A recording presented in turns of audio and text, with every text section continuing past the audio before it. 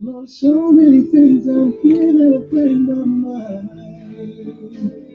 And you look at my door, waste your time. I'm a sinner, I'm a fail, and I know I deserve help. I'm ready if you will take me as I am. Yeah, for real, hey. I never really had much, and much never really had me. Nah, my middle name is Bad Luck. Pop the clutch, push my feelings to the back seat. For a minute, so it's hard for me to stay calm. Heart froze, other part of me, napalm. Last week they gave my big brody state time. In the visit him, I gotta hit the grapevine. Living, but that isn't what I sightsee. In my converse, I converse with death in the night's breeze. And I need to get it in with Christ, please. Where I'm from, they put the flame to the crank. Light spit.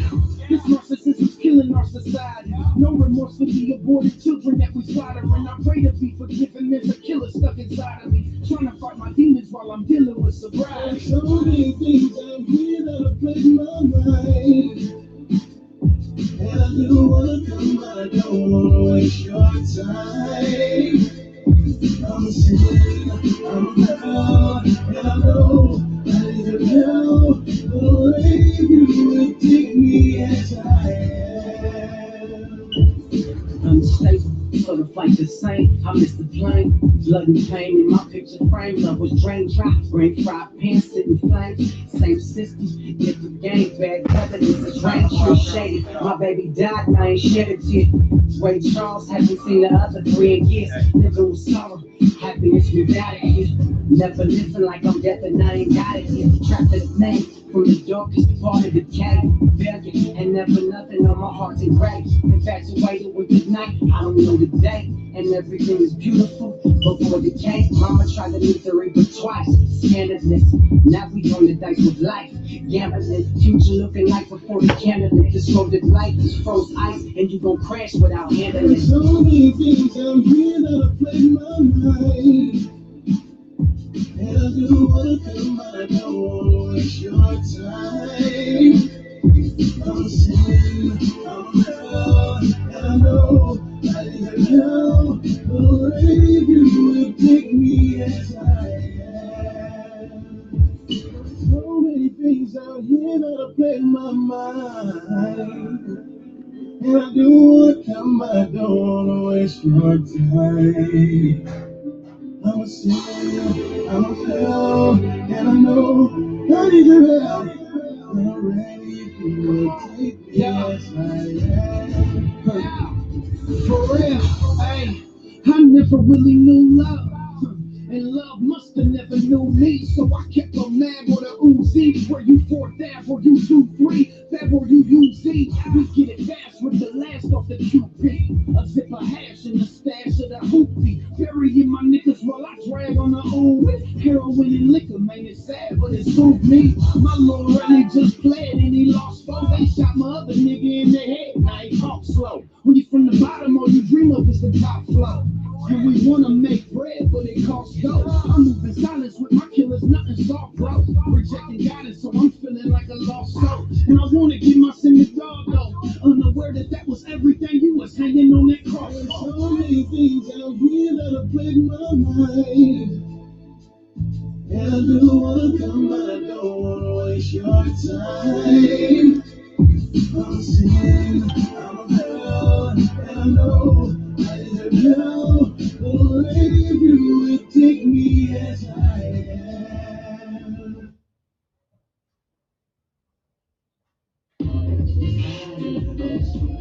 Yeah, inside.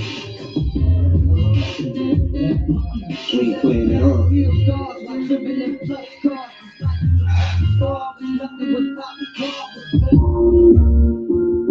that dwells in the secret place of the Most High shall abide under the shadow of the Almighty.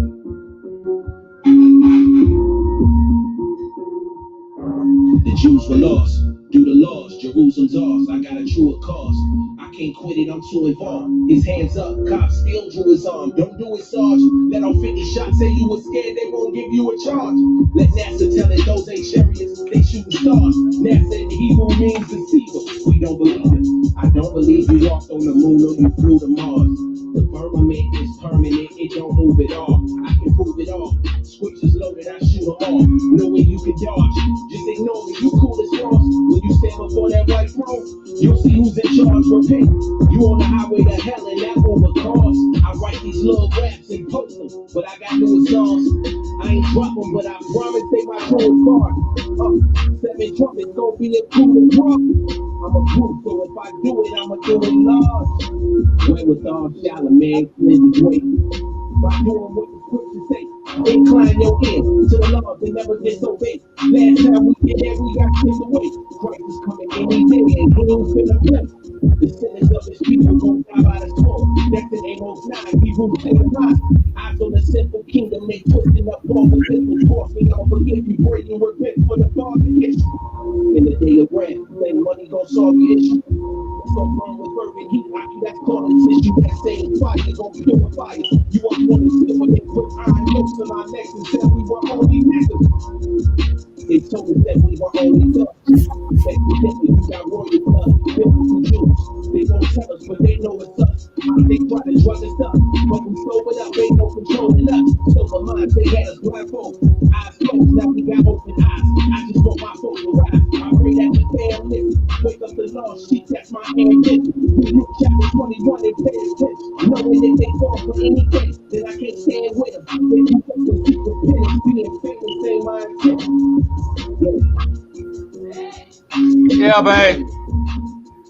Wanna come up by now? My Tawa. Hold on. Yeah, in time. What is all Charlemagne cleanse his way? I'm doing what the scripture says. Wow.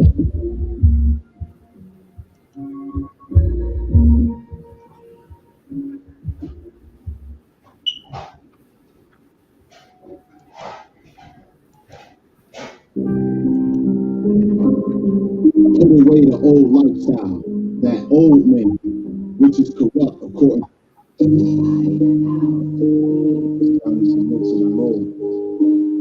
Jesus said in Luke 20:17, what is in it? The stone which the builders rejected, the stains will come the head of the corner.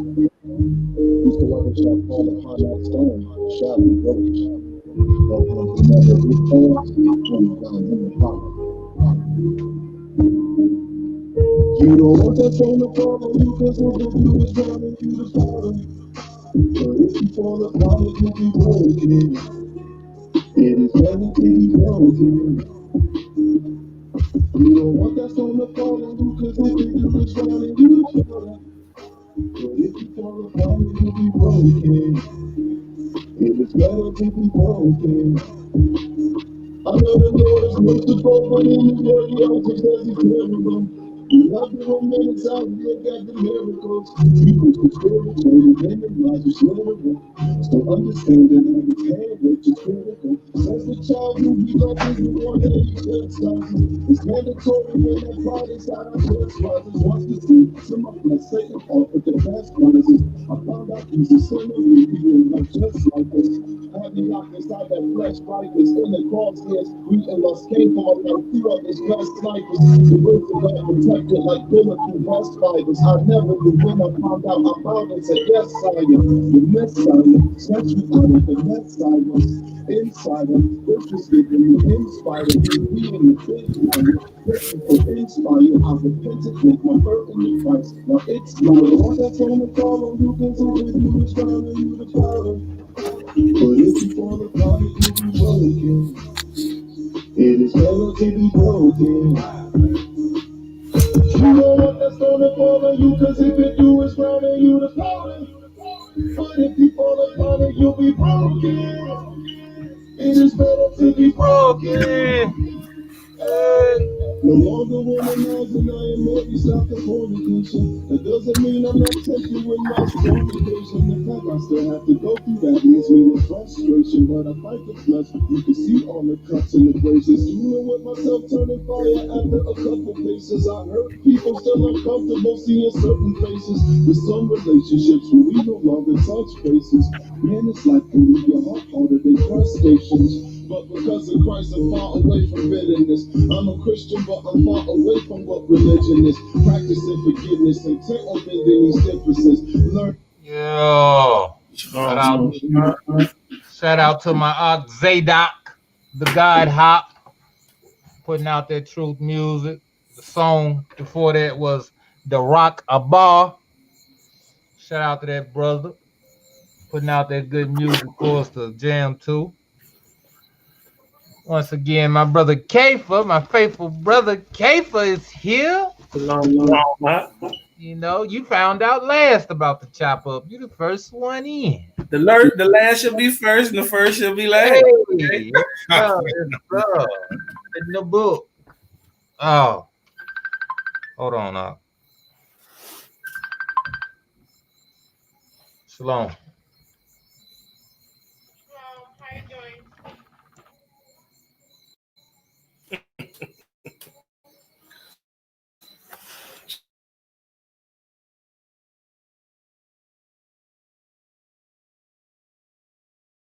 White flag. I know the nation's facial wrath because you're quite mad. Taking your mercy through Christ for granted, and it's quite bad. I'm barely making it, so God forbid if I might cry. All that's gonna follow you, cause if you do is down on you to follow. But if you fall apart, it will be broken.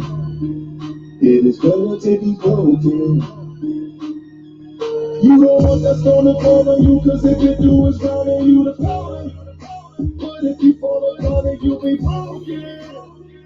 It is better to be broken.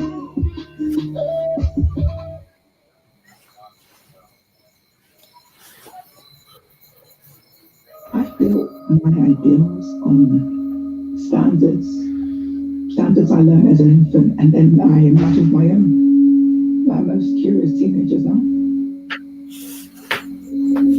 I watched my peers walk a path far different to mine, and I grew more confident with my own solitude.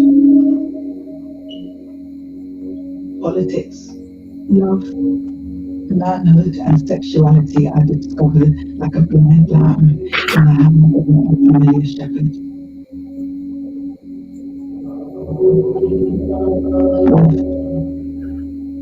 With courage pigmentation, not accept that your historically pivotal leaders will more than likely be killed.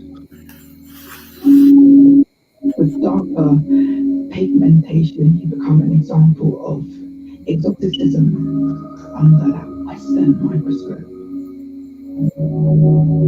Elements of your identity appropriated and then sold back to you. Sold back to you in third type. And for all of them,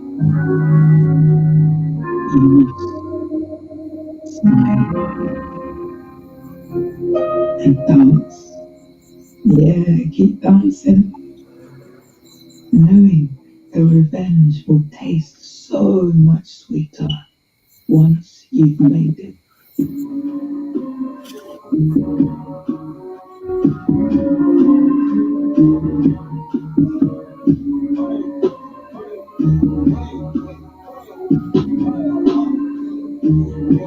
If only you knew, I got that cool bigger than you.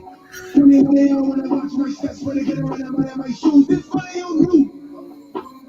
Second when I've been through.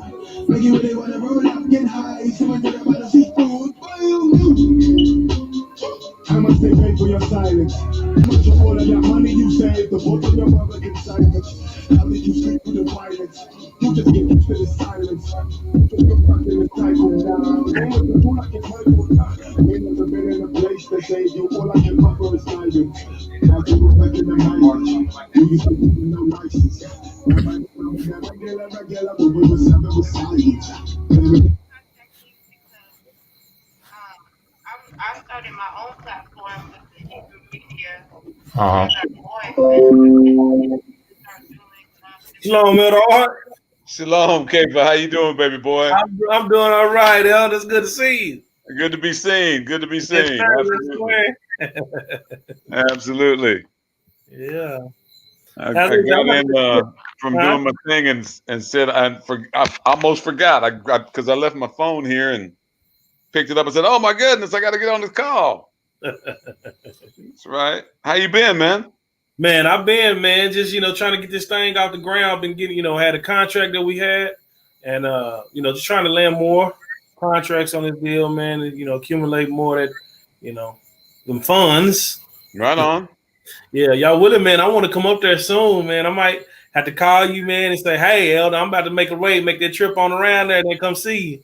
Come on through. Yes, but sir. but the week of November the 1st, I won't be here. We're going on vacation. You going to California?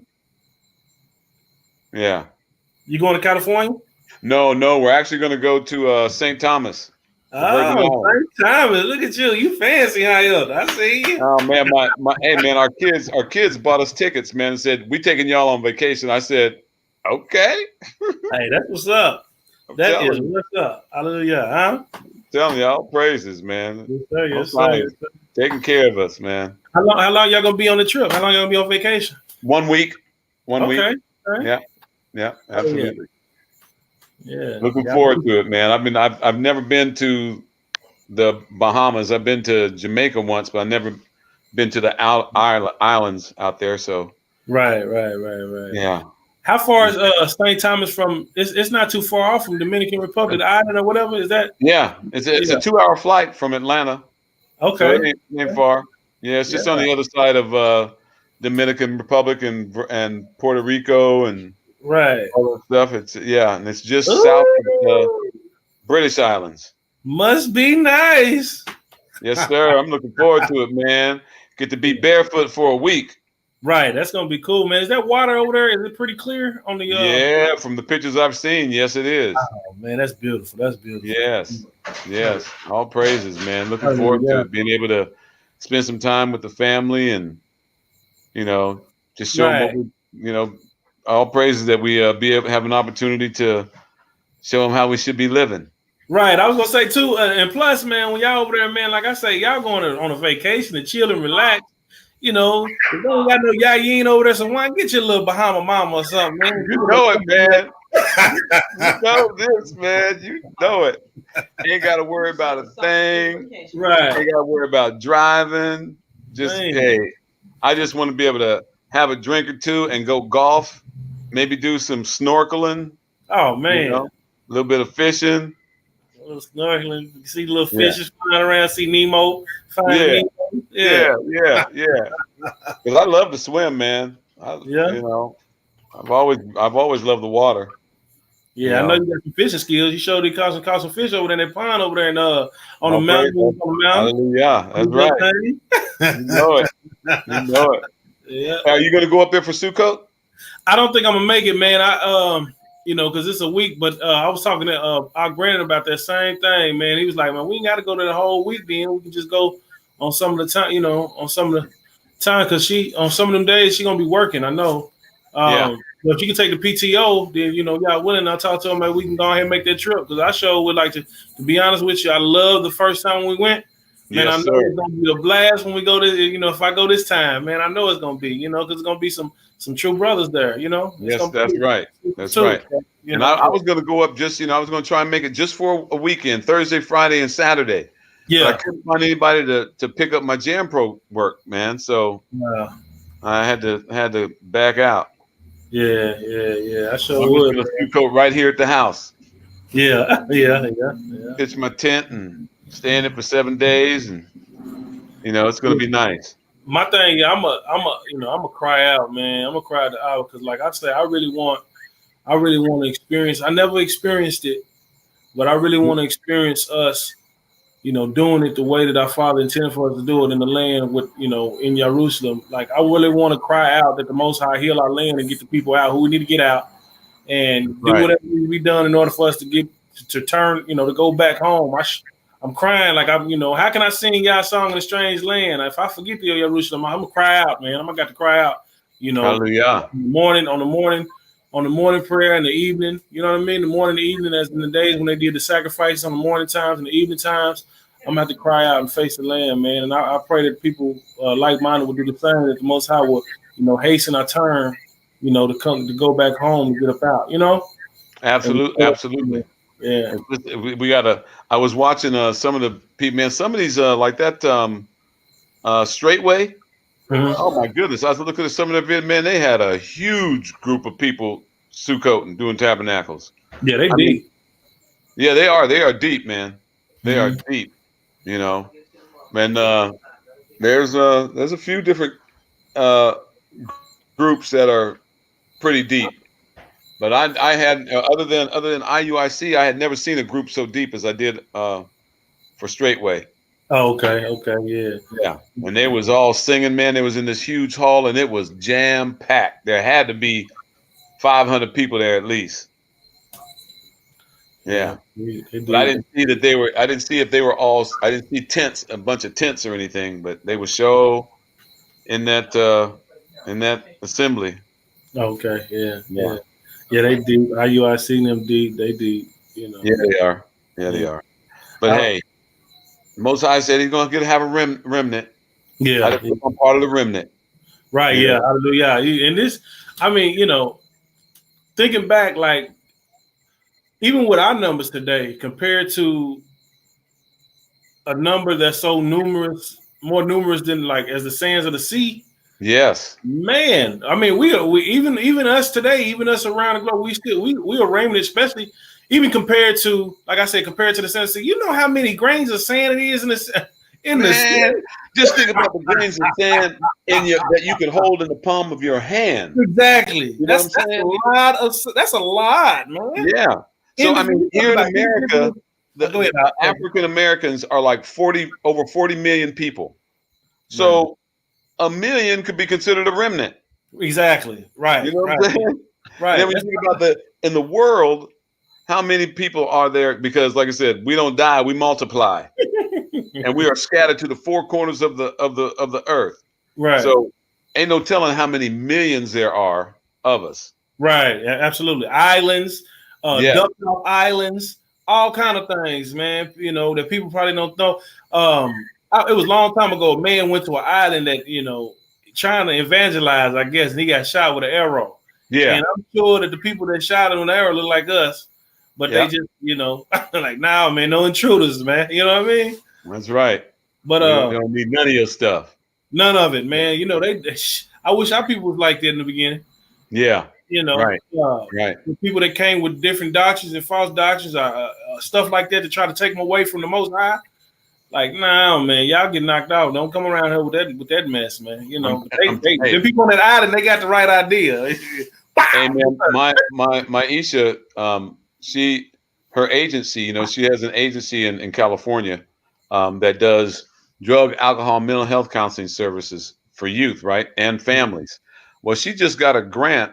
She wrote this grant, bruh, so that to teach our children, our kids, about their true heritage. Oh, that's wonderful. This is all of this. This grant was all about teaching the kids about abstinence, right? Mm-hmm. And so my Isha wrote this grant and came from a cultural perspective. It has to be Black people teaching them, right? And we're going to teach them about their true heritage. Oh, that's awesome. So I'm trying to network with some other people to help come up with a curricula that comes not from a religious standpoint, but a cultural heritage. That this is what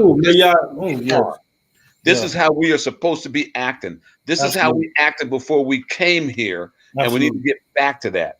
Absolutely. The promiscuity that this nation, this captivity has thrown on us to make us think it's okay for us to be this way, right? It's totally out of our character. That's not who we are as a people. Right. And so it's about and so I was talking with brother Brandon about possibly getting some shirts. We're going to get some shirts made up, that has something like that. So when these kids go through the program, they'll get to have one of these shirts, so they can wear, and it's going to be something like our culture, our heritage keepers. Mm. You know, That's right. Yeah. but thise people, my Isha, man, she went all in and said this is about Black youth, you know, and teaching them about who they are, and it cannot be taught by someone of another nation. It has to be taught by us. Right. And That's right. Oh man, y'all make y'all successful in that thing. Y'all share, because that's what we need. We Hallelujah. don't need no outsiders teaching. Matter of fact, that's in line with prophecy. What y'all gonna say? You know, rulers gonna be of our own That's people. right. You know, so rulers teach as well. You know what I mean? So we need teachers of our own people that's gonna teach us. That's not gonna have no agendas and motives and no build the nation, huh? And no filters. Right. And that's No beautiful. filters. We ain't here. I mean, we're gonna tell you the truth. That's this good. is what's really happening. That's you true. know, and then as they go through it, as they get curious, then we can show them this is where the history is. It's all in black and white. That's been kept from you. That's what we need. That's what we need as a nation. We don't need the school systems teaching our people servitude and false teachings and ideologies of their own. Yeah, we don't need none of that. We don't need that programming. We don't need that. We need our own heritage taught to us and the truth taught to us, unfiltered, like you said. I'm with that, man. Just tell me what I need to do, and I give my assistance by donations or whatever may be needed. I show right up. I mean, I hear you. That's awesome. That's awesome. Yes, sir. That's because what it's about. And see what we're gonna end up needing, because this thing is starting in California, but this is something we think that we can take it nationwide once we get the curricula developed. Oh man, yeah, it's gonna be good, man. I've already got one brother that's so deep. I'm gonna have a meeting with him next week about about collaborating with his ministry to help develop the curricula, because you know who Divine Prospect is, right? Yeah, Divine Prospect. Yeah, well, he's so deep, man. So I'm gonna try and enlist his assistance in developing this curricula, because he's got the history down. That's right. All praises. Shalom. Shabbat shalom, Brandon. Shabbat shalom. Look at my sister. I see my sister back there with the Afro puffs. She rock rough and stuff with the Afro puffs. All praises. Rock on with your bruised self. That's right. Look at my little Nev. Look at my little Nev. Nathan. What's up, baby boy? He turned. What's up, sis? Got your puffs rocking. All right. Is that your real sister, bro? Turn around. That's my wifey. Yeah. Look at that them young Kendras they be shooting them out like this. Man, that boy's getting more and more handsome every day. Look out now. Look at that beautiful baby. Yeah. All right. Okay, what's up, boy? What's up, bro? What you doing? Right here, get you one of these. Yeah. That's what happens when you store that thing. You store it up. The storehouse. Yeah. All right. Yeah, but hey, man, listen, man. I was on the phone. I was talking to a sister, right? Because your brother be doing these videos, and I be chopping things down.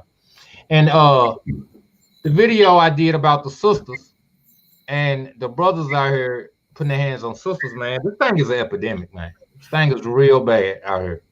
And the sister was telling me about how, and it's the thing too. Like, listen, man. Anybody watching this video, sisters and everything, listen, man. You got to be accountable. As wrong as these brothers is for putting their hands on you, you wrong for not analyzing the situation properly. You know what I'm saying? For not having discernment. You got to take your time. That's what courtships is for. You know what I'm saying? Now me and my real, we moved kind of fast to get into this thing, but it, just so happened to work out. Everybody don't work out, man. That's true. And it ain't been all just smooth roses. We had issues. We had arguments, knocked out. You know what I'm saying? To the point to where it's been on some separate type stuff. But you ain't by yourself, calm down and get back on point, because the goal is the Most High and to be righteous. So it's like everybody don't have that mindset. That's why you got to know the kind of mind you're dealing with of a person. You can't just move off of lust. You moving off of love, you're gonna find yourself somebody that don't know what they doing, that don't know how to handle you, don't know how to seek the Most High Yah, don't know how to move according to the scriptures, and they're gonna act out of emotion, they're gonna act out of rage, they're gonna do something to you. You're gonna be like, why they do something? Because they little boys, little girls that don't know how to handle their emotions right, and you didn't seek that out because you was too hot in the pants. Yeah. This thing go two ways now, man. I just want my people to know that. I want my sisters to know, man. Listen, man. Don't let these brothers come preaching to you about how they got authority over you. They give them authority. They don't just naturally have it. You got to give it. You got to give it to anybody, even the Most High. You got to give the Most High his authority over you, because if you don't, he will let Hasatan have authority over you. That's right. You can only have two masters. He can't be your master while Hasatan is your master. Yeah. So you're gonna be one. You're gonna be submissive to one of them. Right. So you're submissive to sin, or you're gonna be submissive to righteousness. Right. So don't let these brothers come try to put no yoke on you, man. And what we got to, what people have to understand too, because a lot of these sisters, man, they suffer from that Stockholm syndrome, depending on the environment that they were raised in and what they've seen. We all gravitate towards what is familiar. That's why you see people going from one abusive relationship right into another one, because they get into an uncomfortable position when they can't believe that somebody would actually want to treat them the way they deserve to be treated. And then you'll have these sisters that they actually sabotage decent relationships that they're in, because they're just not used to seeing how real men are supposed to act towards them and really cherish them. I'm telling you, it's so prevalent throughout this society, and especially within our nation. It is, because we've been beat down for so long, and think that the things that we think are normal are just so out of order that it ain't funny. That's right. Communication is a non-contact action. We used to say talking is a non-contact sport. You should communicate and work that thing out. Putting hands on a woman, that's a coward move, man. Absolutely. That's a coward move, man. A woman is not physically strong to handle a man. Now there may be some women that out there can whoop a man, but what I'm saying is that I've seen it too. But man, that's unnatural. That's not natural. That is not natural. That is not the order of things, or how we do things. We don't put our hands on women. We protect the women. We don't do such things. For men, like I said it, and I meant it, and I stand on it. Y'all see my face. Everybody on Facebook. I don't have a Facebook, but y'all see my face. For you guys and brothers out there, and I'm saying this, and I'm talking in the Hobbit now. And the Most High know me, know my heart, that if I could put hands on somebody to get people straight, I would. For you guys, my brother's a big dude too. Don't get my brother twisted. He about 220. Okay. Hey, and that's why I told you, Brandon, that day when you first put that out. I said we got to change your name to Nehemiah Maccabee. I would lay hands on you. Man, yeah, for real, man, because that's not cool, man. You sit there and communicate. And work things out. Especially you didn't decide to take this woman as your woman, your wife, your child, whatever. You taking on that responsibility. That's why I'm glad, man. You know what? Everything should go back to the ancient path, like we should have had it, like it should be. Where if a guy wants to be with a woman, he need to go, talk to her dad, and women need to stay in the parents' houses until it's time for, until they get married. That's how the ancient way. It can be reconstructed. It can. It's not wrong. It can be reconstructed and brought back. I know we've been far removed from that being taught here in Babylon, and the way things been done, and the way that they didn't maneuvered and did this stuff by design and separating us and putting this against that and that against this and all this other stuff. But we can bring that back. We can bring that old path back again. You know what I mean? That's the whole purpose of what we are awakened awaken for. We awaken to Right. to repair the breach. You know what I mean? To bring back the old path, to seek the ancient path and bring it back.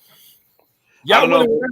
Go ahead, Elder. I'm sorry. I was just gonna say I don't know if I ever told you guys, but 21 years ago, this last month, me and my wife were married, and I did just that because we had an Afrocentric wedding, and I gathered all of the older men of her family. They were all visiting in California, and I gathered them all together into a room and told them of my intention and asked their permission if I could marry their niece. They all loved their niece.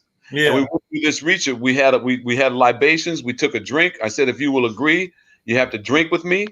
And they did that. And then they had to go and find her and drink with her and bring her back to me, saying that the family agreed. Man, it was beautiful, man. And everybody appreciated it and they remember it to this day. I mean, that's how things were done within our community. You know, you and the man had to have a home to bring his woman to.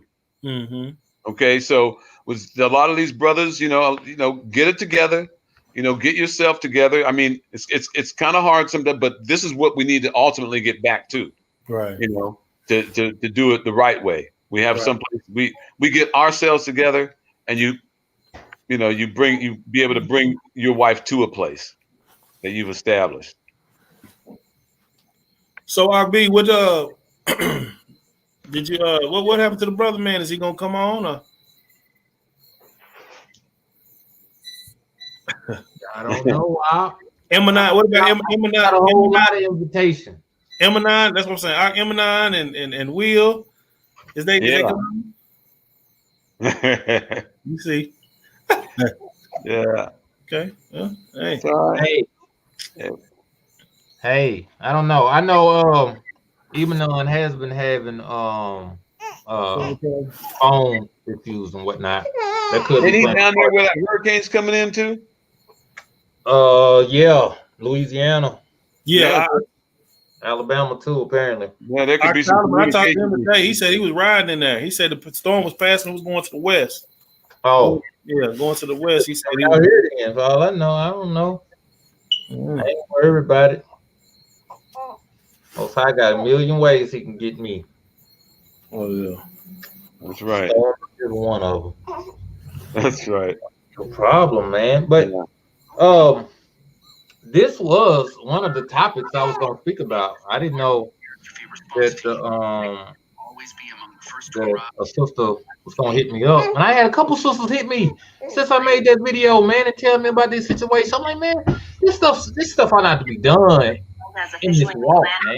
6 p.m. Central Time in Louisiana, although damage began. Hey, man, you have to calm down. Man. It all goes back to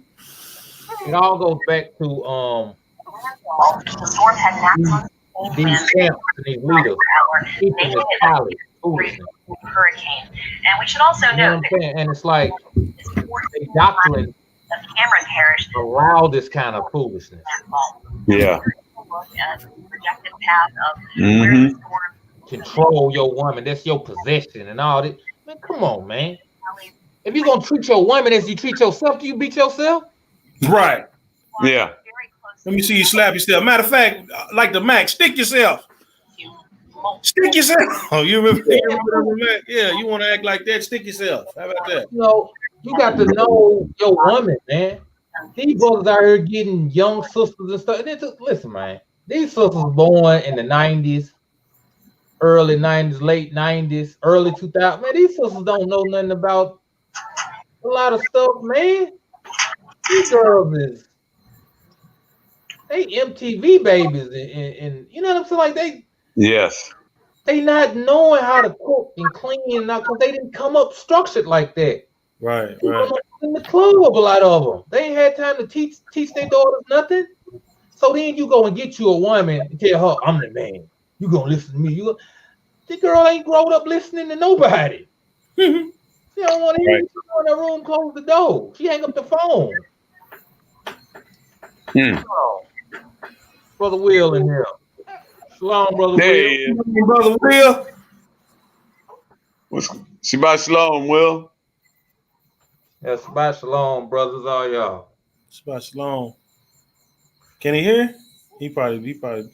He'll be in a second. He's getting on, yeah. There he is. Yeah, getting the millenniums, man. He's talking about they ain't grew up listening to nobody. You talking about I'm the man, you gonna listen to me. Looking at Mhm. My rib is great. Look, she cooked. She ended up cooking greens and cabbage, finna fry it up and everything. This is rare. Never see one of these 90 babies cooking no greens, man, and cleaning. Yeah. Not about to get that. It's some 80s babies can't do that. Right. That's right. You got to go into the 70s and 60s, get you one of them that do that kind. That know the difference between collard greens, turnip greens, and mustard greens.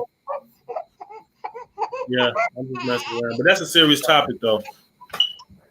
That really is a serious topic. You both need their ass beat. You can't listen. That's why the real got to come together. Shalom. You got to come together and start condemning it. Shalom, Will. Shalom, man. Yeah, that's real though, my big man. They do need their ass whipped, man. It ain't no need to be putting no filters on it, and people acting like, oh, look, you just gotta be stern on certain things, man. You know, it's open rebuke, man. You know, you gotta open rebuke these things and just stand firm with what you get 10 toes down and mean what you say and say what you mean. You gotta live it first, and you mean what you say and say what you mean, man. But these people out here that's doing it, I'm telling you, they need, like I say, you say we gotta go from the top to the bottom because it's gonna trickle down, man. You go and snatch the boy, y'all help me, please. Snatch they more raised by the collar that's teaching that foolishness. Snatch his boots himself up by the collar. Y'all know. Y'all gonna check right. What I come in on, bro? What's the subject? Well, brother Willie, when I started the podcast, I got a call from a sister because I did a video a while back talking about these brothers abusing these sisters and not working, not providing, but then got the nerve to try to run this. So like, how you gonna run something and you don't run nothing? You know what I'm saying? Like, it's just craziness. Now, it's the difference between a brother having a hard time but doing the best he can, and a brother not doing nothing. You know what I'm saying? The Most High even allow for somebody doing something. You know what I'm saying? But if you don't do nothing, man, you less than spittle. These brothers out here putting their hands on these sisters, man. And it's starting to come out a lot more and more now. These sisters crying out to who they able to cry out to, and I've been hearing a lot of it, and I just spoke on it. So now I got other sisters hitting me up, telling me their story. It's just getting worse and worse, man. And I'm like, how is this happening in the truth? I can understand in the world, but how are we so-called coming into the knowledge of the Most High Yah and his statutes and commandments, and it's still going on? Because that's the thing.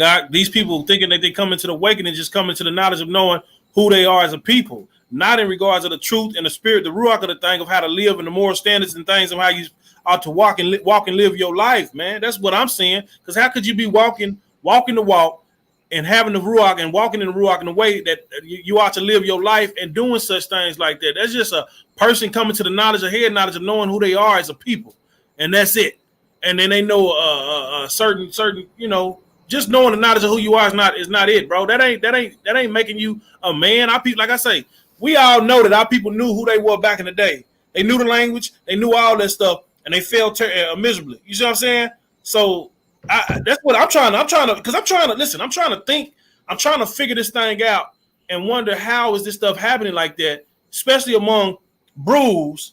You get what I'm saying? So that to me is probably telling me that they just know who they are as a people physically, but not living the life spiritually, the ruach. You know what I mean? According to the way that the Most High deemed for us to live. You see what I'm saying? I don't make no sense, bro. Is it a certain? Let me show you this, man. Camp? Is it a certain camp, or is it a certain area of the country, or is it just spread it out all over? The sisters tell me it's a lot of camp, and then too you got people that be in these camps and separate from the camps, but still keep the camp doctrine.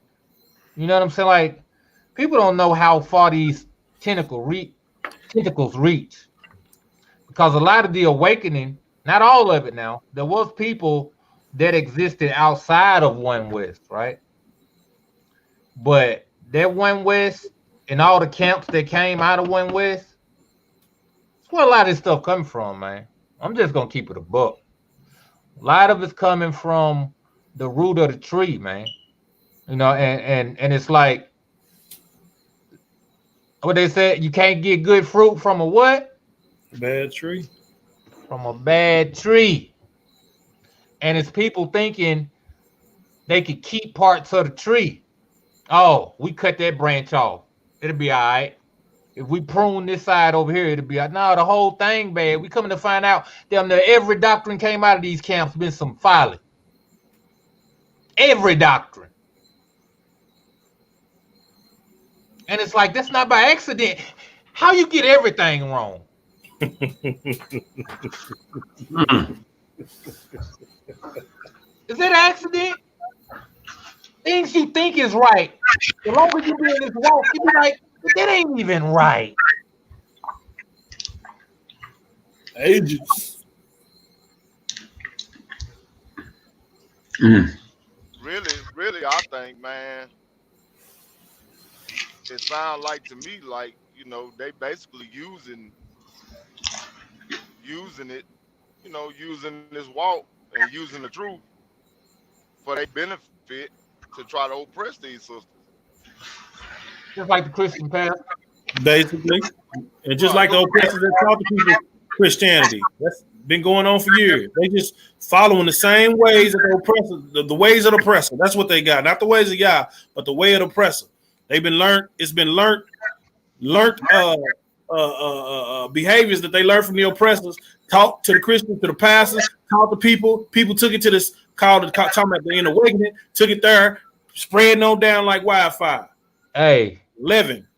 Hey, they was the first ones to a new hustle. To a new hustle. Think about this, man. Think about this. They were the first group to a whole new hustle. Think about this now. The Christian church had Christianity sold up. The black pastor made millions off the Christian church. Millions. Here we got a brand new hustle. Don't even go into your Christian church. Don't go there. That's wicked. That's idolatry. Come over here. This is the true way, the true vine over here. Yeah. That's fact. Bring your money over here. We even give you rank. Yeah. Captain over 50s. But you got to have your tithes paid up now, brother. You got to have that money, brother. Yes. Don't show up empty-handed. You know, it's written. Don't rob me. Same thing. Ain't no day you supposed to show up not empty-handed now. It's written now. Look, see? But look, bring that. At least in church, this is how much the hustle goes. Show up as you are. Now you got to buy fringes and tassels. And guess what? They got a sister that make that in the group and congregation. Yeah, and 9 times out of 10, this may be their wife, the first lady, the people that's under the first lady that is all connected. Oh yeah, let's just call it like it is. It's business. Business. That's what back in the day when I was coming up, a Baptist pastor told me a long time ago. After when you go pay the tithes, they used to send me up there to pay the tithes and stuff like that. Our auntie, great grandma sent us to pay the tithes. We shake the pastor's hand. And for some odd reason, he looked at me and said, now, you know, this is a business, right? And they take that same concept, even in this awakening with people that's doing the same thing, business. Like the same type of niggas that was doing the same thing in the temple, selling sacrifices and stuff like that in the temple, turning the temple into a den of thieves. You know what I mean? Because they knew that's where the money at. Hey, I'm starting to feel like it might be against some of our salvation to be quiet about this thing for real, because it's like this. This was the one time we seen Yahusha get out of character behind this very same thing. And ain't we supposed to be like him? Right.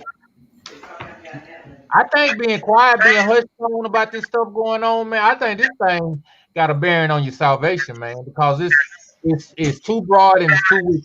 Time and time again, the Most High asks for a righteous judge and a righteous judgment. Time and time again, like who is a righteous judge? Where can I find a righteous judgment? Who gonna hand out justice? Justice for the widow, justice for the oppressed, for the poor. These people being robbed. These people, you know what I'm saying? And they using the Abba's word just like them priests was doing in the temple. Make a den of thieves. He said they have made my father's house a den of thieves. And even when he turned over the tables and did all this, he quoted the scripture that was written, you know, the zeal for your house have eaten me up. I paraphrase that thing, but you know, yeah, it's that zeal, man, for righteousness and for the ways of the Most High God that needs to be showed forth, man. You know, everybody just thinking that you ain't supposed to speak on things and mind your business. What you mean, mind my business? This is my father's business. We're about our father's business. You over here using our father's word as merchandise, are using the people as merchandise, who's the father's people, which is the shepherd of his, which is the sheep of his flock, which are men, and we are those that's following the Most High after their own heart. Are supposed to be the shepherd of the people that don't know any better or whatever. That's what a shepherd does. It looks after them. It makes sure that don't no harm come to the sheep, don't no harm come to the flock. They ward off danger. They protect the flock from danger. Even if the flock don't see it, the shepherd does. Right. Listen, man, we're Dawood. Listen, we the sons of Dawood, man. Let's stand up. Let's coalition. Let's come together, man, and create the sons of Dawood. We standing up and we fighting against all that mess, man. May the Most High God give us everything we need in order to be successful. And if we got to lay a nigga on his ass, so be it. Yeah. Excuse my language, Elder Art. I mean it though. For real, man. Look, this is what the persecution is. Christianity blinded us to think the persecution is some antichrist, man. The persecution always came from our own people. Think about it.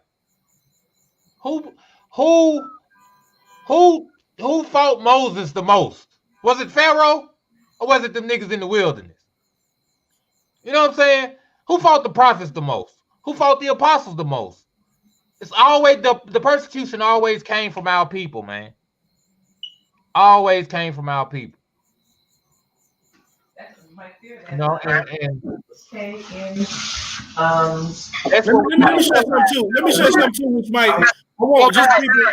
I want our people, the people that be listening in and see something.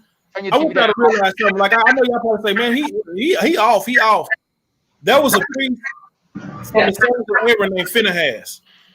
Phinehas, it was a man that was brought a Moabite into the congregation, into the assembly, and went into the tent to have sex with her. He wasn't supposed to have it for a woman. Phinehas did because he had zeal toward the Most High God and stuff declared. He went and took that spirit and he stuck it through the people, man. Right through both of them. You know, exactly, right through them. You know what the Most High did? The Most High, y'all remember him and made a covenant with him forever. Hallelujah. Yes, sir. We get some feedback from your side, I guess from the TV or something. No TV or anything. It's just me. Really? I don't have anything going on. Here, let me mute mine real quick and see if it changes. Yeah, but y'all hear my elder say, you know, so that's written in the word, man. The Most High made a covenant, everlasting covenant with Phinehas for what he did. Now, what I'm asking the Most High, this is my prayer, my asking as a child of Dawood myself, man, and my brothers here, man. I'm saying, may the Most High keep us from you know, sometimes, you know, zeal, a person can get overzealous or whatever, but may the Most High keep us that we may move in his righteous judgment and his righteous thing to do everything according to him. And now, you know how our ancestors Dawood, when the ball did what he did and said what he said, when our ancestors sent the message to go get some food from him, you know, and Dawood was like, man, y'all was doing their thing over. I'm paraphrasing. They was doing their thing. Y'all was sharing your sheep. We made sure that no robbers come or do anything like that. And we asked for some stuff. some food, and then you want to, you know what? I'm finna go kill everything to piss against the wall, man. And he was finna go do that. He swore and he was ready to go knock him out. But see, the Most High is merciful and did not allow him to take that in his own hand by sending Abigail to tell him, who was a wise woman, to appease him, to speak to him. And then he, you know, Daud wasn't stupid. He listened. You get what I'm saying? And he did it. But the Most High took care of that problem, though. You see what I'm saying? He himself. So may the Most High do the same thing today. Now, with you people, that's this is a warning for you people, for you guys out there that's putting hands on your women. You better stop. You better stop and you better repent. Because if not, something bad is going to happen to you. You don't believe me? Try me. Because I'm going to pray to the Most High, Yah, what's up, old, and he going to send his messages your way, and it's going to be something bad to you. So I'm asking you to change that, man, because that's not what you do. Now you heard a warning. Warning always come before destruction. I blew the trumpet. You heard. Yes, sir. It's real, man. I love my people, man. I love my people too. And then, like I say, even with these people, you know, because you got people, you got so many naysayers out there, and it's ridiculous. You could be talking about a situation, and they take offense at the situation you talking about, and bring it up. Oh, like say for instance, you talking about putting a brother on his book, but y'all ain't talking about. Look, I'm talking about injustice. Period. Wherever it's at, whether it be from the Gentile, whatever, the shedding blood, because look, they're gonna get it anyway, because it's already written. Scripture cannot be broken. Whoever shed man's blood, by man his blood shall be shed. You get what I'm saying? Whoever shed Adam blood, by Adam his blood shall be shed. So whoever, it's gonna happen.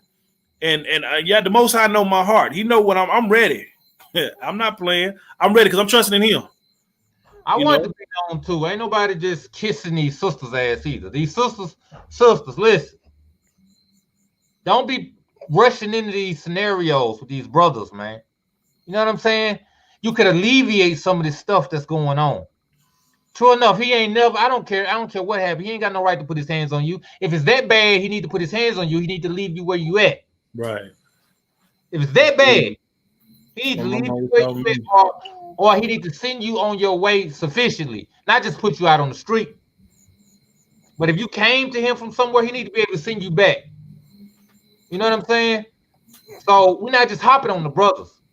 What we're saying is that this is not a way becoming of a man of Yasharal, man. That's right. You representing us. You're out here claiming it, you wearing fringes. People gonna think of us. Anybody that know about your scenario, you hitting on this woman, they know you're an Israelite or whatever. When they hear about an Israelite, they go think, oh, they be hitting on their women. That's what they do. Women. Right. That's what they do. You're gonna leave a bad taste in their mouth. Right. That's a fact. Mm-hmm. So that's what a problem is. Not trying to kiss these sisters' ass. Not to even say the sisters deserve it. But this is what you get when you move fast. That's right. Both parties. That's right. Both parties. That's right. Take time to get to know somebody. Yeah. Just jumping, feeling like you need a man. Right. And men too. And men too with women. That's right. And the men got to work on the fact that you know, you got to think about that spirit of lust that they're carrying. Right. There you go, Elder. There you go. Know, and it's a spirit, and that ain't a good spirit. Right. That spirit of lust has got us twisted so many different ways, man. It ain't funny. That's a fact. That's a fact, Elder. That's a fact. Yeah, that's a fact. Elder, I was gonna say too. Also, excuse me, because like I say, I respect my elders, and you know how the language that what I'm saying. I mean what I'm saying to the people, though, Elder. You hear what I'm saying? Absolutely. He ain't trying to say nothing but real talk. Ain't nothing I ain't never heard before, bro. Don't let me get going. I might shock you. See, but Elder, this is the thing, though. Elder men for advice, for counsel, and your young men for war. You know what I mean? So we talking about spiritual war, any type of war. Elder, you got your soldiers ready. That's all I'm saying. That's right. Hallelujah. All praise to the Most High Yah. That He allows us to be able to come together as young men and older men. And me, I keep on trying to, I'm trying to step into that role as an elder and try to act like it and bring it. Right. And because it's a weighted responsibility. It really is. You know, because I mean, you younger men have so much more knowledge that you guys have access to, that you're able to just get to in the palm of your hands and retain this information. Me, I have a lot of life experience, right? You know, that I can offer to see what's going on. But man, when it comes to them scripts, woo, boy, I just love to sit and listen to y'all talking, and then I'm able to retain, because I'm an auditory learner. Okay. You know, I learn better by hearing, and then learning how to just walk this thing is what I'm all about, is trying to walk this life. Yeah. And it ain't really hard. It ain't hard. It's just hard to get a group of people to do it together. Right. In some instances. But see, you see some of these camps that are large, they're all about doctrines and control, instead of just having all things in common. The church is all about numbers, getting numbers to get tithes and offerings. Yeah, because every member is a dollar sign. Yep. That's right. Every member's a dollar sign, and that you know, that's carnal, man. If you ain't got numbers, you ain't doing nothing. Really? Yeah. Last time I checked, the way of the road of destruction is wide and broad, and many go therein. That's right. Broad and spacious is the road leading to destruction, and many are the ones finding it. Right. So all that extra stuff, you know, and even in that, you know I said that they covered a vast, area of that thing. You know, we all still need discernment and balance, you know, and everything to make right judgments on things like that. So may the Most High y'all grant us that in full, dealing with things and situations, because, you know, I done been in situations where a person may run, a person may speak on something, and even in the Proverbs, it speaks about that the first person to present their case always seems right. You know, the first person that tell it, that speaks on it always seems right. But you got to wait. You got to use discernment, wisdom, and understand comprehension, man, to hear both sides, to get to fish the truth out. Solomon was a good example of that. You know, our ancestor, man, when he was dealing with them two prostitute ladies. Now, this is Solomon that was in the land now, and he was given wisdom by the Most High Yah, and it was still stuff going on in the land. You know, you had two prostitutes, you know, that was there in the land that was fighting over a baby, you know. Over a baby. That's right. So, you know, in order for him to get the truth, his skill and his wisdom gave him the ability to do a certain thing to see who's the mother of this child. Because I know if I do this right here, you know, the mother of the child is gonna stop me. I scream out and say something. If I see that, I know who's the mother of this child. And it happened. Right. And he's seen that. I know this the mother of the child, you know. So he gave the baby to the person who was. See, that's wisdom. That's skill. That's you know, that's wisdom. That's right. I was gonna say, and what did he do to that other woman? We didn't get that story, did we? No, we didn't get story. I think they might have taken her out outside of the city and maybe stoned her or something, you know. Probably, you know what I'm saying? Yeah. So that's what is needed. Where I come from, and the reason why I say that, because where I come from too, you know, they, you know, you got people that be on drugs and they be running game on people and be trying to use people's kindness for weakness, acting like they're hungry, want some money for food, and you know, in passing, people may give them money or whatever, you know, because that's really what they banking on.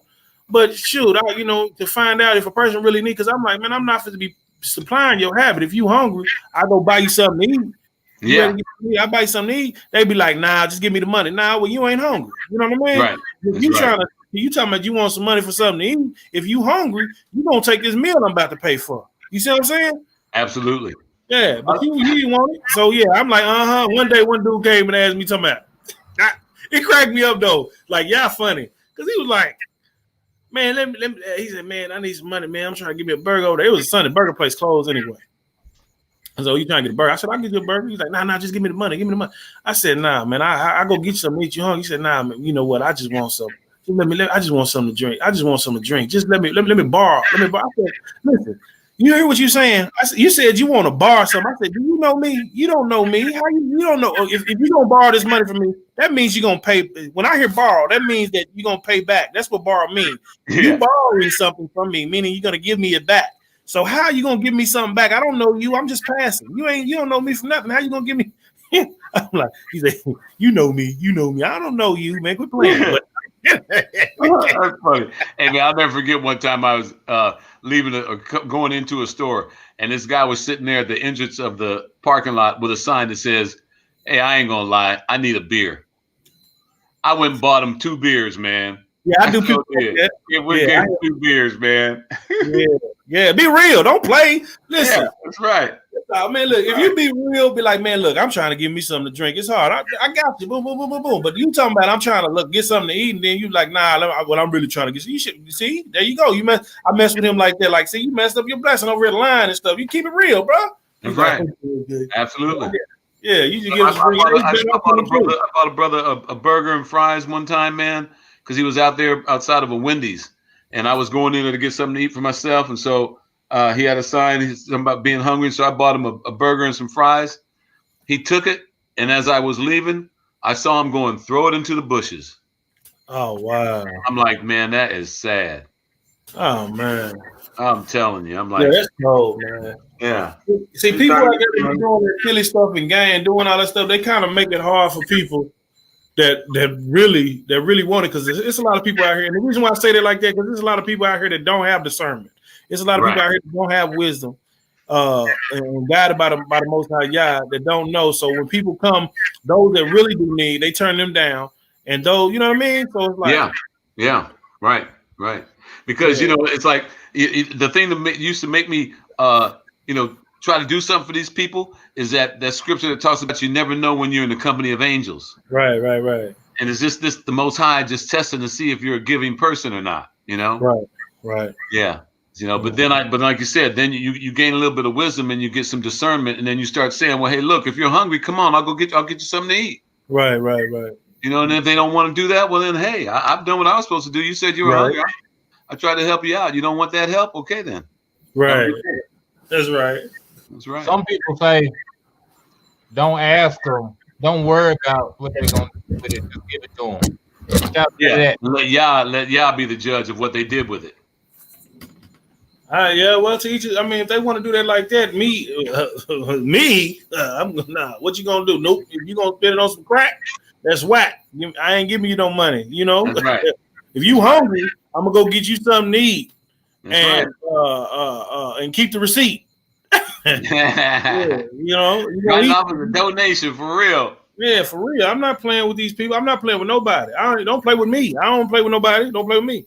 All I'm saying is, if you say you hungry or something, like if you really need that, you really want that, then accept that. It was people that really like that, and don't worry. Like, I don't care, man. Some people like, hey man, I'm hungry. Look, you don't even got to give me no money. Just buy me something to eat. I know them people that come at me like that. Ain't no questions, no if, ands, or but. Come on, man, let's go. I got you. You know what I mean? Because he coming transparent. Like, man, look, I don't need no. Look, I'm hungry. I don't need no money. You can go give me something to eat, man. I'm just all right, bet. I got you. But those people that be playing, nah, man, just give me the money, man. Nope. I ain't giving you nothing. If you want to eat, I go buy you something. You ain't hungry. Quit playing. My little brother, he didn't even came up with a plan, because every time he goes to the store, a guy used to always asking for $1. So what he do is, when he goes to the store, before the man open up and ask for $1, he asking for $1 and throw him off his whole game.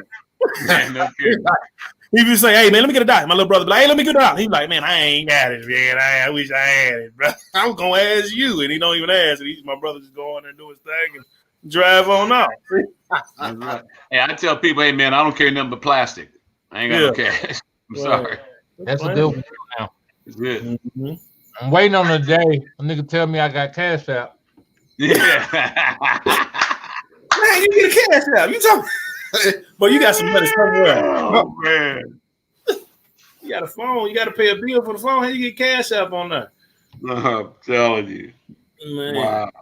Our people are something else, though, man. Our people is something else, man. I'm gonna be honest, man. Our people is something else, man. I desire, truly, my heart desires really that all our people, man, can get to the point where they can turn to the Most High Yah, man. You know what? If that was to happen like right now, I believe we'll see a major change, man, real quick. I'm talking about like quick, like hasten. It'll be hasten, like real quick. If our people can turn to, all this at one time, man, that'll be a beautiful thing. But our people so caught up in the system, it don't make no sense. It's a stronghold. Yes, it is. It's a very stronghold. They need the Almighty to come and subdue that strong man that's holding our people captive. This teaching that's been taught from childhood, from generation to generation, from the school system, from the secular to the religious. They just covered every area. I'm telling you. Down and civilize, according to the white man's burden, to civilize us. Like, I'm encouraging my people that's listening here to look up the word civilized, the etymology of civilized, civil and civilized. You know what I mean? Mm-hmm. Yeah. So I want my people to look it up, man. I want y'all to start doing studies on words. Every word that you come across, you might come to the surprise that, wow, this word don't mean what I thought it meant. When you do the etymology study of the root word of where it comes from, then you're gonna find something totally different. Then you can find wordplay and word sorceries that the people be using, even in court systems and stuff like that. Listen, this is an open forum, so basically, I'm going to speak on something and give some testimony about something that happened to me in the courthouse. My brother we was in Texas, and my brother was going to a child support court hearing, and the judge gave a whole speech about people turning their phones off and everything, because court about to proceed and everything and all that stuff. But I wasn't there for that. So when I went in there, my phone rang. I forgot to turn my phone off. I wasn't familiar with the court thing. I had my phone rang. So I got up and walked that thing. He was like, hey, calling me, and I heard him call me, but I was trying to play it off with people moving and going out the thing. So he sent his bailiff in after me to get me. And I was trying to get him. They got me and they put me back and put me in handcuffs and was trying to force me into the thing. So I was trying to record the thing. I was recording what was going on. This man made these people put me in handcuffs, take me to the back room, took my phone. Not only did he take my phone, but deleted the video I had on my phone. And he deleted the video that I had on my phone, and then brought me in front of the whole courtroom and tried to get me caught up, basically in making a contract, agreeing to a contract that he had in regards of saying, because he had first what I sent, I peeped everything. He touched record on this little recorder that he had while he was sitting on the bench. And then he was like, then he started speaking to me. He was like, now you know that I can do such and such and such to you. You do understand that, right? I said, I comprehend what you're saying. He said, you do understand that I can do such and such and such to you, right? I said, I comprehend what you're saying. He said, no, but do you do understand what I'm saying to you? I said, man, I comprehend what you're saying. He said, you understand? When he asked me to understand again, first he asked me, he said, do you know what orders? He said, what orders are? I said, your orders are given from a superior to a inferior. And I said, you're not my superior. And he looked at me, he was a white man. He looked at me.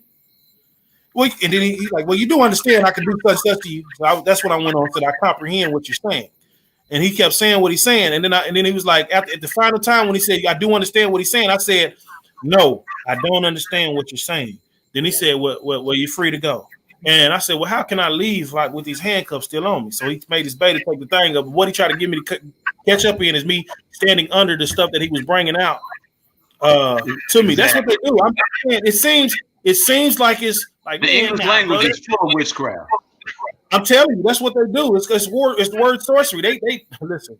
I know it sounds crazy. To people when people to hear this and hear it.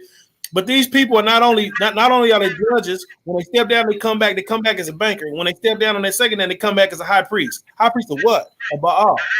These people know what they're doing, man. And the people don't know. The people thinking they holding regular conversation with the people and using these words that we think we're familiar with, and not realizing that they doing the whole spell and you know what I mean, and getting you caught up in something that you don't even know what you really get into, because you think in one way, but they speaking the king's language, they speaking the different language to you and talking to you in a certain type of way right in front of you, and you just saying yes to stuff that you don't even know what you're saying yes to. Exactly. And I said, look at this book. You guys see this? Biblical Phoenician Hebrew. Right. Deuteronomy 28, 1-14. Who made that book? This is a book by this brother. His name is Dr. Yasapa. Yasapa, yeah, and he teaches the ancient Hebrew, Phoenician Hebrew. He breaks it down, man. Talk about the etymology. It goes into the Strong's, the root words, the Brown Driver Briggs dictionary, to break these words down to the real meaning for the Hebrew. I mean, I went to 4. He has these online classes. You can get 4 classes for free, and you go in and you have to participate. He tells you if you are connected or hung up on your doctrines, this may not be a class for you, because he's going to break some stuff down that is going to make you really think about what it is that you so-called believe. Right. And then he's going to show you some things in the original language that will just blow your mind. And so I ordered this book. This little paperback book, man, cost me $70. All right. And I just got it the other day, so I haven't even really opened it up. But the classes were so inspiring and phenomenal that I said, I got to get this book. But then to continue on with after four classes, then you have to pay. And I didn't have that kind of money to pay. He said it's like a college level course. Wow. But I was really disappointed when I got this book, because $70 for this little paperback. And I told him, I said, man, I need a daggone magnifying glass to read this small print. Right. You know what I mean? But the information in here is phenomenal. So I'm gonna get my magnifying glass because I want to go through this. I want to learn this. This is our original Phoenician ancient Hebrew. Let me see the front page, the beginning. Yeah, the book. Yeah. Okay, you got to raise it up a little bit, Elder. Okay, volume 2, Deuteronomy 28, Biblical Phoenician Hebrew. I can read Deuteronomy 28. Okay, and he's speaking on Deuteronomy 20. That's volume 2. So what, you got volume 1 too? Yeah, well, I didn't get volume 1. This is I guess volume 2 was like the first copy. Volume 1 was like the first copy of this particular book. Oh, okay. Of Deuteronomy 28, 1 through 14, because he talks about, gets deep into the blessings, man, and talks about the fact that we can have those blessings today. Mm-hmm. You know, but because the Most High said, if you will hearken unto my voice and obey my commands, these are all the blessings that they will chase you down and get you. Right. You know, and come to you. So he's trying to tell us that, you know, our heritage and everything was taken away from us and stolen from us, but we can get it back and we can live in the blessings today. Right. You know, and because that's why I say, man, I feel like my life has always been blessed. Yeah, you're gonna have to send me that. That link so I can see what that book is about. I want to. Absolutely, man. I'll send you the link so you can go and get into those 4 classes. Keep it. You'll appreciate it. You really will. You know, and so I had access. I became a Patreon member, right? Okay. And so that way I went because when you're during the class, he demands your participation. So he don't want you taking notes and stuff, because then you can go and you can look at the recorded of the class and take your notes after that, you know. And so I became a Patreon member so I could just continue to hear the classes, right? Mm-hmm. Well, this cat, because I decided I wasn't going to buy his course, he blocked me from being a Patreon member. Oh, wow. Yeah. Because, you know, he's trying to make his money. And I understand that. But, dude, I should have at least had access to the 4 classes that I participated in. Because I was paying for the Patreon. And he's trying to get enough Patreons to where he can, if he's making $3,000 a month, then he can start doing more videos and all this, right? But man, people, hey, hold on, man. Yeah, man, exactly. You receive freely. Why are you selling this stuff? Listen, you got this stuff out the book, right? You studied the book and then you wrote a book to sell to people. But oh man, yeah, it was crazy, man. People coming up off Yasharal too much. It's one thing to have a talent or whatever, man. And really, to be honest with you, I prefer to get my money out the heathen, to be honest with you. But this thing is an epidemic, man. You know, and yeah, I want to see that later. What's the difference between a lot of these people and the money changers. Like a lot of people coming up off Yasseral, like they didn't really have nothing in the world and coming up off. It's just a lot of these camps is doing it with these ties and stuff, man. You know, people make enough ties and offerings off the people to go and buy land and have whole compounds. But that's not what they doing. They buying their own houses. They buying their own cars. They can have a fleet of vans for their members, be able to go pick people up nice. You know what I'm saying? Like you pooling money, but you pooling money for your own gain, for your own self, man. It's wicked, man. It's wicked as hell, man. Ain't no way. Listen, you got people raising hundreds of thousands of dollars for a movie. They got members that need help with bills.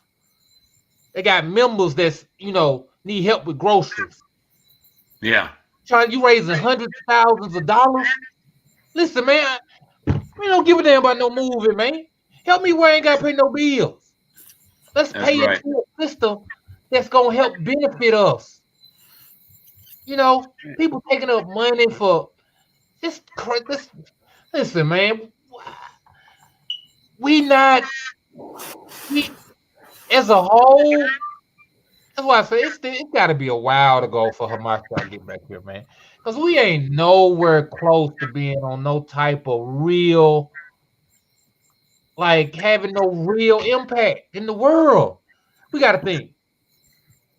The Most High deal in world dominance.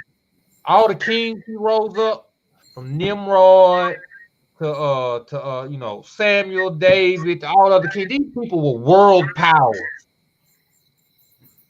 We went from being a world power like America to being like some damn island country somewhere, being nothing. How do we get back to being a world power? We're not ready for no world power. Look, it's so bad. Hallelujah. Yes, sir. Yes, sir. We got those from Holly boy. But that's what happened to us. Them 7 captivities. And we still ain't learned. That did it. He promised it. It's complete. That's 7. He said 7 captivity. 7. That's the last one. It's over with. That's right. The last captivity. The American one. Mm-hmm. But see, this is the worst one. Just so you know, that's from Southern Kingdom Apparel. Yes, there you go. Southern Kingdom Apparel. Yes, sir. He did his thing. It's man. We so far removed. That's from the mindset of just we can't even have a Goshen mind. At least in Goshen, they said, "Look, this us over here. Let's build up. Let's have this. Let's seclude ourselves." Now you got niggas to be like, "Man, I'm not going to no Goshen." Europe on his popping. They got temples and they got they got all the hottest nightclubs over in Goshen, man. This is the worst captivity here. Yes, it is. Cause you find so Hellenized.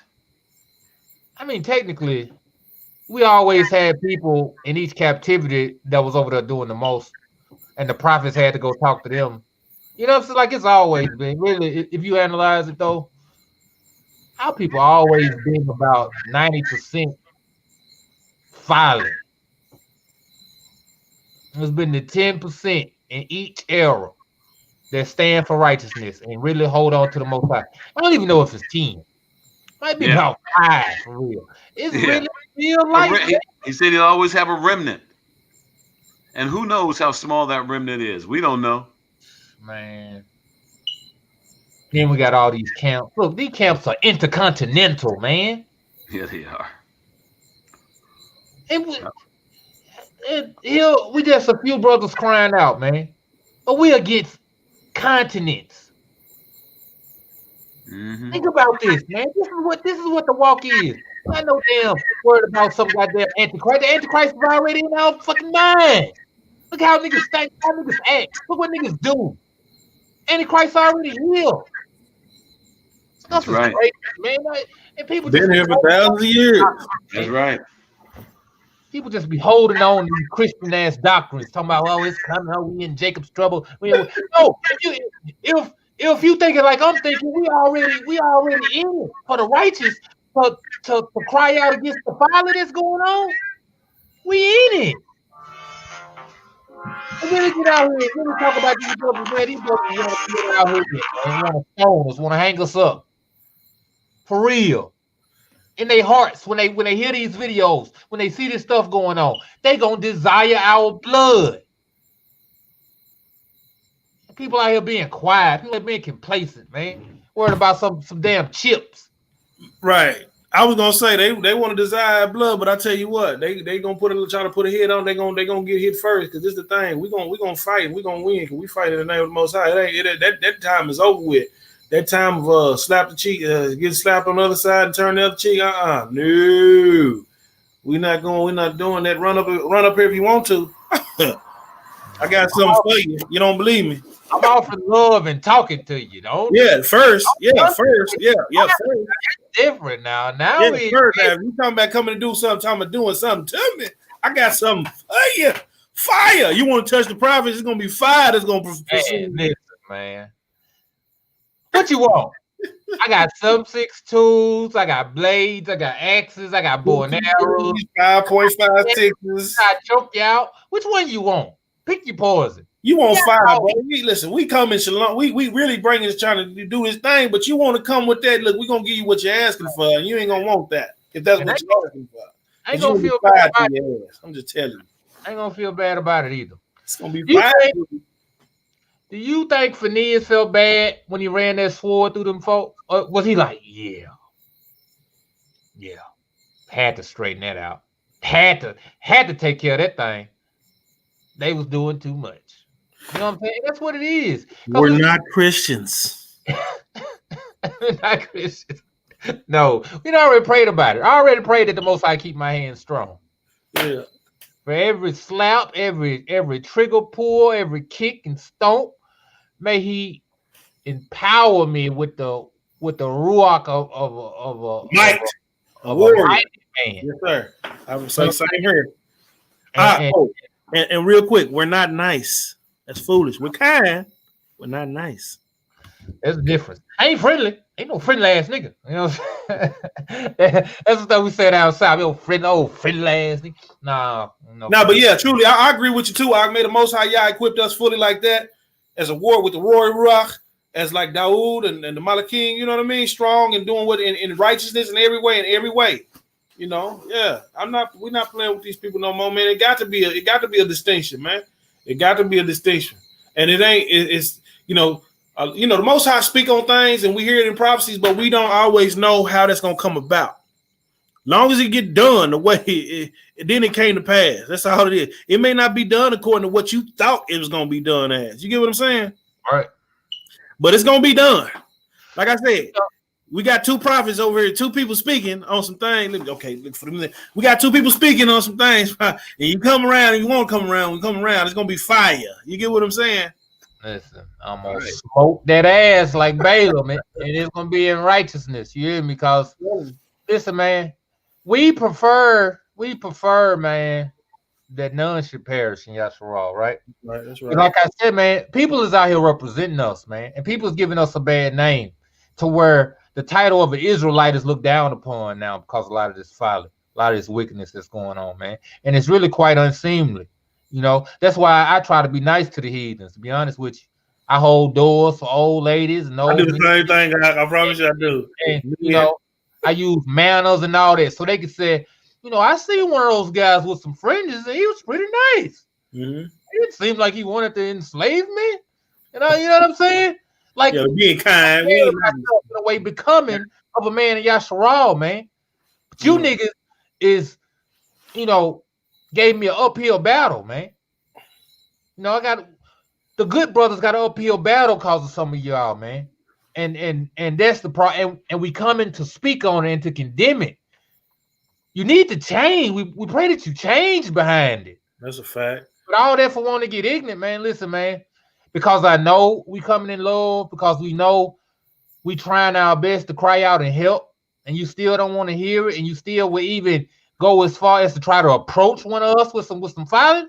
Listen, man, I listen, folk on site, man. Wherever we at, we gonna commence tearing up some stuff.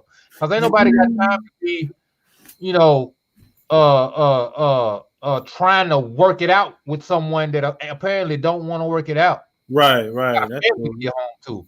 Nobody play with you niggas, man. You know, it's offensive then. I'm gonna discern you. You ain't coming in shalom. Hey, I might just take off on you. So let's get to this thing first. I'm gonna learn you. Look, I'm the first one at the buffet. You know, but come in shalom, man. Everything will be sweet, man. You know what I'm saying? That's all, man. And we can grow. We can grow. That's it, man. This is a family. This is a nation, man. In order to build a nation, you got to have. It can't be anything goes. It just can't. That ain't how it works. We gotta listen. We got our instructions. We got our manual. We have the Ruach HaKodesh to help us on the way to lead us in all truth, and you know, discernment and everything that the abilities that the Most High Yah give to us. You know what I mean? So that if you don't want to just do right, you just say, don't perpetrate like you want to. That's all I'm saying. Just don't do this thing, man. Right, be who you are. If you want to live out there and do what you want to do and run the streets and do all that old crazy stuff, well, say that. Say you know, we know that being a Hebrew or Israelite, that's who we are by blood. But don't say that you're walking and keeping, are you loving the Most High Yah when you're truly not, man. Just say what you are. Like, you know how people was gay in the closet and want to hide? Come out. Come out the closet. Be who you are. Reveal yourself. Yeah, reveal yourself. In the biker game, they strip you of your colors. They strip you of your patches, even your tattoos. Anything you got to do with the biker game, when you get kicked out of that thing, they come take it all from you. They need to come take some of you niggas' friends. Right. Some of you niggas. I know. Let me say this. To the assemblies that have their mindset on righteousness and doing things right to the best of their ability, wholeheartedly, all props to you. May the Most High Yah strengthen you. May the Most High Yah baruch you. May He cause His face to shine upon you. May the Most High Yah, give you shalom. And make you prosperous in all that you do. Long as you striving to do what all that the Most High Yah say wholeheartedly, I'm for you because the Most High Yah is for you. You know what I mean? Hallelujah. Yeah. But if you over here playing and lollygagging and being lazy, and acting like you really with it and you ain't with it, quit false flagging and claiming like you something and quit acting, man. If you struggling now, it's one thing to say, you struggling in an area and you trying. That's a different story versus you faking the funk, acting like you really about this life and you really not, and you doing all this other stuff behind closed doors and stuff like that. But when you get around brothers, you shaloming and you really living that life. Cut it out, man. You know what I mean? Cut it out. May the Most High send somebody to come see you, Jack. You're terrorist at home. You come to Shabbat. It's over with, man. Listen, we about to be in the fire. I had a dream the other day, boy. 400. It's about to be 403 years of my thing. Look, I had a dream 403. Next year, I don't know. I'm not calling I'm not no date setter or none of that. But what I've seen in my dream, I'm telling you, I'm just sharing it with y'all. I seen 403. I don't know what's gonna happen. I'm not saying anything's gonna happen. All I'm saying is next year, and we know our year started Pesach in the springtime. It's gonna be the third year of the 400 years. You know what I mean? I'm just saying. That's all I'm saying. What's gonna happen? I don't know. That's what I seen in my dream, and I didn't see nothing else until the Most High Yah revealed it to me or whatever. Maybe you don't want me to reveal it. Just look out. But you supposed to be looking anyway. So all I'm saying is, get your mind right. Love the Most High wholeheartedly, like He asked you to do from the beginning, like He asked our forefathers, and love your brother as yourself, man. And if you do that, you do well, man. Just wholeheartedly, no half stepping. It's like I said, it's one thing to be struggling in an area about something, and you being transparent about that thing, and you desiring to overcome that thing. That's one thing. But then acting as if you really living it, you're really walking, and you're not, and you're playing. That's another thing. You get what I'm saying? So that's right. Let's get this thing correct, man. Other than that, look, you made the Most High put a tag on you and let you know who you is and point you out, man. And then when you come with that old play and stuff like that, you're going to come around the wrong ones. Actually, you're going to be coming around the right ones. And at your wrong timing, with your play. And it's going to set you straight. Yeah, man, I'm telling you. So, Emanon. Shalom, Emanon. Shalom, Emanon. Come on in there, man. Come on and sing for us, brother. Yeah. Thing, man. It's been a hot podcast. Going on here for all, man. Hold on 1 second, y'all. I'm trying to get my mic set up. Hold on 1 second, y'all. It sounds good.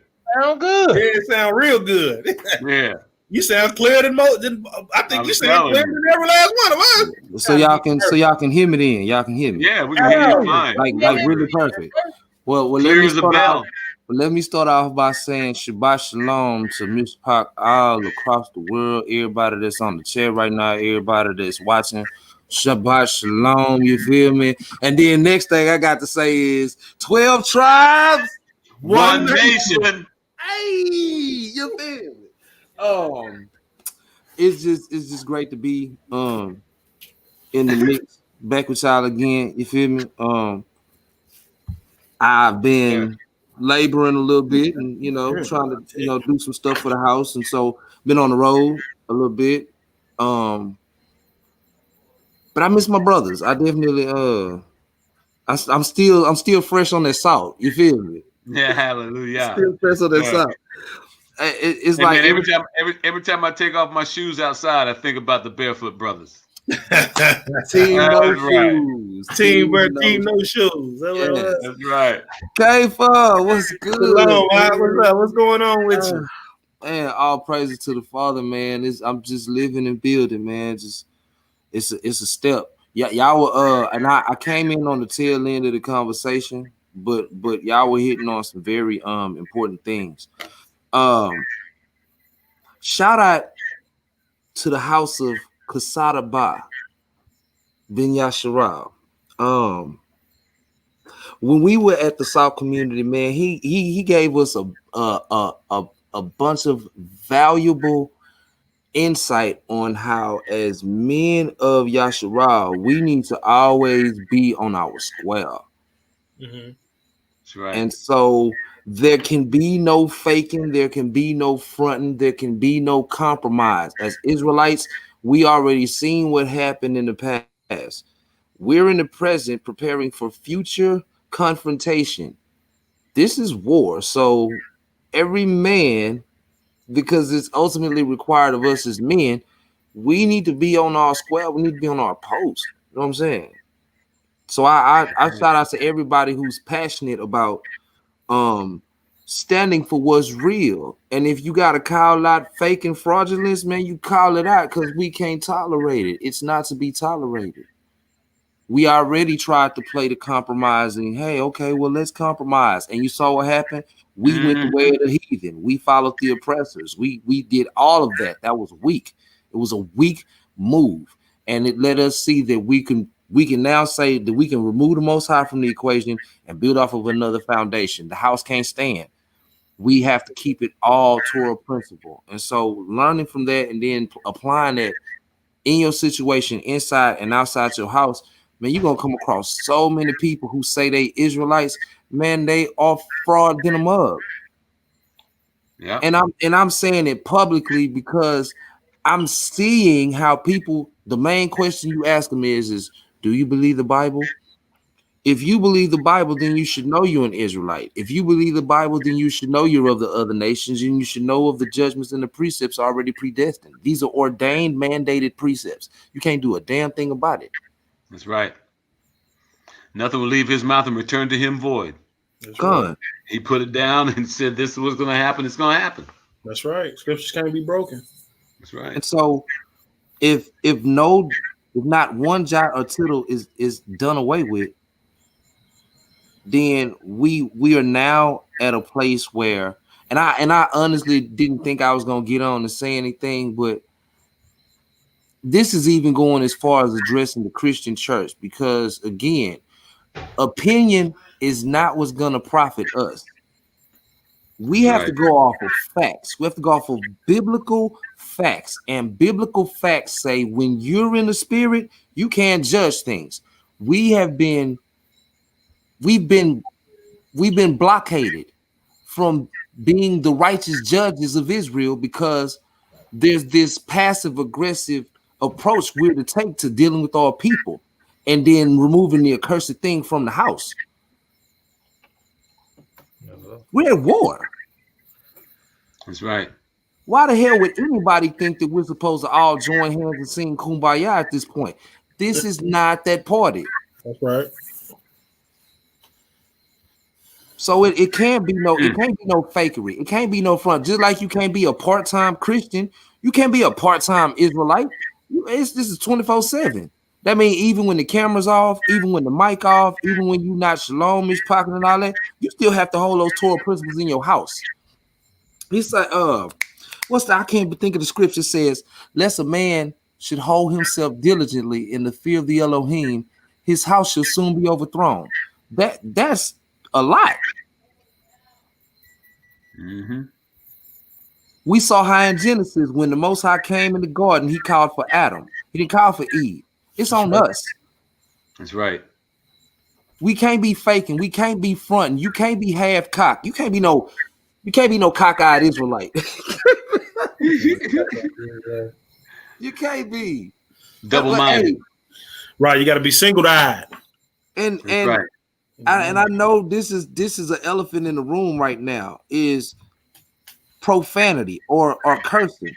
Do you not understand we're dealing with a stiff-necked, rebellious people, which we can't use smooth words with? Even the Bible tells us not to use smooth words when we talk to the people.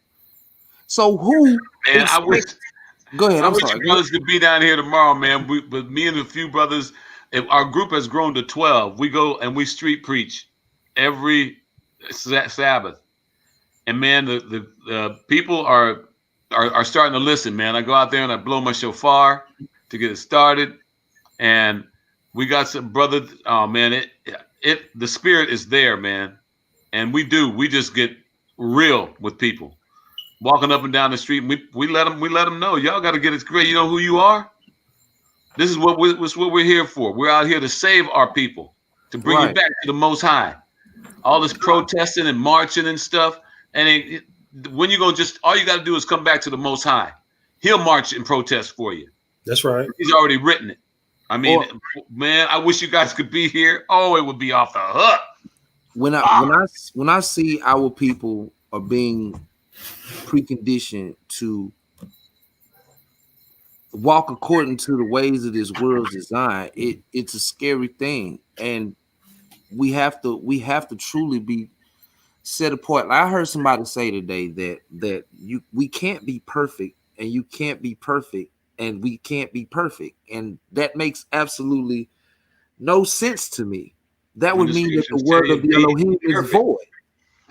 That would mean that the word is void. That would mean it has no effect no matter how much you apply it. So you mean to tell me that I can't achieve perfection when 2 Timothy 3:16 and 17 say that I can, by applying the inspiration of the scripture, the word of the Elohim? That's what you're telling me.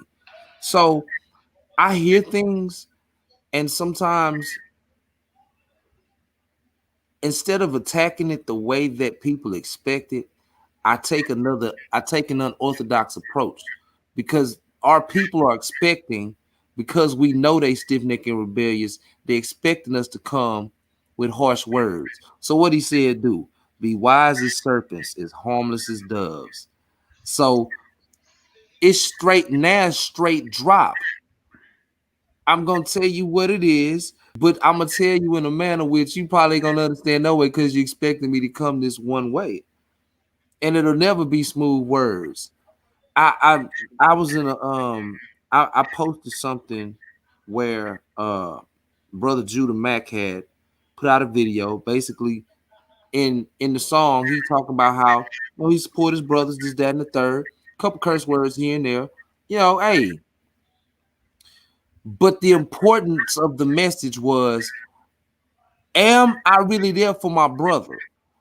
If I say this, my brother, whether it's money or just even conversation, uplifting one another, admonishing one another, iron sharpening iron, are we really there for one another? Or are you really just a paper soldier? I don't need no paper soldiers. The Most High not looking for no paper soldiers. So we can't play with this. You got people being negative because all they're hearing is, oh, he's saying shit or fuck or damn or hell or bitch, but y'all acting like the very same things they calling out. So why does it offend? Because it offends spirits. and we got to start calling it for what it is. Like when Blue be saying, you know, like, hey, no, remove the fraudulence. That's a very profound statement. And anybody who really get offended at that, then that statement was specifically for you. You know what I'm saying? Remove the fraudulence. Stop being fraud, Israel. We got to stop being dirty hoes. That's right. Absolutely. Harlots, as the scriptures say, we played the harlot with many nations, many gods. Hey, what he say? You don't even know how to prostitute right. He said that. He sure said that thing. He said, man, you give gifts to your lovers. What? At least the other nations get paid to do what they do. You over here giving it away and giving it away. Giving it away. Man. Right. Israel, come on. I'm praying for a lot of our people, but I had to explain this to somebody the other day. I had a napkin, right? I held up a napkin. I said, this is a napkin. And I tore the napkin. I say, now this is a remnant. So you mean to tell me out of all the people that the Most High created, only a remnant gonna make it in? You know what that means? That not everybody's gonna accept the terms of the covenant. Not everybody is gonna walk according to the marriage proposal. They're not gonna walk according to the marriage covenant. They're gonna break the vows. Israel at Mount Horeb said, what? I do. Moses said, you a damn lie. No, you don't. You some hoes. Y'all some straight hoes. Y'all gonna be at Caros in the night season, burning at the golden calf. They wasn't even out the wilderness that long. What happened? Golden calf. They turning up. So here it is yet again. Are we about to be looking for the golden calf? We got people thinking that voting is actually biblical. Like it's legally right for us to be voters.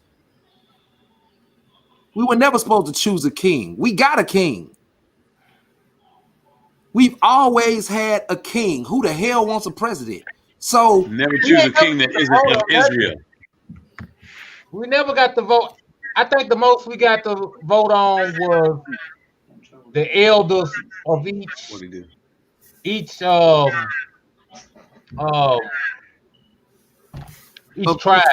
Right.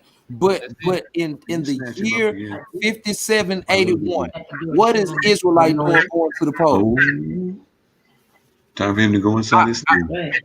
I heard a sister tell me, she say, well, you know, I vote because, you know, the transportation and the police and this, that, and the third, and of course he had to throw in some Black Lives Matter-ish type jargon, and that's all it took for me to tell you, man, you and your blonde hair need to shut up because you don't know nothing. And that's just facts. We are dealing with a bunch of simple-minded, stiff-necked, rebellious people who just need to be told the truth. And if you don't like it, then take your thumb out your ass and grow up. This is warfare, spiritual warfare, and I'm not playing with nobody. I don't got time to play. I don't even want you at my house if you're not right in your spirit. I would get blood, mud, cuz. That's the hard truth right there, boy. No, they talking about use your bathroom. You're like, nah. Hey, look. Hey. I got children came from these nuts. You understand me? But if your spirit ain't right, you better not bring your ass to my house. That's facts. That's right. Oh, that now whoever watching this broadcast that think that I'm wrong, you know how to contact me. Yeah. Right. I've been available. He ain't no Christian. I've been available. Followers of the way. Yeah. Hallelujah. Hey, this is what we have to stand. They think it's just talk. But see, I've been in the company of these people, and these people know that I ain't putting on no airs. So you really ain't got nothing to say because I'm gonna go directly to the book on that ass. I'm not playing. Fall back. I don't care if you were Israelite. If you out of pocket, we are to righteously rebuke all people when they are in folly. If you get in your feelings, you really a liar and the truth ain't in you. We're gonna have to find a new term, you know, to describe the people that's really in the way. Just calling them the Israelites, just calling them a op or a coach. It ain't enough, man. It's got to be another classification for them because it's just these people that got these classifications that ain't worth a damn. You know what I'm saying? And it really ain't fair. It ain't fair to the ones holding the standard. And that's just like Brother Benaiah said. It's gonna take him a while. You got to get to know somebody before he's gonna allow to call him an op. Yeah, straight up. Because the true meaning of that word is a lot deeper than what most people throw it around. It's just like we used to say in the street, "What's up, bro?" Everybody was bruh. You know, just because we were skin folk, right? Don't mean we kin folk. Hedge of protection. Look, man, just cause you get in somebody's ass don't mean you don't love them, man. I get in my wife's ass all the time. You know why? Because I love her and I'm responsible for her. Right. That's right. That's what it means when you're a brother, man. You're responsible for your brother. You're responsible for your sister. No way you're gonna be responsible if you don't get in their ass. That's what people need to understand. No, hold on, wait a minute. Their life can be on your hands. You're doing too much. You're judging now. You're being oppressive. You're doing too much. You ain't who is you to say, who is you to judge? Who is you? You know, that's that stuff all they say. The type of stuff they say and stuff like that. No, I'm responsible. Y'all need to know what a hobby is. Your ass. No, that's what I'm saying. People need to reevaluate. They need to know what a hobby is because this fairy tale love that they was told and given programmed in, according to the system definition of things, they need to get their mind reconstructed. They need to be renewed, transformed by the renewing of their mind, man, and be retaught, but be taught by the Ruach HaKodesh who leads you in all truth. That's what's needed, man. Because this definition of things, when you have a false definition of something, then your vision is off. So you're looking for something that's not going to be because you're taught to see a certain thing that's not going to be there. You see what I'm saying? So when it don't show up, all right, when the real thing comes, you're rejecting the real because you're taught to adhere to the false. That's why Hamashiach said, many is going to come in my name. He said, they're going to say I'm over here. He said, don't go, man. Don't go. That's why you got to get a proper understanding of what it is and know, man. Like, to bring it full circle back to these sisters, man. Will you understand what a man is? What a real man is? A lot of these niggas you gonna dodge because they're not gonna be no real man. They're not gonna fit the qualification. You know what I'm saying? Like, it's one, and then you got to be able to discern the honeymoon phase and the wooing phase from the real them. You know, that's how you know a nigga used to women, man. A nigga that's used to women, he not even trying to sleep with you. He not even on no sexual stuff for real. He not on that. I've had enough.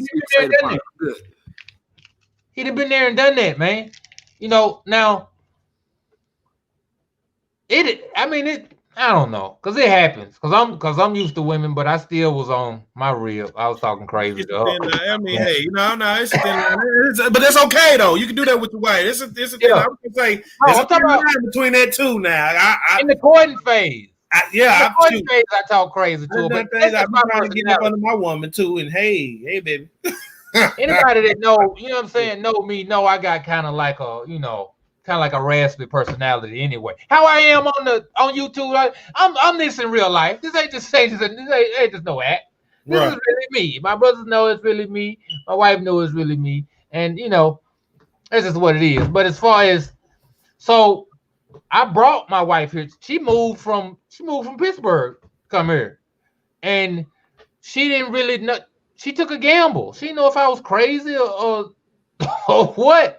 She didn't know if I put my hands on or none of that. But she came. And it just so happened it worked out for her. But listen, the story goes, it ain't working out like that for a lot of these sisters. And then a lot of these sisters ain't even moving in with these brothers.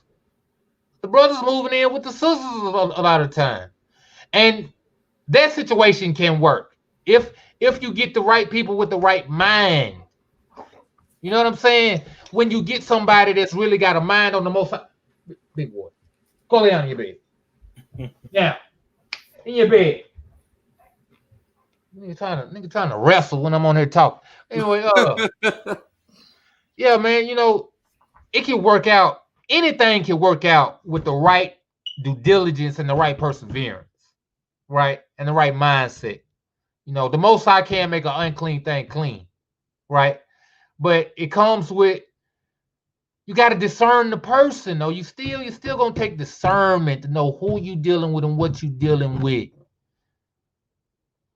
Because if you don't, you're gonna pay for moving fast, man. You're gonna pay for moving fast. Ain't no getting around it. You're gonna pay for it. You're gonna have some hair pulling nights. You and you're gonna go, you smoke cigarettes, you're gonna smoke a half a pack, you're gonna drink a half a bottle, and you're gonna go and do it. You're gonna do all this stuff and stress and heartache. Hey, what's funny though, you're gonna have, it's like on some of them times, it may not be as frequent, but you're gonna have some of them times, even if you didn't know a person for a long time and you got with them. Because you, like Paul said, you're gonna have trouble in the flesh. Oh, yeah. You know. Yeah. I'm glad you brought that out. That's just how it goes, man. I have them times regardless. Yeah. But if you don't pick you the right person, you're gonna have them more frequent. You ain't gonna never have shalom. Hey, let me kind of lamb off of what y'all saying real quick. And a lot of people don't ultimately relate, no matter how much you tell them where you came from. Let me put that out there. We've all been through great and terrible things in our walk, have we not? But if you go and you tell Sherry, Mary, and Sharon that you've been through this and that the Bible say we're supposed to go by this, and they still choose the other way, then now all of a sudden we hear barking because you've chosen to be shameless. So we count you as a dog. You've rejected the wisdom that you're supposed to really have, being supposed to be a virtuous woman. You've been told to basically sin by license because God know your heart, and this under grace thing negates you from keeping the law, but you say you God's child. You say you a child of the Most High. This is male and female. If a man does not hold himself diligently in the fear of the Most High, his house will fall. If a woman does not hold her place in the fear of the Most High, she is counted as a menstruous rag. And women, you need to be very, very careful about how you present yourself. Now, hey, let's speak on that real quick now, because the Most High said Yasharal is compassed about with her enemies, and she's like an unclean woman. Come on now. What do you do with an unclean woman? Man, you put her ass away. No, you don't touch her. There you go. Leave her ass alone till she be clean. You go. Well, there you go. So and if you're not gonna clean up, can't touch this. Yeah, can't. And that's, I think that's one of the hard truths. A lot of the people that's real firm in the walk is gonna have to come to the understanding of. A lot of people, you're just gonna have to mark them, man, and just leave them. You know what I'm saying? That's one of them things that's like family members, loved ones, some people they spouse. You know what I'm saying? But that's why you are supposed to put forth the best effort you can to be able to try to convert and to help, right? But it's like it get to a certain point. Even the Most High listen. If the Most High do it, we can do it. As far as we set a standard, it's a point you could go to where he not dealing with you no more. We can do it too. All that old Christian mindset of 1,000,000 times 1,000,000. No, the repentant. He accepts the repentance, but it get to a point to where you not sorry, you just an asshole. You gonna keep being wicked. You gonna keep doing it. You know what? Cast out into the outer darkness. Take him. Take Get this man out my sight. Get this woman out my sight. And a lot of us are gonna suffer from identity crisis at the wedding feast because they're gonna be improperly dressed. Some boys gonna have their pants sagging, girls gonna have their stomach showing and have their blonde hair in and they eyelashes and thinking all that's kingdom minded. No, Right. that's Foreign carnal. garments. Right. Put that nonsense down. Y'all getting all loud and stubborn and clamorous and want to sow discord amongst men and get involved in grown man business when you need to shut your mouth. You violating the oracles of the Most High. You think you offending us and you breaking the laws against us. You really breaking the laws against the Most High because you're trying to coincide with what you feel is right in your eyes. And whether you a beta male or you some wicked ass masculine female that feel like aggressiveness is gonna win people into the kingdom, is not. You need to sit down. And we just call it for what it is. You know, all the stuff, you know, me and Brother Capo was talking earlier, man, about these brothers out here, man, and how, you know, we prefer you know, come about on your own accord, you know, and shalom and whatnot. But if need be, you know, you can get touched up out here playing around, you know what I'm saying? And it's like, brothers will hear that, man, and play the victim. Play the, oh, man, they sowing discord among the brethren, man. They, you know, they in their flesh. They do that. You know, we talking about you beating on women and using, abusing women. Yeah. You come against your dash for talking about the mess you doing. Yeah. They don't like, you don't like being called on your stuff. Yeah. Yeah. You want to stay up under a rock. Most I say you're not gonna be able to hide. No. You're gonna be able to run from this thing. This thing is starting to come right because you niggas in these little cities, in these little groups, and you being thought of as, you know, you got the high places at the feast. You got the long flowing garment. Niggas think you're hot. Show yourself. Like you something to be. But your wives is out here telling on you. See, baby, look.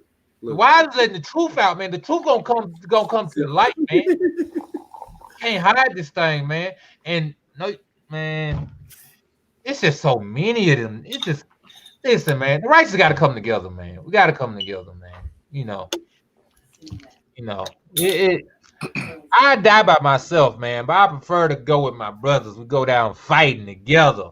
You know what I'm saying? Otherwise, what is it for? What is it? What, you know, if it's not really about, like, what are we really in? It's to the point to where I'm not even gonna want to associate with certain people if they're not of this same mindset, man. This is where the two walk together come into play at. You know what I'm saying? Like, what is you really in this thing for? Why are you in the gym if you're still trying to struggle with reprobate muscle? What are you here for? What are you here for, man? I keep seeing you every day I look up, I see you in the gym. You ain't got no extra muscle. You a reprobate. You need to get up out the gym. This ain't for you. We have internal, you know what I'm saying? But these the niggas with the workout videos, though. That's what's killing me. These niggas ain't got no sign of athletic ability, no sign of muscular growth, nothing. No sign of athletic ability. You niggas got Tabo classes. But they in the gym. PX97 classes, all this whole shit going on. They taking them stinger pills. Man, that's why I get so passionate in my video, man. It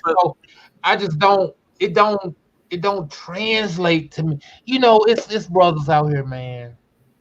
It's brothers out here that watch porn and jack off. Yeah.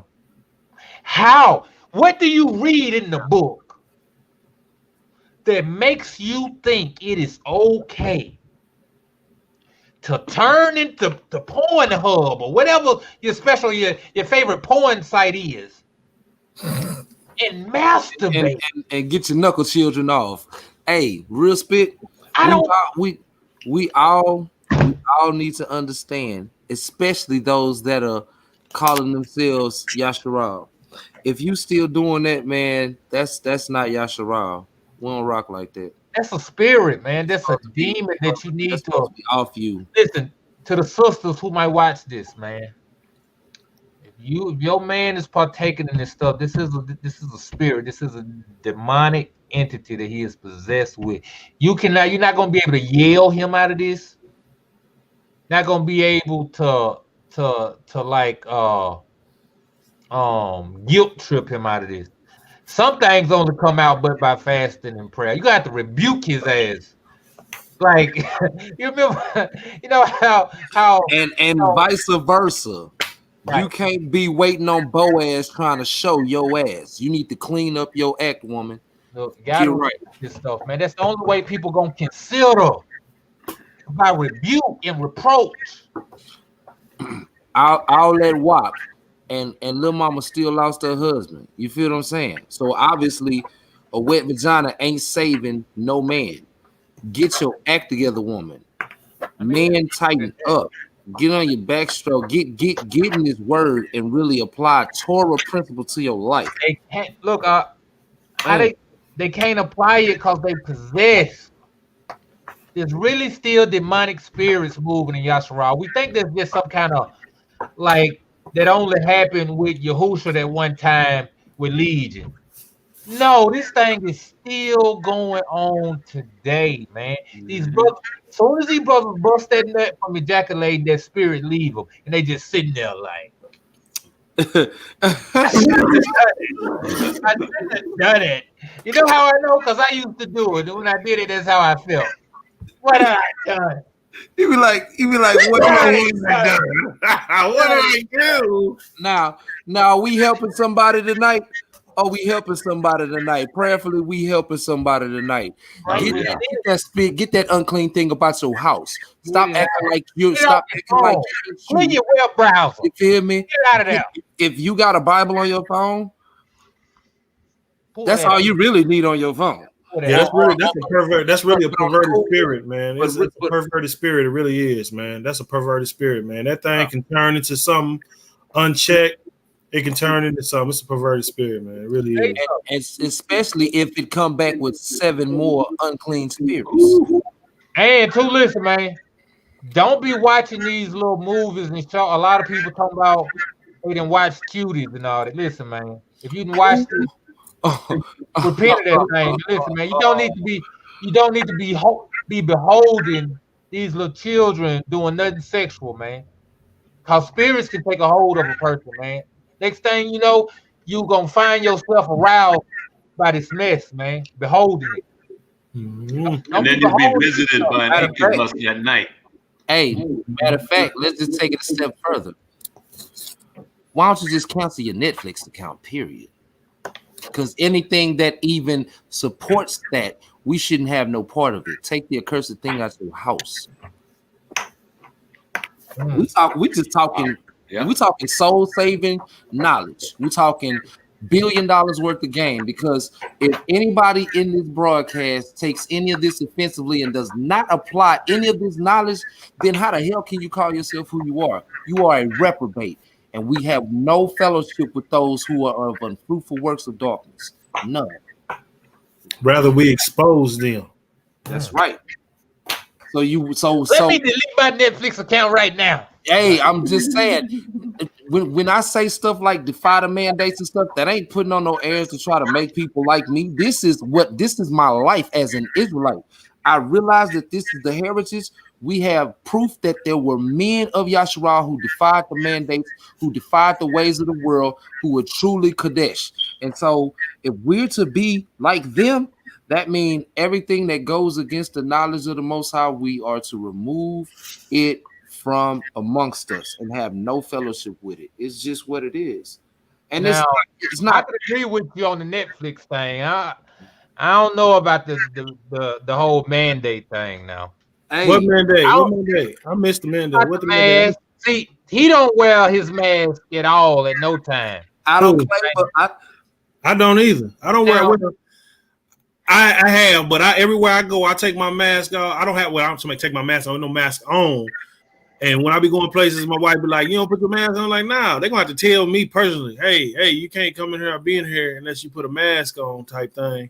Other than that, I'm going in there barefaced. Hey, I'm gonna just tell y'all from I broke the system, but my job, I go Right, and let me clarify. I understand. Yeah, you can comprehend that. Let me clarify for the record. If you have to do what you have to do for your house, that's different. I'm talking about those who are willingly knowing that unless you are not wearing this mask, you can't buy and sell. Yeah, you folk, the ones that's walking around that's wearing it because it's stylish and then condemning others because they not wearing it. Yeah, I'm talking to your ass. You need to get your act together. That ain't nowhere in the scriptures the Most High told us to cover ourselves or cover our mouth. Matter of fact, the scriptures say he who covered his head while he prophesied dishonored his head. And it's a shame to cover our lips. This is facts. So somebody has to say, look, I'm sorry. I know it's probably gonna look crazy, but I ain't buying into this bullshit. I'm not doing it. I'm gonna trust the Most High. He's my strength. He's the light. He's my salvation. I'm just gonna walk in there.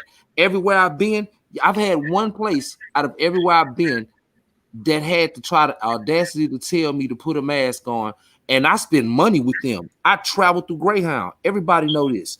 Y'all gonna try to tell me in my own city to put a mask on me and kiss my grits. I'm not doing it. Now you gonna put me up out of here? Fine, I'll go take it up with somebody higher than you, and I'm still gonna get the win because the Most High gonna give me the win. You know what I'm saying? He gonna deliver us in the times where we may have to defy the mandates because they're gonna force it on us at some point anyway.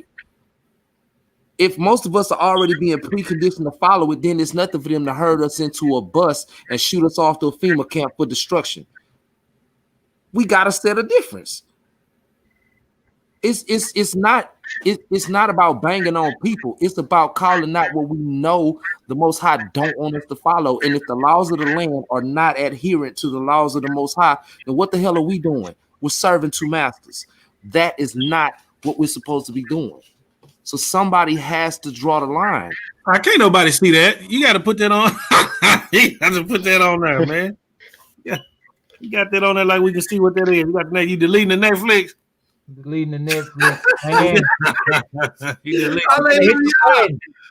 I'm finna hit the button. My office is keeping me live by having a Netflix account on. Praise y'all. Hey, praise y'all. Because I don't have a Netflix account. I had one. And I haven't had one for a while. So when I heard about Cuties, I've been paying for it. I don't even know what Cuties is. I work all the damn time. I come home. Cuties? It's a movie about some kid shit that grown folks made, and grown folks are sexualizing little kids and making that shit profitable. And for anyone who is supporting it or saying we going too hard on it, like, I'm on a witch hunt. I'm sniffing out your blood and I'm stepping on your head. So don't bring none of that to my table because I'm rejecting your deposit. I don't want a part of it. You know what I'm saying? Like, it's people that I've fellowship with that when you start talking this way, even they get kind of in their bag about it. But if you're to be truly set apart, man, you don't supposed to tolerate. You're not supposed to tolerate a compromise for nothing. No, it shouldn't be nothing you're not willing to give up.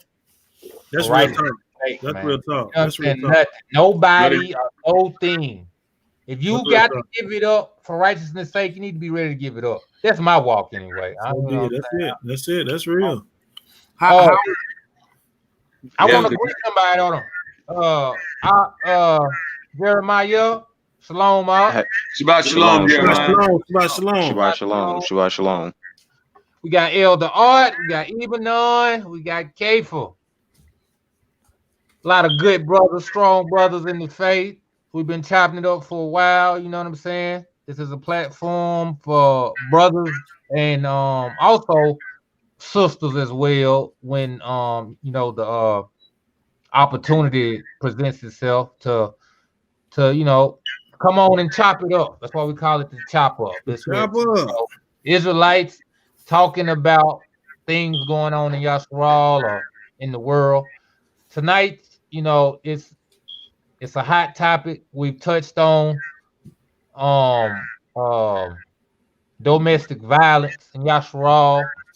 We touched on a lot of wicked doctrines going on. You know what I'm saying? A lot of bad teaching. You know what I'm saying? A lot of these things are happening because the people in charge of teaching the people are allowing certain things, and they allowing certain compromises that they should be teaching against, but they fail to teach against them because, you know, it's not profitable to them. Like the Christian church, they don't talk about the gays and the cheating on your wife and all this because that's what they members doing. And if you run all your members out the church, you're gonna run all your money out the church. You know what I'm saying? So we just was talking on that, man. Just chopped it up. Got anything to say? I mean, not really. I'm just trying to get like a better understanding about everything and just get that whole brotherly love feeling, because the congregation that I was in previously, they just seemed soft to me, and they didn't wear their fringes, and I just felt like that was odd. So I just had to break away from that and just try to figure it out for myself for the longest.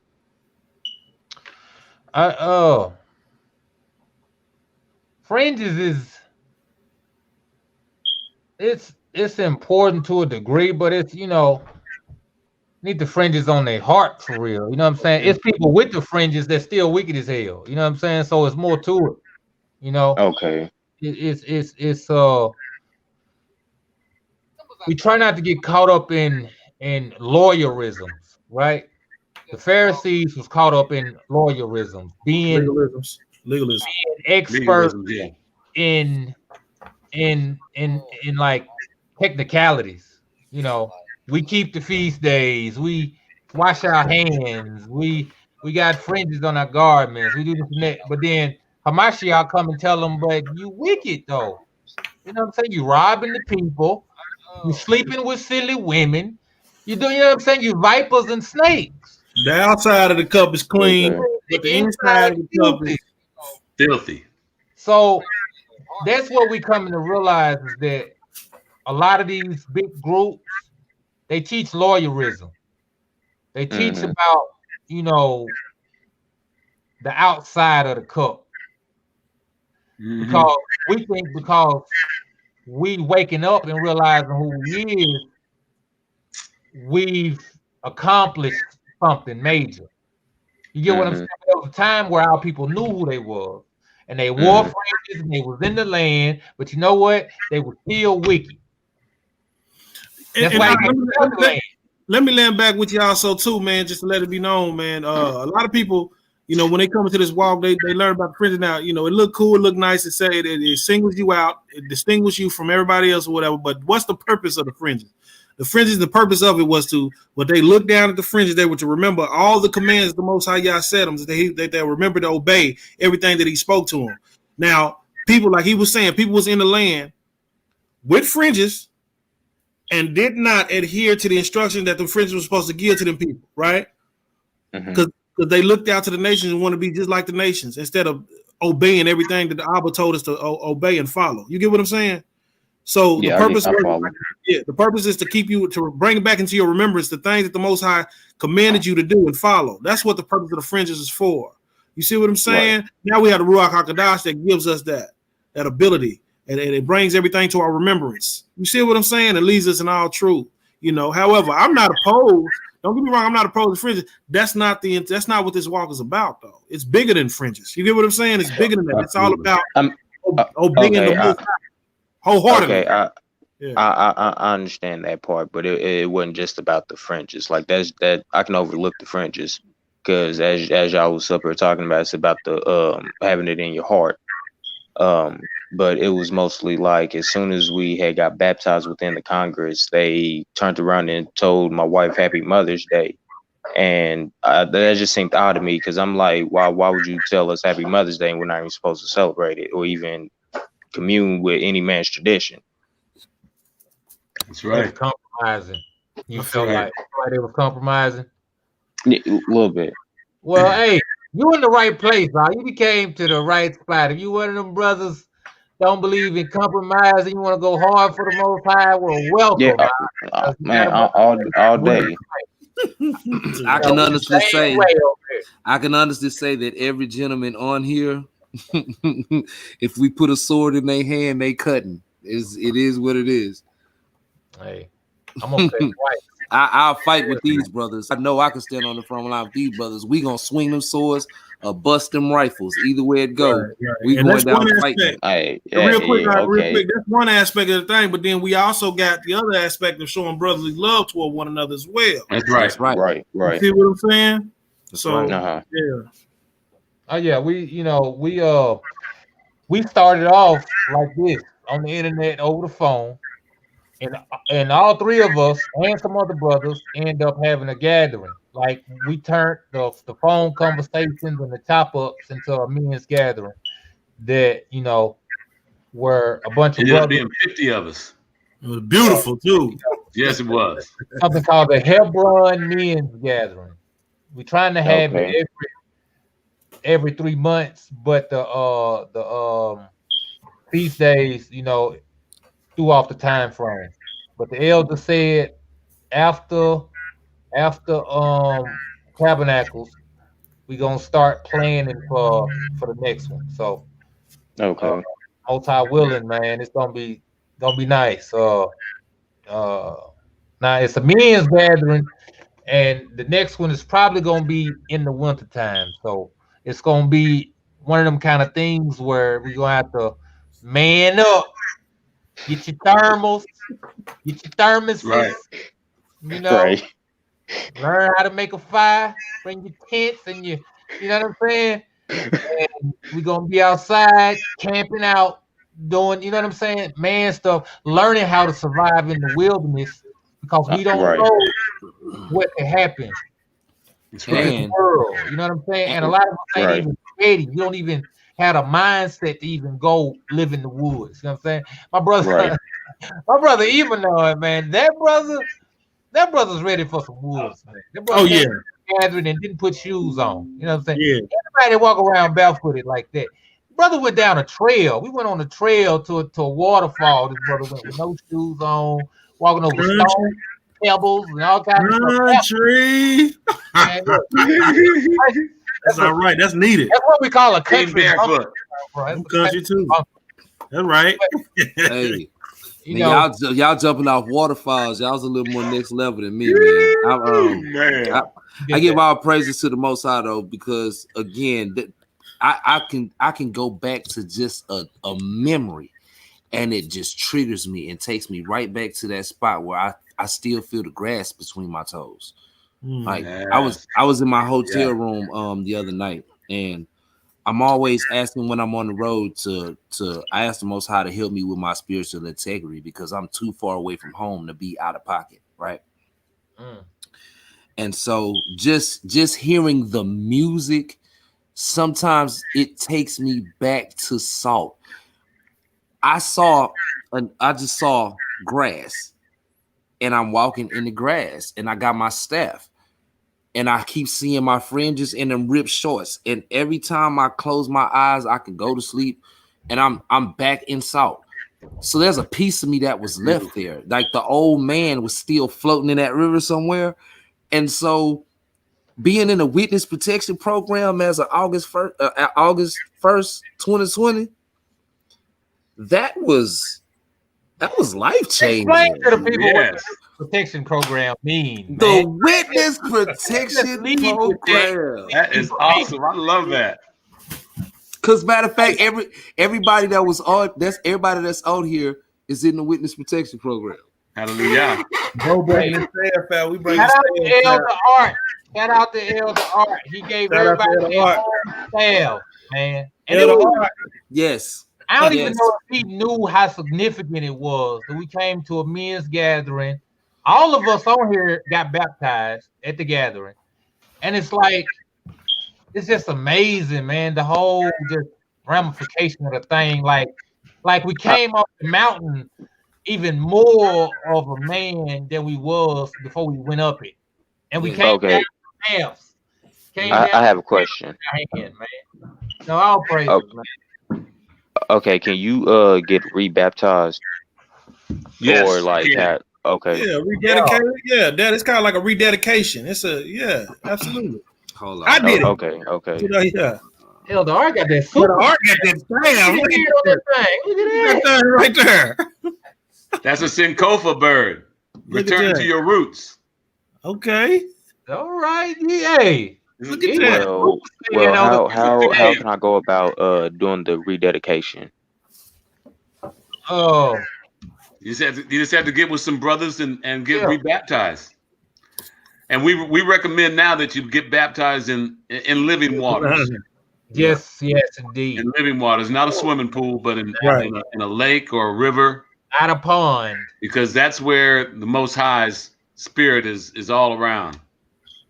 Okay. Living waters. Living waters. Okay.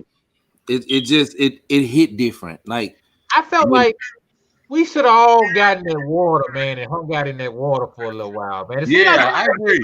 Quick, man. We should have got in that thing and just chill. Like everybody should just got in the water, man. I think everyone too, wasn't it? Man, it was surprisingly warm. Yes.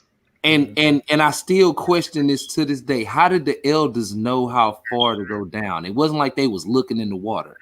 You could see clear to the bottom. I think they've done it before. Yeah. I don't think we the first ones to get baptized there. In that particular spot.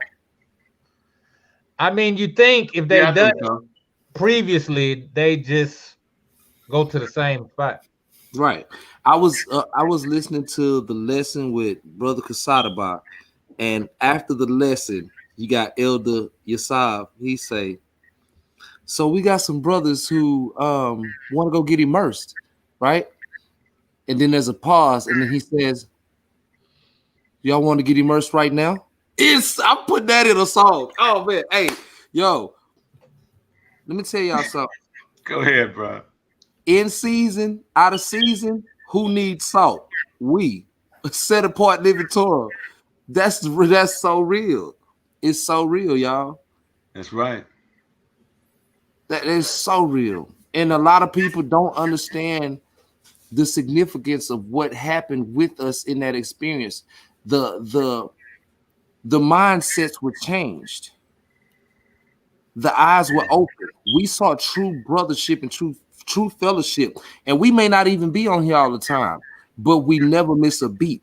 As you can see, we haven't lost a step. But 12 tribes, up in a while. One nation. You can't lose a step. Yeah, we probably gonna speak to the masses, but we really are for one. And if one person can hear what we talking about tonight, then know that really, man, we talking about something greater than even our level of understanding. We just walking in it. Let the Most High use you to be righteous and be called for His purpose. And Absolutely. That living waters, though, it just hit different. I was baptized when I was like in my teens. It was in like a church pool in the church, so it really was an invalid immersion. Okay. Yeah. Well, yeah, I'm definitely gonna have to do that. I gotta gather with y'all and actually commune with y'all. Where you at? Where you at? Jeremiah? Kansas City, Missouri. Okay. Kansas City? Mm-hmm. Yes, sir.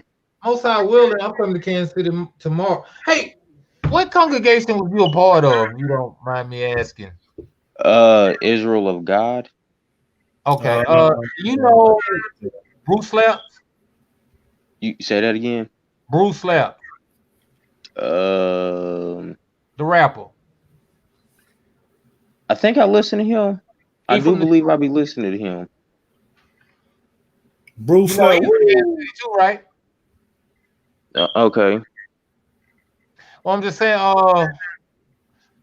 we're supposed to gather tomorrow, but it's over somebody's house, so I have to ask them or whatever. But you know, if you don't have plans, you can come on out. Matter of fact, my rib knows your rib, so yeah, I see what's up. Hello, yeah, because I don't have any plans tomorrow. Yeah, y'all willing to hook y'all up together. Yeah, that's you and the presence of good company right there. And I'm not just saying that just saying that. So, right.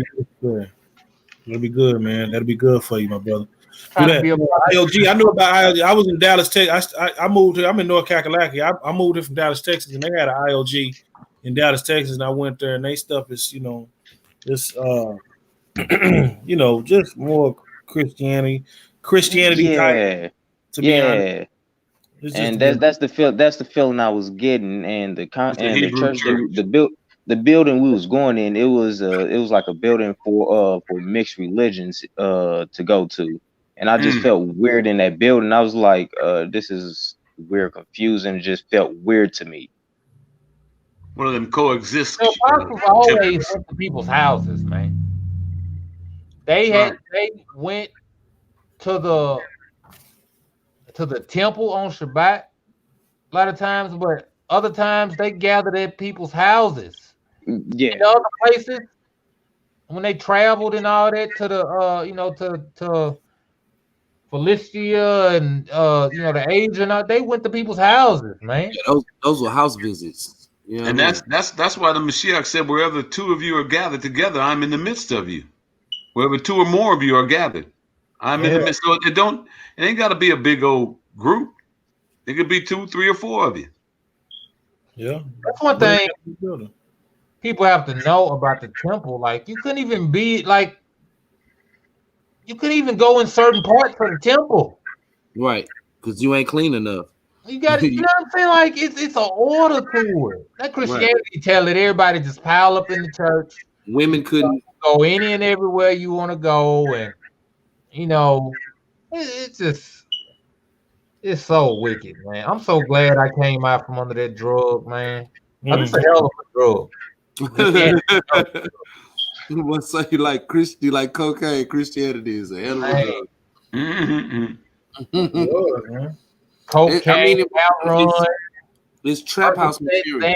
All of it mixed together in one. It's trap house material. You know what I'm saying? And they trapping good in that thing. And the sad part about it is most of the people don't even know that they're being drugged. That's why they keep going. Even in this walk now, you know how many, you know how offended an Israelite would be to tell them that their camp is full of folly. Yeah.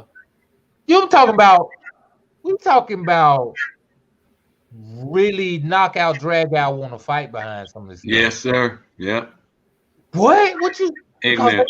They're gonna feel so right now. You see how Hamashiach can say, "Depart from me, I never knew you," and the people be like, "What? I cast out demons in your name. I did the work." I'll be like, "You was in folly. You was in complete and utter folly. Out here beating on your wife. Out here lying and cheating, false pretending. You out here taking up tithes like you're a Levite." Come on, you Judah. You Judah. You supposed to be Yahudah, and you taking up tithes like you a Levite. These people, they really, and that's crazy to have think. That's why he said, "What if a man escaped the bear and leaned on the wall and a viper bit him?" Like, people escape from Christianity. They escaped the bear. They came out of Islam. They came out of Buddhism. They came out of atheism and thought they escaped the bear and leaned on a wall and a viper bit him. Mm-hmm. You know why? Because the scribes and Pharisees was called vipers. That's right. Den of vipers. That's right, Now they didn't been bit by a smooth criminal. Man. Yes, sir. They've been are you okay? That's why it pays. Listen, that's why it pays to follow instructions. It pays to study to show yourself approved to rightly divide the word of truth, man. It pays. It pays to seek the Most High wholeheartedly, man, to let Him guide you, because a lot of people are lazy and they just want, they rather turn on some show or listen to somebody say something, and if they can talk good and be very convincing, they're gonna run with that thing. Ain't did nobody's due diligence, nobody's research, nobody's proving all things to hold fast to prove what is good and true and holding fast to that. You know what I mean? Just going with something and going with it, then relating the message, relating what they didn't heard without any due diligence. And speaking, what if a person saying something that's not even in the book? But then you go around trying to be a witness to somebody trying to say something that's in the book that's not in the book. To me, it's in the book.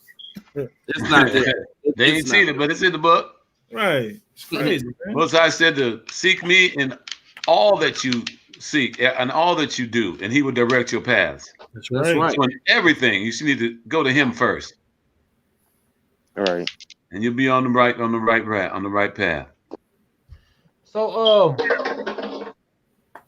Jeremiah, I mean it's Jeremiah, yeah. Jeremiah, yeah.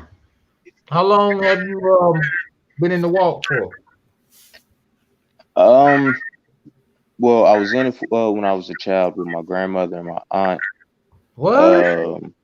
Yeah, and like I was going through that for about a good year or two, and then that got cut off because I was staying with my mother and she wasn't in the truth.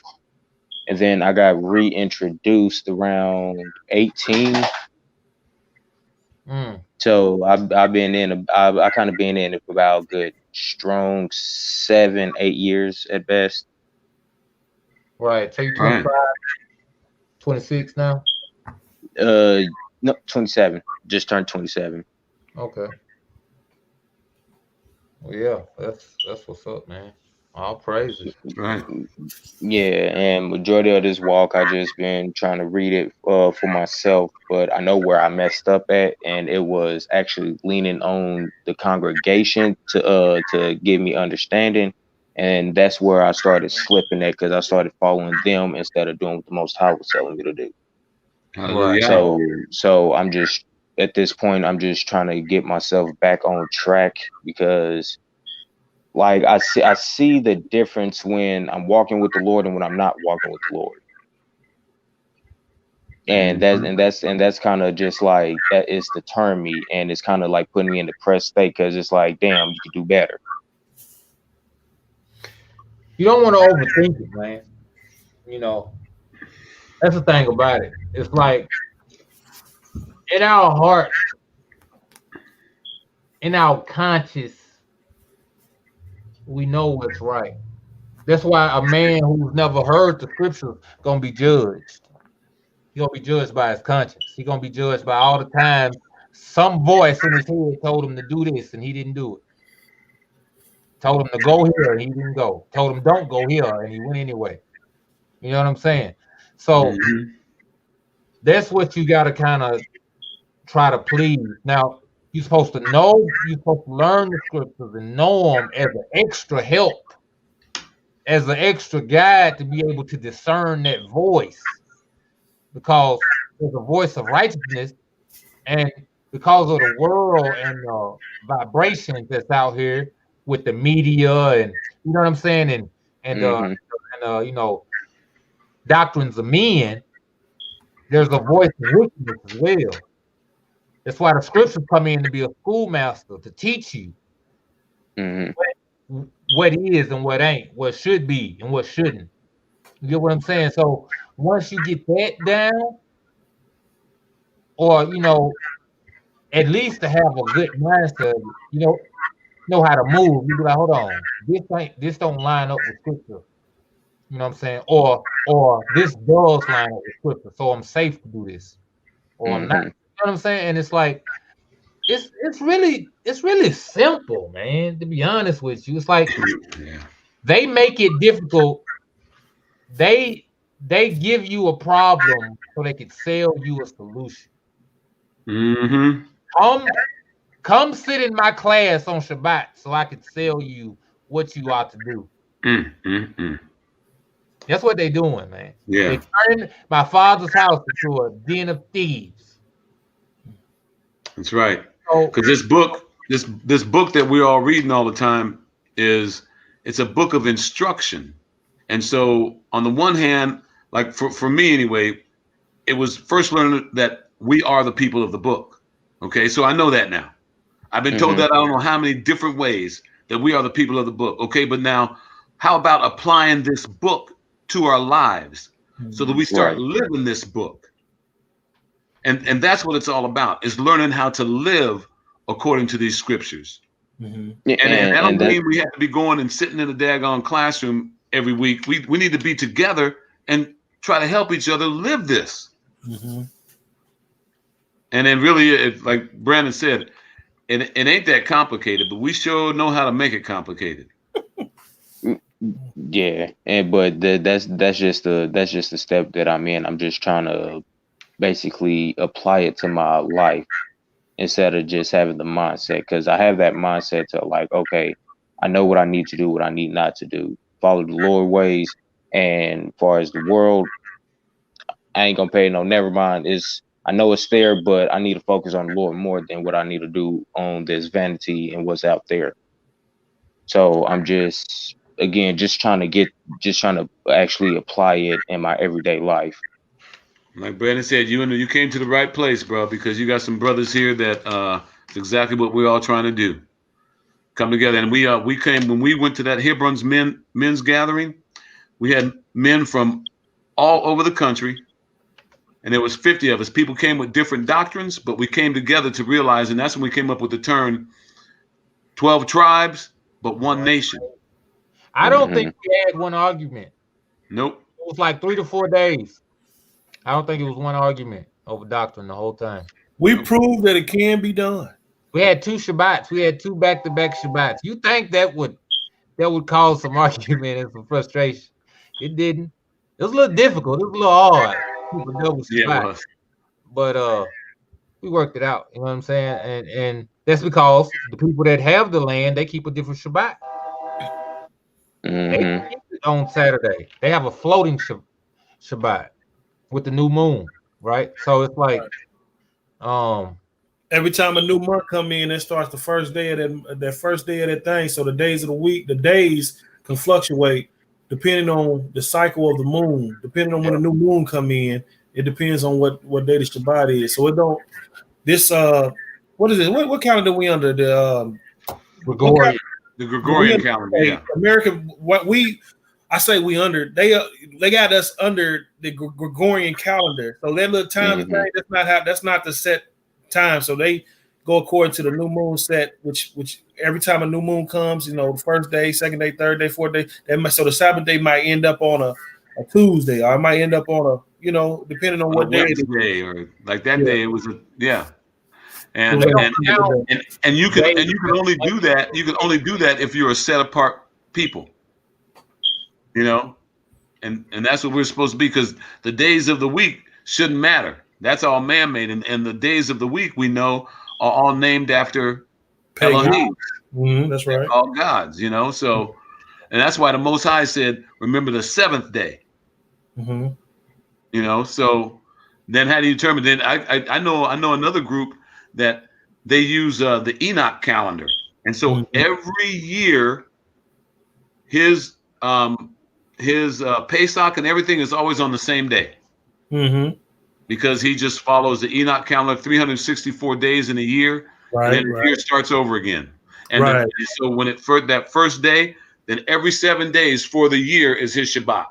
Right. See, that's how if we never got kicked out of the land, and we was occupying in the land according to the time frame, the Moedim, it would always be appointed times at the same time, every year. Pesach always be on the same time every year, because it always end up on the springtime when the plants the barley bud, right? Exactly. So it always at the same time each year, and all the feast days are in line. That's why they call Moedim appointed times. They're appointed and they're set. They're setting their season, setting their ways. So it's like we got to get back, truthfully and honestly, we got to get back to that. We got to get back to knowing how to really tell time. You get what I'm saying? Yeah. Right. Yeah. I got this brother gonna send me a chart of how because he charted how the sun and the moon, how they enter and exit in certain gates, and the gates move to keep track of the time. So I'm trying to get him to send me that chart so I can start following that. I just want to educate myself on it. Right. Do you know it's people who have inherited lands and went off and sold them because they didn't know what to do with it? You know, most farmers are millionaires. Think about it. Real commodity is food. You want to think gold and cars and electricity and all that. No, real commodity that people can't do without is food. That's right. Hey, it was cattle and flocks, right? That comes from farming. That's what our people was known for. That's what our people done. It said in Jasher, It said the reason why Jacob got so rich was that like he was breeding the purest of like lambs and cows and all that. It's like people came from all over the world to buy. He used to trade. He said his cattle was so pure and so good. He used to trade cattle for humans, for servants. Yeah. You know, they're able to buy humans with it. Like that's where our people come from that and being that, and from the Most High, you know, gifting them in abundance with the cattle and with the crops. Farming, yeah. That's why they want us. The planet is what he's like. He's in control of that. He controls life and death. It's in the palm of his hands. He can give your cattle life in abundance. That's where the curses come in. He said, bless you gonna be in the field, bless you gonna be in the city, or curse you gonna be in the field, curse you gonna be in the city. That means your crops ain't gonna yield. Your cattle ain't gonna yield if you curse. Not gonna make no money off of it. Because you go into the city to make your money. A lot of people, you know what I'm saying? You grow your crops, you take it to the city to go sell it. Right. You know, and it's like we lost that mind state with us. Our people came out of slavery with land and property. Don't let these heathens tell you, you know, slavery was messed up, but it was a lot of that Bible and the Most High Y'all worked on a lot of them slave masters' hearts, and they gave our people land, man. A lot of our people had land. Our uncles and aunties Israel sold a walked out lot of of this stuff, Egypt. or the heathen found, you know, ways to go in to try to take it back with the taxes and all that. Oh, but check this out, real quick. I'm glad I was talking to my mom and them about the land in Oklahoma, and Oklahoma got a law set that white men cannot own no land there in Oklahoma. It can only be owned by free slave men or Indians, or what they call Indian, Native American, you know, natives. You know what I'm saying? Right. So they got it where where white men can't own it. You know, they might can lease or whatever, but they can't own the land over there. And we was looking into it with the land. You know, I was talking to you with my cousin about the land over there. But that's a cool thing that only we can either own it or Native Americans. But they made it where white people cannot own no land in Oklahoma. In certain parts of Oklahoma, I think it's certain parts. I know the part where we got our land, that law stands for there, so they can't own it. Because the reason why I say that, because one of my family members must have sold some what's they call that thing? Mineral rights. Of the land to some guy. They got this company that's known, but we don't own the land, nor can he own the land. So I'm trying to figure out what can we do to get that back. Like, why would you do that? Like, and then be hush hush about it. Like, wasn't nobody gonna find out if they was doing their research to find out what's going on? You know what I mean? Yeah. Saying, took that money and was gone. Man, I want to know who it was really, because I'm gonna find out. We want to find out who did this thing. Like, you know, they gave us that information to know that somebody did sell the mineral rights to a person that's stationed down there in Texas. Should be a matter of public record, right? Who did it? But apparently, the person ain't been able to finish the paperwork. Hole in there where you can't finish it. So they went in there and started getting the minerals anyway, and ain't finished nothing yet. Look like he done got whoever he is down in Texas. He done got gaffled for whatever that little change was. He paid for it. See, but this is the thing. So how did that work? Like, say for instance, you may have mineral rights to this land, but this is my land. This is my property, and I don't want you on my property right now. So can't you get that person trespassing, even though he may have mineral rights to your land, but your land, the land that the stuff is on is yours, and you have a place to your land? I don't know. Now he may get to do whatever it is he's trying to do on the portion without owning it. He'd be, you know, pretty much getting his money's worth or whatever. Because you got to think, he's going to try to get his money back. He's going to try to sue or something. He's going to try to do something. So it's like, you may as well try to work out something with him. Like, listen, you know, you get 6 months to a year or whatever to do Right. Or what was you about to say? Real quick. Hold on, my bad. I was going to say that's just like when we were looking at trying to buy some land up there near Salt. There was this one plot of land. It was up 110 acres, and the guy wanted like 100,000 for the land, but he wanted the mineral rights to it. He still wanted to maintain the mineral rights. And I said, well, we need to find out what are the minerals that he's trying to gain the rights to, and has he had a geological survey done to prove that there are minerals on there? Right. And so then how much would he want for it without the mineral rights? Well, it doubled the price. Oh. But I said, even with that, we still need to find out if there was a geological survey done to prove that there are certain minerals that are valuable on the land. Uh-huh. And so the sale fell through. We didn't move on it. Okay. But you see, it's like that. So people are able to just buy the mineral rights to a certain plot of land. But then the thing would be like this. Okay, you can have the minerals, but you can't be on the surface of my land to get to them. You've got to be able to go underground to get them from some other land. Right. You know? Right. So, I mean, I don't know how that works, but that's just my thought process on right. I'm thinking like that too. Like, I know it sounds like there's some loopholes in that thing, because I'm like, okay, you want the mineral rights, but this is my land and you on top of my land, so get off my land. You know what I'm saying? Exactly. You know what I'm saying? So get out, move. He's on it now? No, I'm not saying he's on it now. I don't even know if he. Like one day I went there. I took my rib down there to go see the land and see the country, because we got 120 acres down there in Oklahoma. And when I went there, a truck drove off.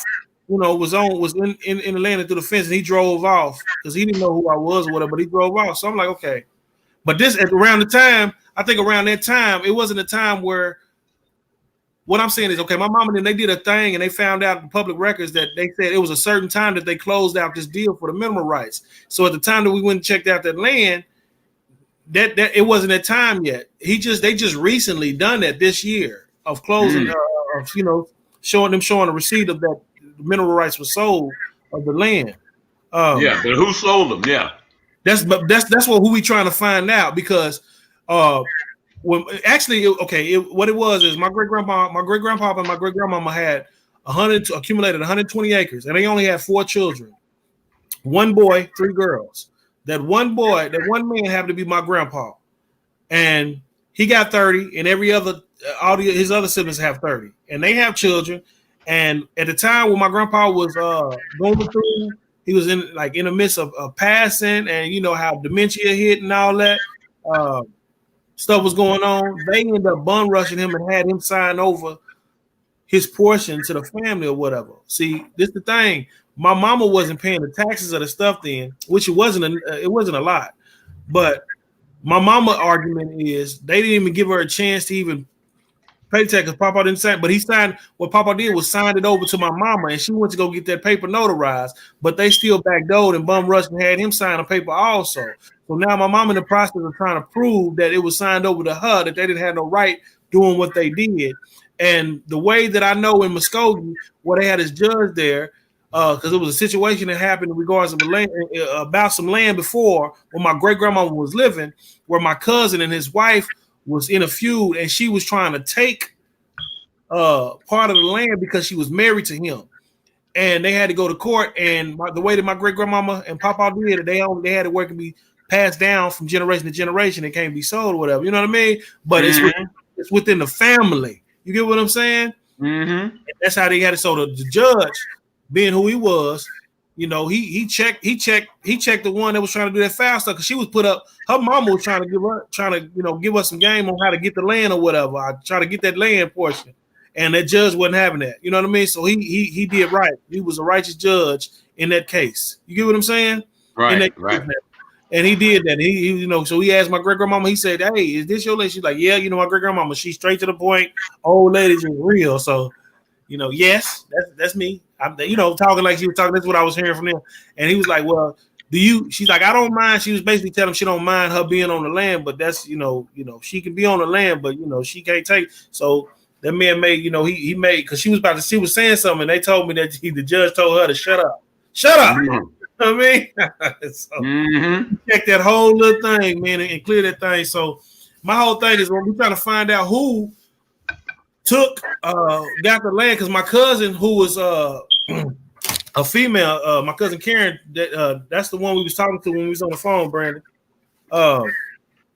And she, you know, she had a stroke, so she said she don't know what was going on, who got it now. But I'm like, well, you took it initially, and you was the one paying it. So maybe when you had a stroke, somebody took it out. So I'm thinking of maybe a husband, or maybe, and she claiming that maybe I got to talk to her brothers now, and I don't know what's really going on. But my cousin Rika, it's a long story. It's a lot of mess behind that. My cousin Rika, man, her daddy is my cousin's brother, and he was telling Rika, and me and Rika close.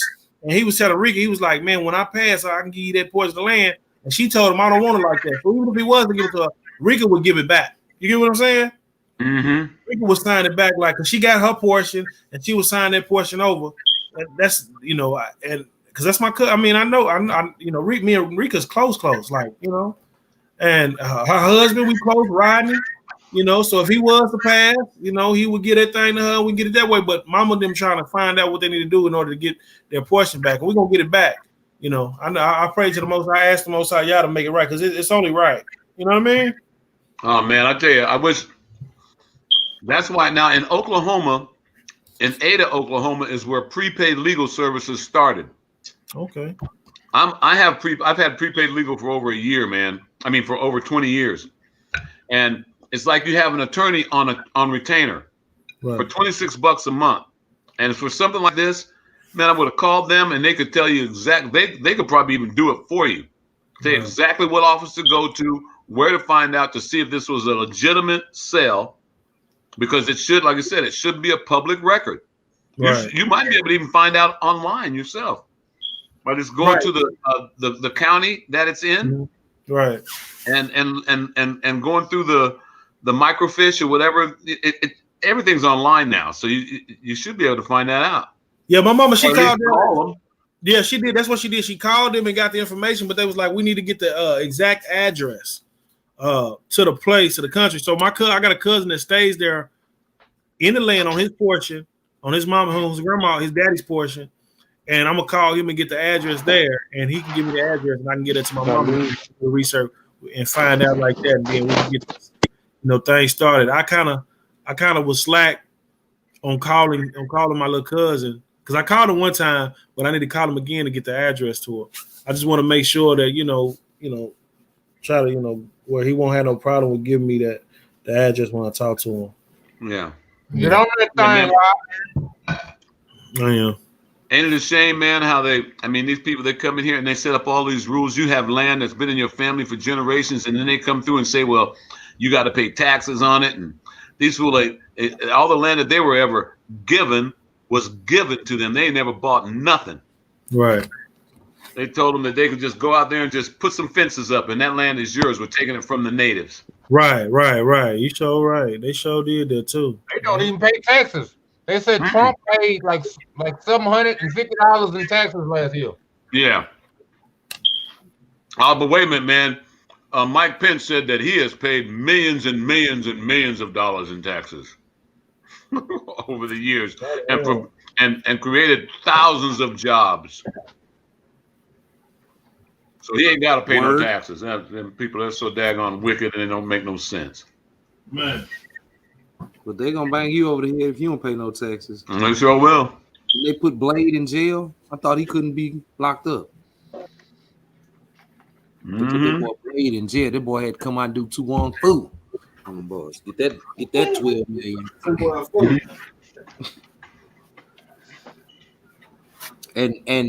And please, people, please. If you have land and you are looking to do a service to help your people, man, do something with your land. Don't be stingy.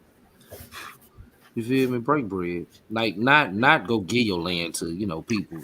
I mean, like, if you have something and the Most High baruch you to be a blessing to others, man, be a blessing. Whatever gifts He gave you, you're supposed to give it back. And it is a group of brothers that can do something with your land. If you just got some land, you don't know what to do with it. Give us a call. 323. This is not right. We'll get somebody over there. We'll get somebody to see.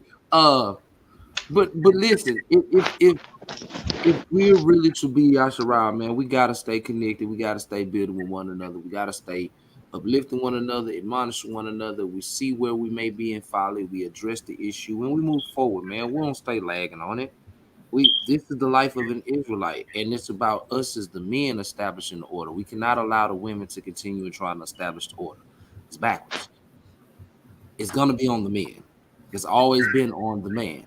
We were discussing this earlier when the Most High was in the garden. He's looking for Adam. What you mean you naked? Who told you was naked? like why you trying to dump it down on what I gave you? Don't blame her by blaming her. You feel me? I gave you a charge. You got the command. So as the man, yeah, it's gonna be on us to establish order and whatever that entails. You got to be a man about it. You got to put your big boy pants on and go on and get it. You know what I'm saying? There you go. See, whatever that entails, see, that's where it get thick at right there. I really think they're supposed to run the woman to do everything. No. This one of the craziest things I've heard.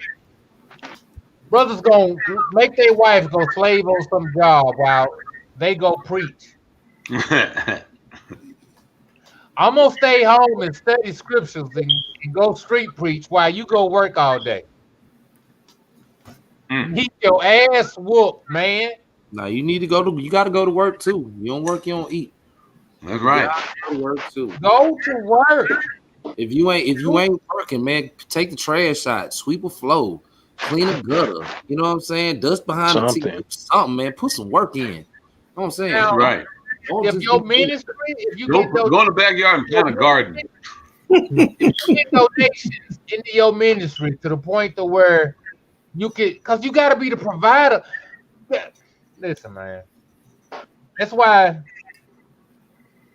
a lot of drama happens a lot of the times, man, when the woman makes more money than the man. It usually gets, now it can work out, but it takes a special type of woman, a real humble sister, right?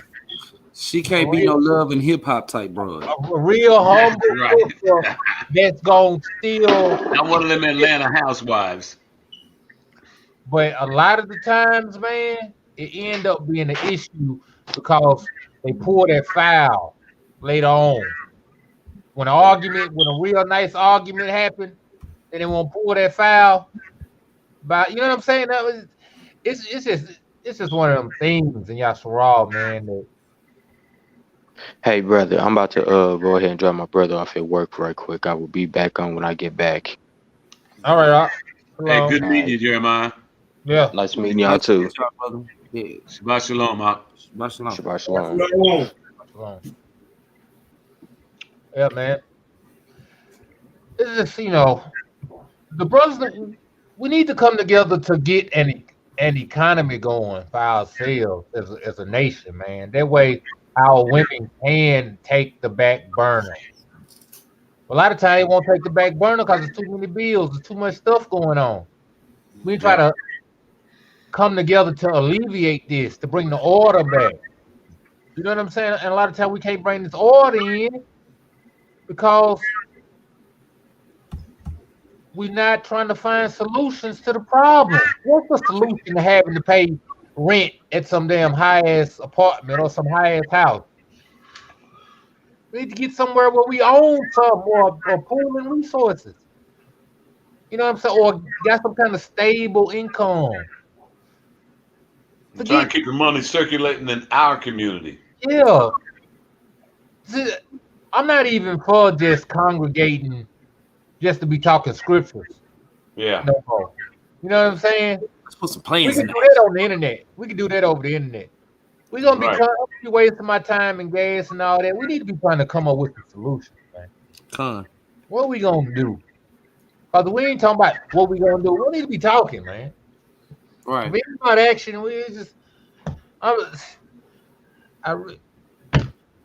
that's one of the things going forward.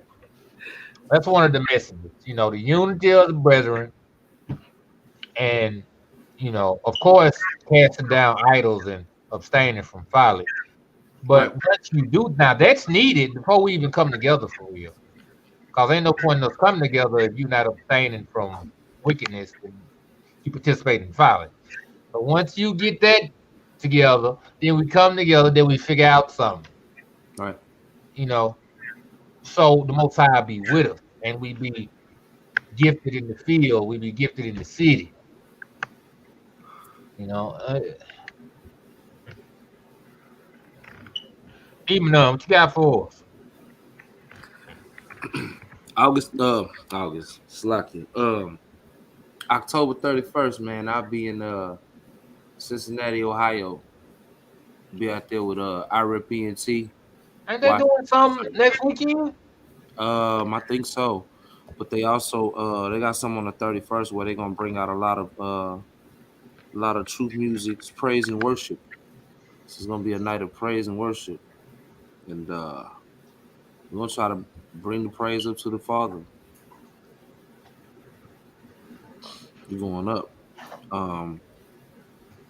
A lot of that's an interesting subject. A lot of us don't understand the importance of being ministers. That means that at some point, whatever your spiritual gift is, that's how you minister to the people, and that need is a need.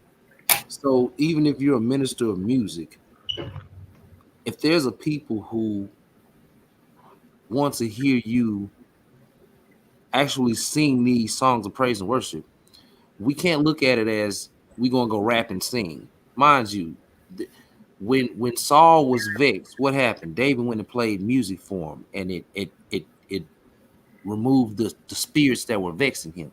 We have people who are vexed in their spirits, and yeah, we're bringing out a lot of scriptures and what have you, but that's a form of ministry, music that is, and we're responsible as ministers of whatever kind of. If you're a mouthpiece of Yahweh, then you need to make sure that you're ministering. You need to make sure that in your ministry, you're using the gifts that the Most High gave you.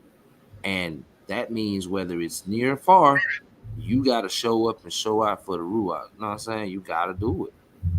It's just the requirement. So we can't look at it as, oh, I don't want to go rap and sing for these people, or I don't want to go put in the work. I'm just going to be a couch brew. We don't have the luxury of being couch brews right now. We have to be hearers and doers of the word. And to all my people who, we doing this internet, reaching our people on the internet, because we know this is where everybody really congregate. This is the watering hole for most Israelites. So you're gonna get this work. And for those that fervently labor in consistency, then Baruch to all those households, because the men realize that though it may come off the pages rough, man, this ministry something serious, man. Got work to do. Got to get it. Got to stay connected. Got to be able to jump on the road and link up with your brothers, but be about action. That's what people are looking for. We are looking for action. The Most High is looking for people who ain't just talking about it. You can't be no paper soldier in this war. It just don't rock right.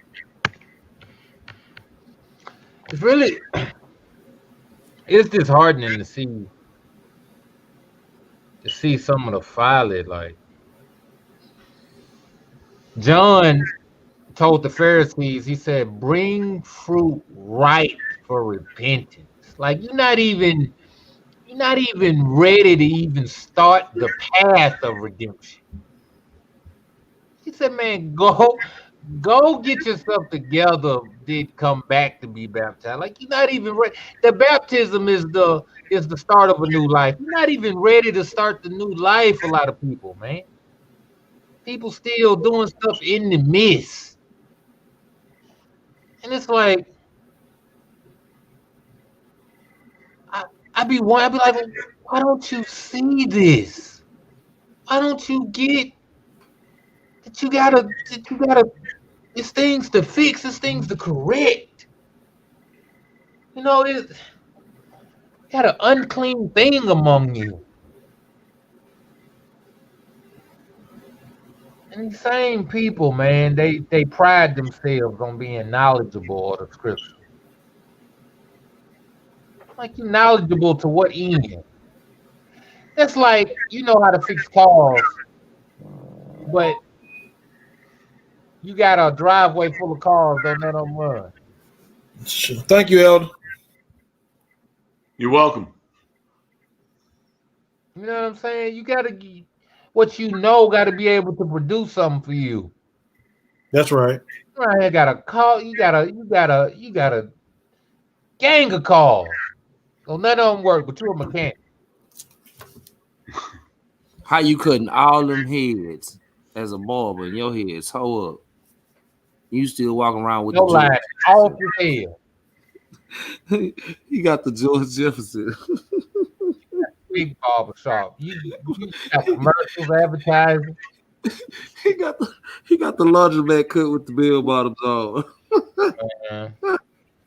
Yeah, that's what it is. That knowledge, the knowledge is supposed to be for production. It's supposed to give you, empower you. It's supposed to be that knowledge that you receive is supposed to enable you and give you power to do something, not just to know, but to do. That's what power is about. Power is ability, which is an action, something being done. That's what the kingdom of Yah is about.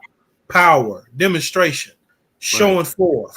You see what I'm saying? That's what it's about. It's not about word and talk. It's about action, demonstration. That's what it's always about. And you got to make a distinction. Also, it's not taken away from the point of sharing your knowledge with somebody, because that's also good too, to enable somebody to enable somebody to be equipped to live the walk. You get what I'm saying?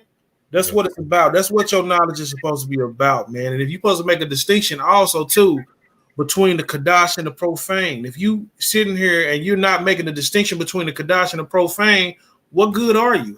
What priest are you? You see what I'm saying? How are you a priest if you're not making a distinction between the Kadash and profane? You're supposed to go to a people that have no light and give them light. But if you out there and you indulging with the same act, saying what they're doing, not making a distinction on things, what good is that? Because they thinking that you with them. You ain't making no distinction. They thinking you a part of them. How is you saved and sanctified and filled with the Holy Ghost, and you in the club on the hookah ball? Mm-hmm. How is you at the club jamming all of the latest turn up music if you set apart? Mind you, this is. Am I wrong for shooting pool? No, I mean we shot billiards. We're not partaking of the club scene, mind you. I've questioned. What if I put $5 on the pool game? Huh? What if I put $5 on the pool game? Oh, you gambling? Then you tripping? What I'm saying is, this is what I'm saying though, because there's people out there real quick. This is what I'm saying though, because you got people out there that's not making a distinction. They still taking it, and this is just the truth about it. I'm just gonna be honest and transparent. You can't bring the Christian way over into the way of the Most High Yah, man. You cannot. People try to transfer that Christian way and mindset over to the Most High Yah. We need to make distinctions, even with hear me out. Even with things like Holy Ghost, we got to make a distinction between that and the Ruach HaKodesh, because that's not the same. Exactly. A ghost is a ghost. The Most High ain't dead. The Most High is living. God, that's it.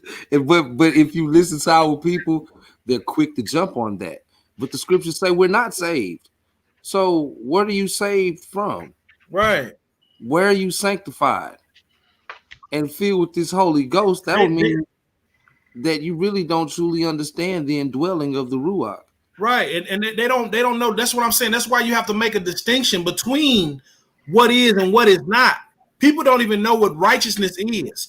In that word, when you're saying righteousness, well, what is righteousness? People don't even know what truth is when it comes to scriptural content, or scriptural speech, or verbiage. What is truth? Psalms 119 tells us that his law is truth. See, they don't teach that in the church world, and somebody has to teach that to them.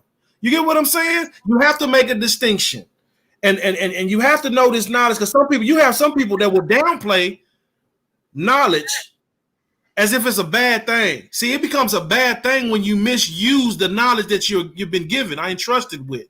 That's when it becomes bad. But knowledge in and of itself of the Most High Yah is a righteous thing. He wants us to be knowledge. He said, because you reject knowledge, I will reject you. I will reject your children, and I will reject you from being priests for me. You see what I'm saying? So it's like you have to make a distinction because, and the reason why I'm only saying this is for clarity, because people will take things and run with it.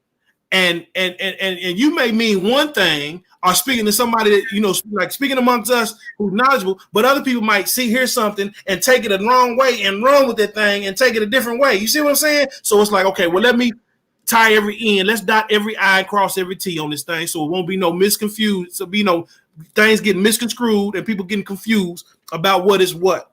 You know what I mean? Because people say that all the time, you know, saved, sanctified, and filled with the Holy Ghost. My daddy's a pastor, a Kojic pastor, man. Me and him, we used to have our little clash. I don't even be trying to clash with him, to be honest. I just be wanting to, you know, talk to him. Like he used to always complain to me about how people want to rob the Most High. Well, he say G.O.D. How they want to rob him and they want to give him $1. And I said, man, Pops, I said, you know, I just got tired of hearing it. I said, Pops. I said, man, to be all in all honesty, that tithe is not even for you. Y'all claim that the Old Testament is done away with, but yet y'all want to run a Malachi talking about tithes and offering. And I said the tithes is only made for the Kohen, which is the priest of the Levitical tribe. You're not a Levite. According to you a Gentile. So what are you? That ain't even got nothing to do with you, according to you. You see what I'm saying? He got mad at me and went off. And then not only that, then he came back and was like, well, son, you right. However, but we Christians, we adopt the principle of tithe. I said, look, I don't want no adopting the principle. I want the real deal. Because I know how he using the principle speech. I know how he using that. He's not using it as if you abiding by the principles that the Most High Yah has given according to walking in his instruction. He's using it as a principle that's adopted, not walking in the fullness thereof, but taking it how they did things and using and trying to utilize that for his own gain. So you have to know who you're talking with. You have to know who you're talking to. You see what I'm saying? Because people words of definition of things can be different. You may mean something, but their definition of what that same word, they have a different view of what that word is to them. So you have to bring clarity, bring light and full understanding to the people so they can know what's up and what's what. Because I'm like, no, listen, first of all, if I come to your place, I'm not going to be preaching what you're preaching. I'm not going to be telling what you look. We're not the same here. You get what I'm saying? I don't believe in the JSUS. I don't believe in the Holy Ghost. I don't do none of that, but I do believe in the Ruach HaKodesh, which is the set apart, what people call spirit. I don't believe in he's a ghost or none of that. I'm just saying this for people that's in the church world, because I grew up there. Like I said, I grew up as a Baptist when I was young, and then my mama took us out and we went to holiness. So, you know, I grew up, I'm well familiar. That's the boot camp for the Christian church right there. Holiness. Yeah, I'm well familiar. Just like how Moshe was well familiar with the ways of Egypt, and then the Most High took him out of there, and then he took him out to bring him back to get to reach the people who was in that. And it's the same thing with us. He made him unlearn all of that.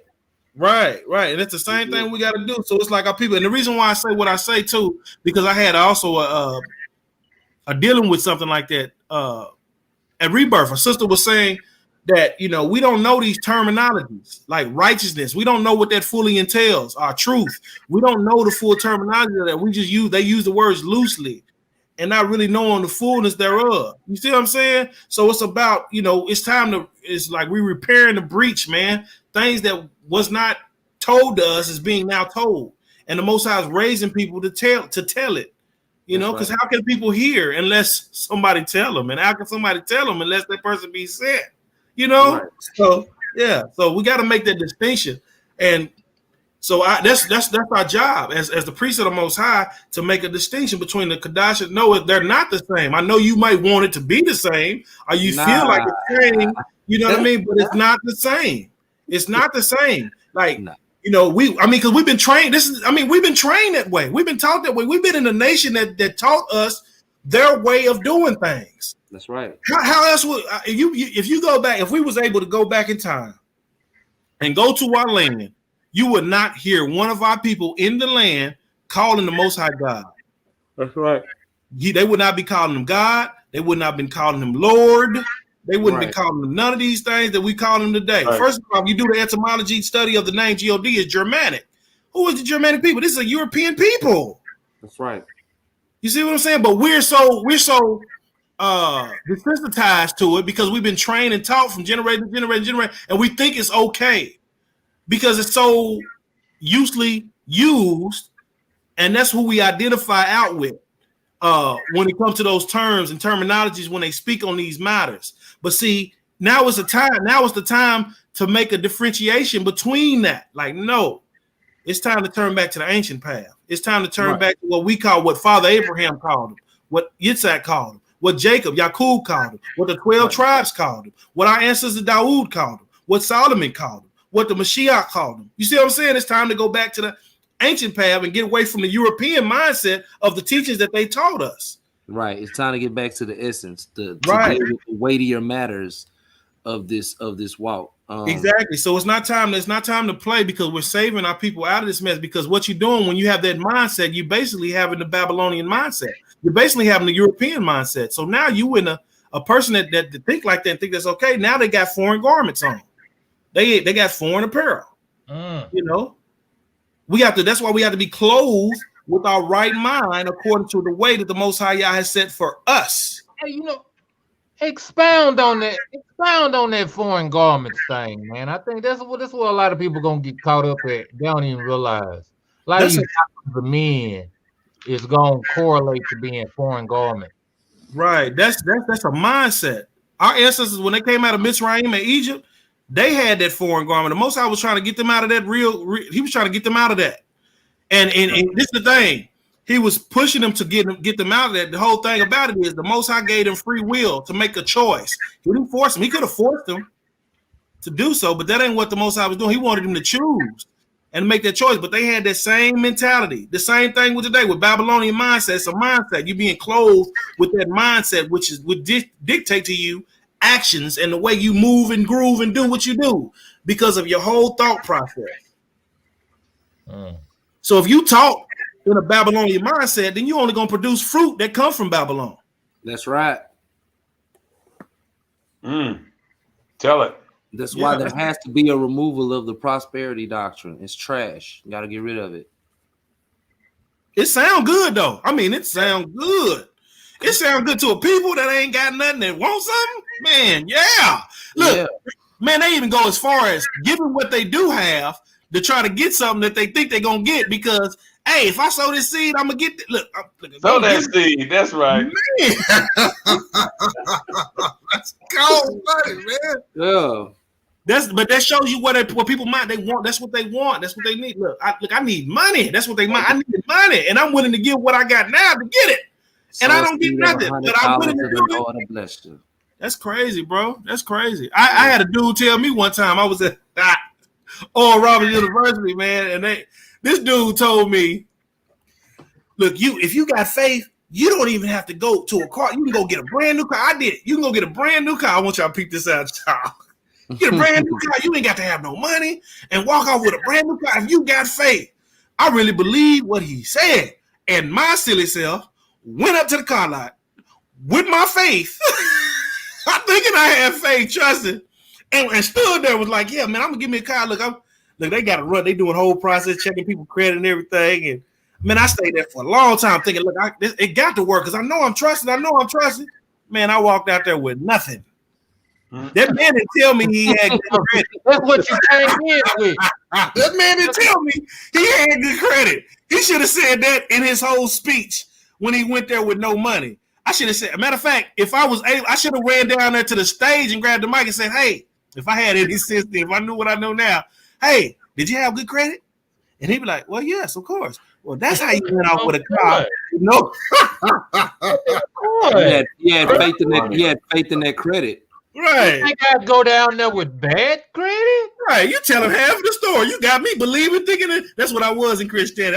I'm telling you, couldn't tell me I didn't have faith. And then when you don't get it, you didn't have no faith. You lying because it took faith to go down there. That's why Christianity is a hell of a drug. According to their definition of faith. He lost all sense of rationality and practicality. That's real talk. He was, what's that word? Illusion and delusion. Absolutely. He was giving over to. Man, I was giving over to a strong delusion. Strong delusion. I'm That's telling right. you. I'm telling you. See this now. This is the thing. We share this with the other. See, Emunah, what we call faith, Emunah comes by hearing and hearing of the word of Yah. So in order to attain Emunah, you have, which is trust. In order to trust on that which is true. In order to receive that, you have to hear the word of Yah come to you. I hear it, and that's what Emunah is based off of. So anything else outside of that is really not. When Abraham moved, when he heard the Most High Yah told him to move, even though he didn't know where he was going, he moved when the Most High told him to move, and he went to the place that the Most High told him what he was. You know, he received the barakah for doing so. You see what I'm saying? But that was solely based on what the Most High told him to do, not what anybody else said or what sounds good, but based on what the Most High said. And that's why when we come to this, what people call the New Testament, and it talks about Emunah and how Emunah comes, or faith comes by hearing and hearing the word of Yah, it's absolutely true. So that's based on the word of Yah is going to produce that the Most High said you was going to have. You move based on what His word said, not what on people saying, "Oh, go down here with no money and you get you a car." If you have faith, man, that ain't how that work, man. That ain't you bringing up some old kind of idea, and what these people didn't. First of all, everybody got the idea. The Christian world and got the idea from Europeans who don't know our script and know our tongue and know how we speak and our ideas of what we speak and how we sound and do. And they trying to interpret how we move and groove in their own ways of eyes of how they see in their own European ways. And it don't work like that. They trying to interpret Eastern map in a Western country. It don't work like that. You don't even know what the terrain is. How is that map gonna make any sense to you? You don't even know where to say you at on the map, because it's to a totally different place. They take right, exactly. They'll take idioms that we use as idioms, and we still do it today, and take it as if it's literal and teach it literal as if it's something literal. Like, hey man, you know, if you go in there and man ain't got your money, man, you should hit the fan if that man ain't got your money. And they'll take that and be like, yeah, you know, he told him to go and hit the fan when he got something. You see what I'm saying? And take something and try to teach that literal when it's an idiom. And that's what we do today. We've been doing stuff like that. That's how we get down. That's how we speak. It's just in us, you know. And they'll take idioms. They'll take things, parables. They'll take idioms. They'll take all these things and try to interpret it in their own idea of things and get it all misconstrued, and then they've been teaching us the same stuff, and then you've been seeing the productivity from that false teaching of ideas of things and see what they produce. Absolutely nothing. And then when you see I'm signing off, man. I'm getting sleepy. Okay, we'll see you. Shalom, brother. Love y'all, man. Love you too. Shalom. So they'll take that and they'll misconstrue that and mess that up. But then when you turn back to the real, and when you get into studying and searching the Most High Yah, and you trusting Yah with all your heart and lean not into your own understanding, and all your ways acknowledge Him, and He'll direct your path. He'll show you something, and you'll see it's totally different, way opposite from what they've been saying. Just as how we read is way opposite. They read from left to right. We read from right to left. Way opposite from what they do. They do opposite, just backwards. Just backwards. It's just all backwards, man. It's bad. It ain't our people being backwards. It's the Western mindset. It's the Western mindset, right? It's literally complete opposite. Right, complete opposite, man. And they don't even get it. And then they think that and this is what's crazy too. You got some of the people that's coming in and they mixing the Kadash with the profane. They may be saying Yah, but they still holding on to Jesus. And then they thinking that, you know, when you coming against that name Jesus, Jesus, they thinking that, oh, they trying to get me away from the faith or from the belief. No, ain't nobody trying to get you away. We trying to just install to you the right way of what he called himself, what the Most High told his people to call him. Yahusha. Yah he saves. What my brother say, Yah he saves. See, the JS is by way of Rome. That's Roman authority. That's what the Romans brought forth. That ain't got nothing to do with the Most High, but people don't see that. But they think you crazy when you bring it to them, huh? Let me lay them back with you real quick before we get off that JESUS. Listen, what the world knows of is Jesus Christ, the Christian Jesus Christ, ain't in nowhere close to Yahushua HaMashiach or Yahweh Shai, whatever you want to call them in the Hebrew, they are totally different in characteristics. Absolutely. When your mind think of Jesus Christ, you think of loving, caring, sweet, hold hands with the heathen. You think all these shenanigans. He loved a homosexual. He loved the child molester and the abuser. Think all that. When you think of Yahushua HaMashiach, you think of somebody coming back here with a sword to kill all these people we just aforementioned. You think about somebody that's bringing justice. Mm-hmm. Somebody that's gonna come and right wrongs. Right. And bring judgment upon the heads of those who are guilty. Israelite and heathen alike. That's right. You know what I'm saying? They two totally different mindsets.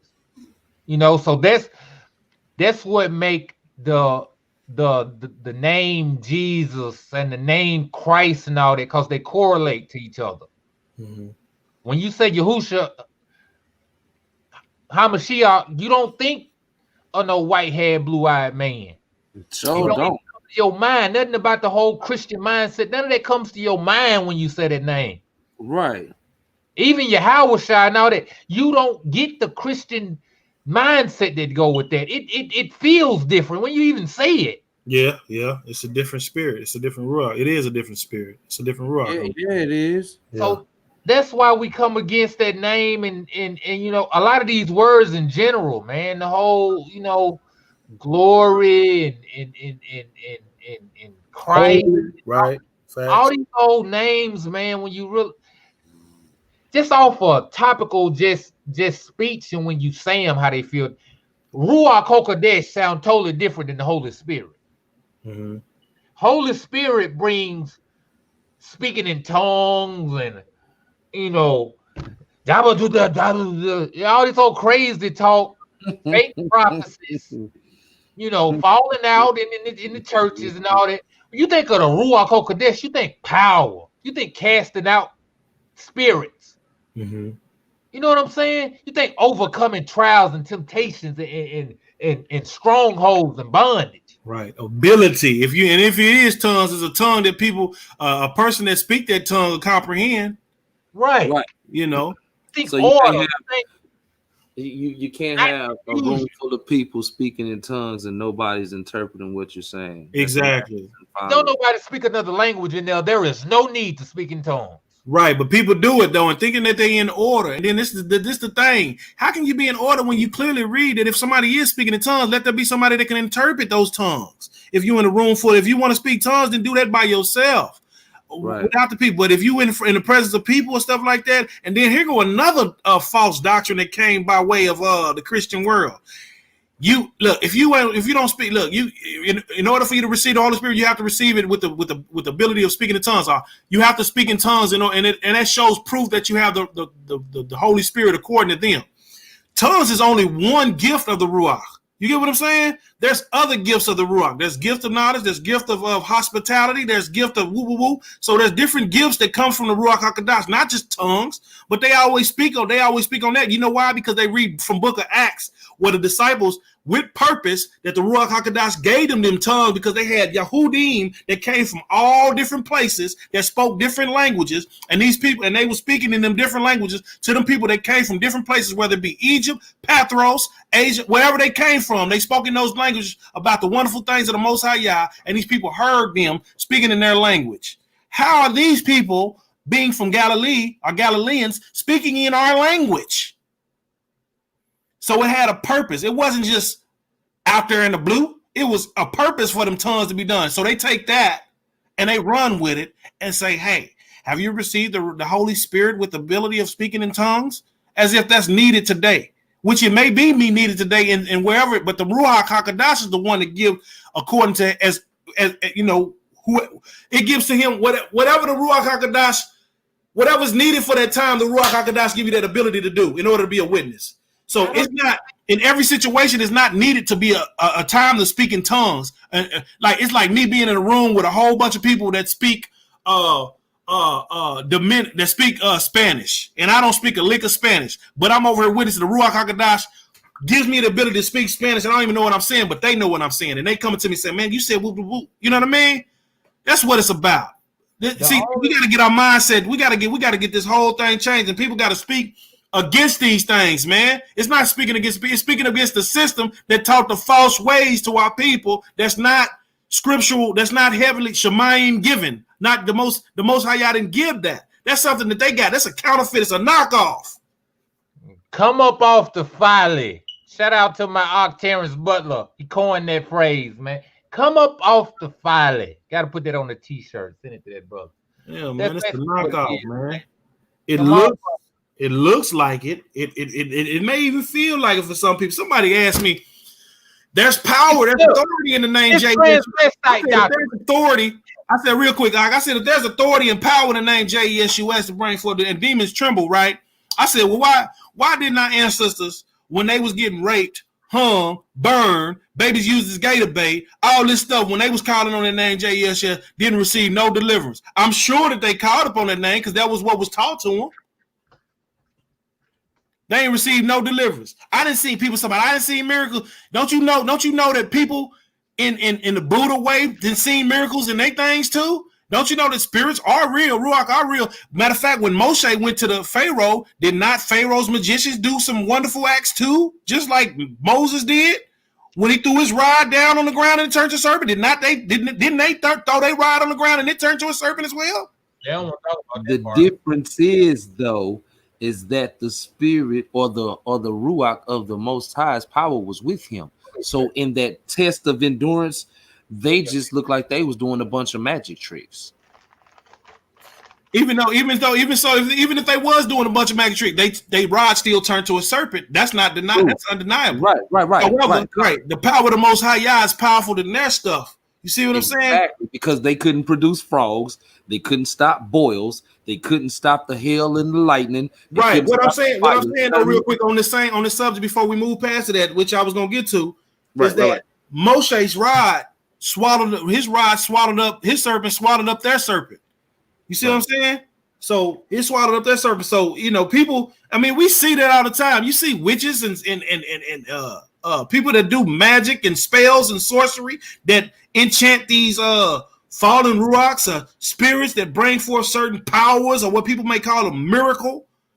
It happens. So it can say the same thing can happen with the JESUS mess, and certain things be done, and people looking at, it's a miracle, and they get following behind that and thinking it's okay. That don't make it right. Because it's something was done and you think you seen a miracle. Listen, didn't it speak about in Revelation that by lying wonders and lying miracles and stuff like that was produced by Satan, and people gonna be deceived by these things? Talk about it. Being deceived by it, man. How else is people gonna follow be caught up in a strong delusion? Because they have no love for the truth. It's strong delusion. That's what it is. Strong. When the Most High Yah say something, you better believe he mean what he say. It's how bad it is. It said if those days were not shortened, it would confuse even the very elect. That means those that know. There ain't no doubt in their mind. They know. But it's gonna be so deceptive that if the days ain't shortened, won't nobody survive, man.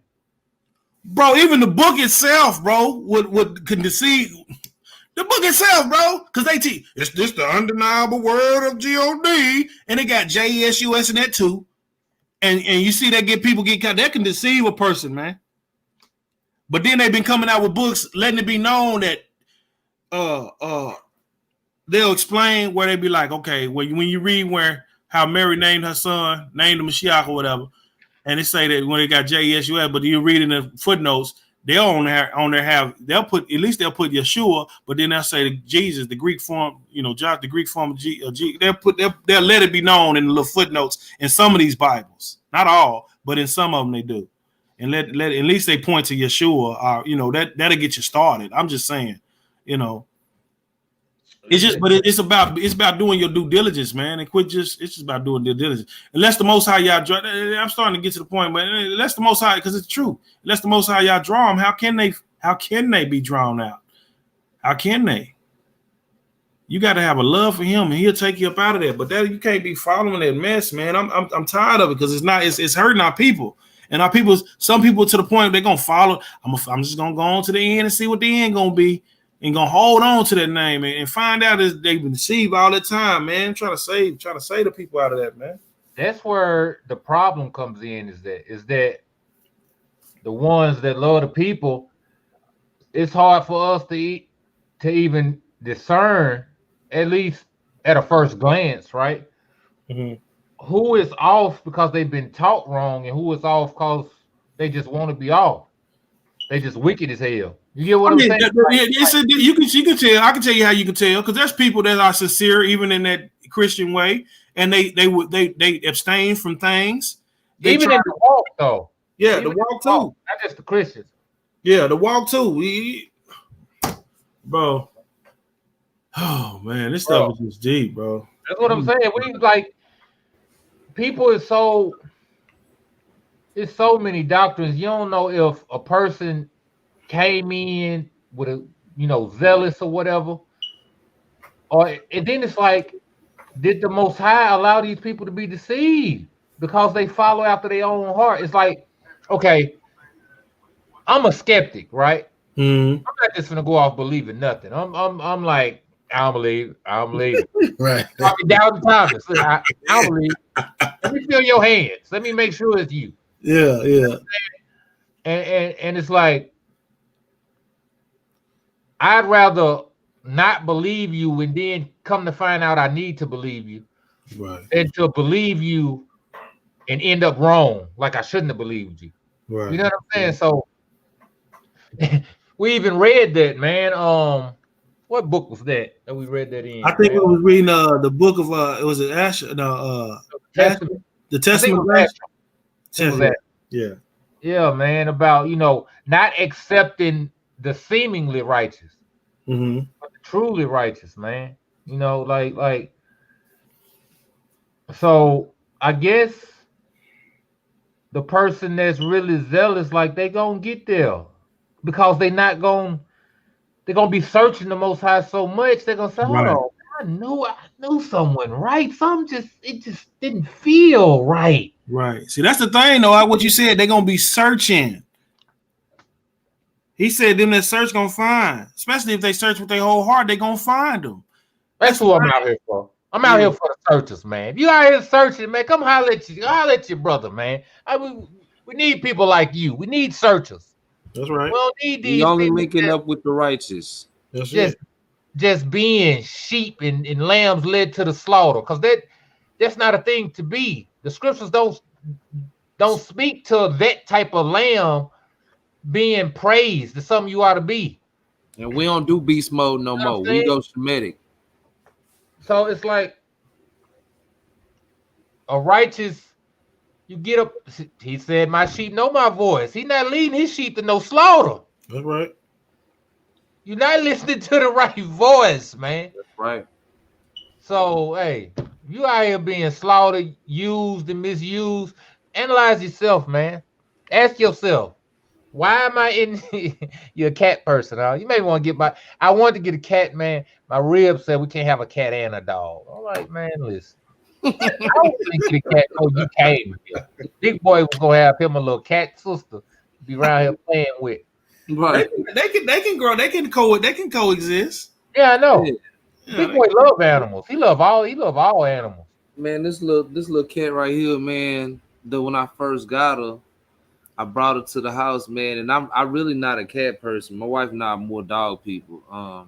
But this cat did one of the cutest things, man. It was a little bitty, and it walked up to my foot, and it like nudged its little head up against my foot, and I was like, oh, I'm like a 10.5. It's like a size 3. This is adorable.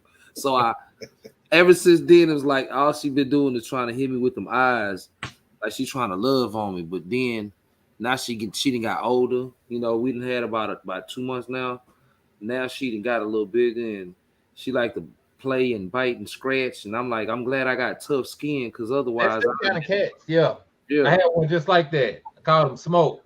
But great. But when she let you pick her up. Yeah, she let me pick her up. One thing that I like about her is that she'll eat roaches. If she see a bug that ain't supposed to be in the mix, she'll kill that. That's why I rock with her, because she don't let nothing get past her. I make sure she eat like them tuna. cats are some gangsters, and they'll scratch the dog shit out of pit bull too. They hit him across that nose, it's over with. They ain't worried about no. Them cats is on it. What color is she, Eminem? Huh? Oh, my bad. Go ahead. My bad. You say what now? What kind of? No, I was gonna ask you a question, but I was like, Brandon, you go ahead and say what you gonna say.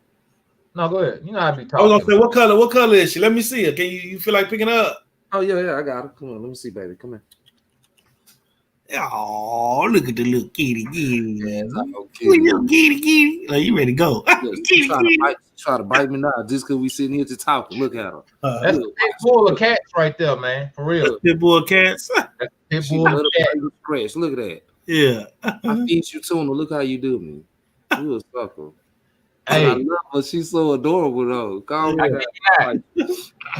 When I had a cat like that, me and my partner had like this little bachelor type crib, right? We used to have women do that thing all the time, right?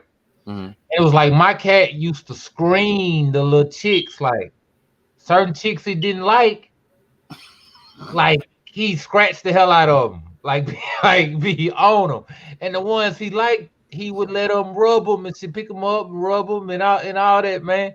Like I knew the ones he didn't like. He's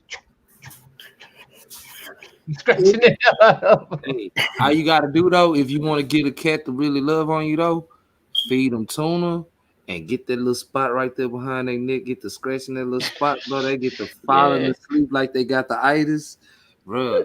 It's epic. I be sitting there looking at the little cat like, boy, you special Ed.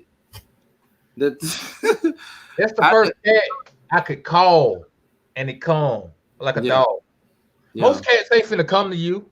No. You call them for real. They gonna look at you like you crazy. used to come from the other rooms and stuff, man, and come hop up in my lap. When I got back home last night, she wouldn't come to me. She was like, she would smell my fragrance and then she'll back away from me. And I was like, it's because I smell like Louisiana. So I had to go jump fresh. You know what I'm saying? So she could recognize my fragrance. Like outside. Yeah, she like, nigga, where you been? You smell like you barbecue baked. I don't know if I should really, be connected with you. So she stayed up under my wife the whole time. You know what I'm saying? Until I jumped fresh. That's Kaylee's. She's like JoJo. I don't know who JoJo is. Yeah. Gentlemen, I'm gonna take my leave because I gotta do my Shabbat thing and then I'm leaving out Sunday, or I probably leave out like Monday morning. But I wanted to say this real quick, and this is to everybody who's still watching. Ultimately, I know a lot of folks may not understand the purpose of why we come together and we had these talks like this, but we're talking about strategic means for following the instructions given to us according to the scriptures. So when it's time for us to go to war, the best way to see who really not a paper soldier is to burn the boats. You fight different when you ain't got no luxury to go home. We already turning around. I didn't hopped off the porch. Right. Yeah, so this the only thing you left to do is fight. There you go. There you go. I love each and every last one of y'all. I'll make sure that I try to stay connected as much as possible in the days to come, because as of late, I've been doing a lot of laboring and putting in a lot of different work and a lot of different hats. You gotta take some rest. I took some rest. I didn't post a video for damn near 2 weeks. I know at some point I will probably go back into quarantine. But for right now, I don't have no off switch right now. I've been taking, a little time at home here and there, but even when I step outside the door, just in my little, space where I'm at, ministry never quits. You still got to go and you got to be a light to the people. You still got to feed the sheep. And so, at some point, I'm gonna probably take a rest, but right now I know that there's a lot of labor and there's a lot that I know I'm supposed to be doing. I have to see it through, and I just pray for all of us and pray that y'all, continually stay girded up and stay walking in what we know is true. Stand stiff for your crown. You feel me? Yes, That's sir. what we're supposed to do. Second Ezra 2 all day. I'm gonna commend you greatly for standing stiff for the name of the Elohim. So, man, I love y'all. Love you too. Trying to see if I can fade that south for the one time. You know what I'm saying? I got to come back to that thing. You ain't gotta stay the whole time, man. You can come a couple days after 7. We're gonna be out there. Me, Maria, Sister Tiff, Sister Kanisha, and they families. We all gonna be out there. And another brother, we're gonna caravan up to that thing. We're gonna pull up like 3-4 cars out there. You know what I'm saying? I'm gonna be in between. We got flushable toilets this time. We got the solar shower. Ain't gonna be no cold showers. Ain't no more Yeah, cold that's live. showers. You know what I'm saying? Hey, where you going Sunday? Where you leaving? Where you going out to? I'll be in Lake Charles, Louisiana, somewhere between Lake Charles and Lafayette. So hopefully I'll be able to link up with Solomon. If I can get with Solomon and he coming out that way, then whilst I'm in Lake Charles, I could just catch that ride with him and then we'll just come out. You feel what I'm saying? I don't know if he said he was coming or not, but yeah, he said he wasn't coming. I talked to him today. He ain't nobody coming. I think Elder Art said he wasn't coming either. Hey man, what y'all doing, man? I want to come. I just the money be my issue. Other than that, man, I'll Greyhound surf that whole way. You know what I mean? Because it's just that easy. Well, I mean, you know, talk to the elder, man. See what he can do. You know, I can't really tell you no prices and that. I you know. Now I know you gotta have your 125 or 150, so that's not the issue. I don't know. We don't know what's in stone. You just, you know, closed mouth don't get fed. Worst he can do is tell you what you think you know is what it is, but you might not know. You might find out something different. Good. You know what I'm saying? I tell you what, a few beat a blank. Anything beat a blank. So you not coming, there's no dollars. You coming with half the dollars, that's better than no dollars. But you have to call him and work that out. I can't tell. I'm just saying, you know, try something. Because if I can come out, get what? I'm coming. All right, I'm just saying, man. You know, try it. Oh man, listen. I'm at home almost anywhere I go, but I'd like for people that, you know, I've been knowing I'm on an accord with to come out and we dwell in tents together for these little days, man. You know, I'm traveling with all women, man. This caravan is all women. All praises. My rib, 2 other sisters. They got daughters. They all got daughters. One of them got 2 sons, but they, you know, they younger or whatever. Kanisha sons not. So it's like, man, it'd be nice to have some testosterone somewhere around, man. A little less on the estrogen. Yeah, right. I feel you. And I mean, again, and then I want to see the elders. You know what I'm saying? That song still sitting in my spirit. We always out there on that water. I mean, it's still stuff that I haven't let go of. I need to get that back in my system. And it's not like it's like gone. I need to get that in my system again. I want to be Team No Shoes back in the grass again. Like I'm trying to get that. So my rib trying to get baptized. Oh, that was the other thing. I'm glad you mentioned that. I baptized my rib since I've been home. She wanted to be baptized. I took her to Living Waters, and she went and got immersed, bro. All praises to the Father. All praises. And ever since then, just watching her, because she was already walking, you know, in humility and in meekness and all the things that presented by Proverbs 31 and just following Torah principles because of what we just believe. And so the immersion is pretty much what sealed the deal. So now she's in the witness protection program. And had the ring on it. Yeah. So now she's a joint heir to the kingdom. That's why we labor so hard, because we want our ribs to be joint heirs in the kingdom with us. And that's what it's about. That's what it's about, man.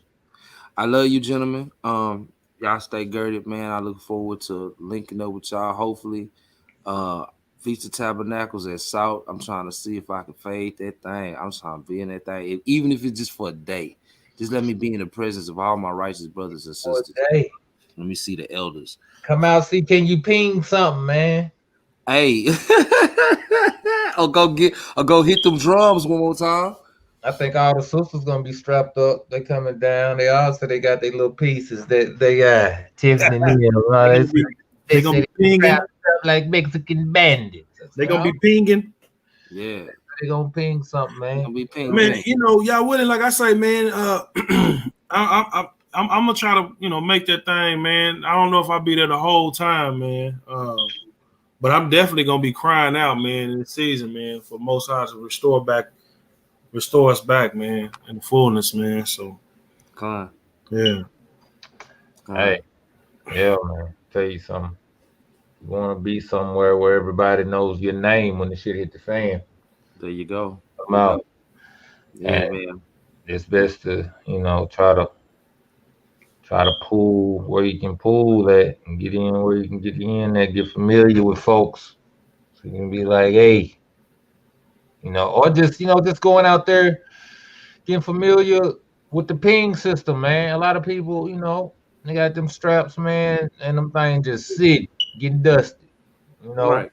You put your gun. They don't know how the recoil is when they hear the sound, it scare them, and all. You got to get familiar with them things. You know what I'm saying? You got to get used to that gun sound. Like Walker said. Let me show you something. Can I show you something? I'm gonna show you what I got on mine now. Can I do that? Is that okay? Yeah, go ahead. Hope you got yourself together. He got him a sight this time, huh? He got him a sight. He was so disgusted with that thing. He threw it on the ground. He didn't even want to pick it up no more. I didn't hear nothing. Yo. Hey, you ever seen somebody with something? I got my little things now. Got the sight on there now. I see you. See that? Got my little metal. We ready for Call of Duty now, bro. We Call of Duty Black Ops. Hey, I need to get that brother Shaleem, because I'm trying to get my hands on some hardware. It's been a bit of a scrape trying to find something. You know, in Texas we call them throwaways. I was trying to get me a throwaway, and that I know exactly what you're talking about. I don't think he'd be. I don't know. He probably would, but he, you know. I need something that I can hold. You I know it's right. You gotta. That's when you gotta go to your old roots. You gotta be able to go back to your formals and say, "Hey, listen, it is what it is, man. Where you at? You know." Hey, I might have to plug in with the Righteous Drip. That old world stuff, man. It'll pull you back in if you ain't careful. I'm trying to stay away. No, you ain't got to pull it back in. Listen, man, I know exactly what you're talking about. It was, hey, listen, in and out. You got what? Hold on, I'll be right back. Came right back. You give me. You understand what I'm coming from? I'm a pinkster now. Now I'm a pinkster. I'm not only your client. I'm the president. You know I'm the president of that thing. You live. Hey, I gotta do, man. Closed mouth don't get fed. Like I said, you know, before you go doing out of state thing, trying to travel to get something, have somebody help you with something, man. Figure out something local, man. You in the spot where it's at. I know it's kind of crazy, but you got to know somebody who knows somebody. Yeah, I know a couple of somebodies. I promise not to mention their name right now, but I know. No, please don't. It's even unnecessary. We understand. You're among people that can comprehend what you're trying to say. All praises. I'm just saying, try to limit your output and your risk, man. You know, I put the word out a long time. I'm like, man, listen, I got a family. This ain't to be out here, you know, playing around and all this. Right. This is for intruders.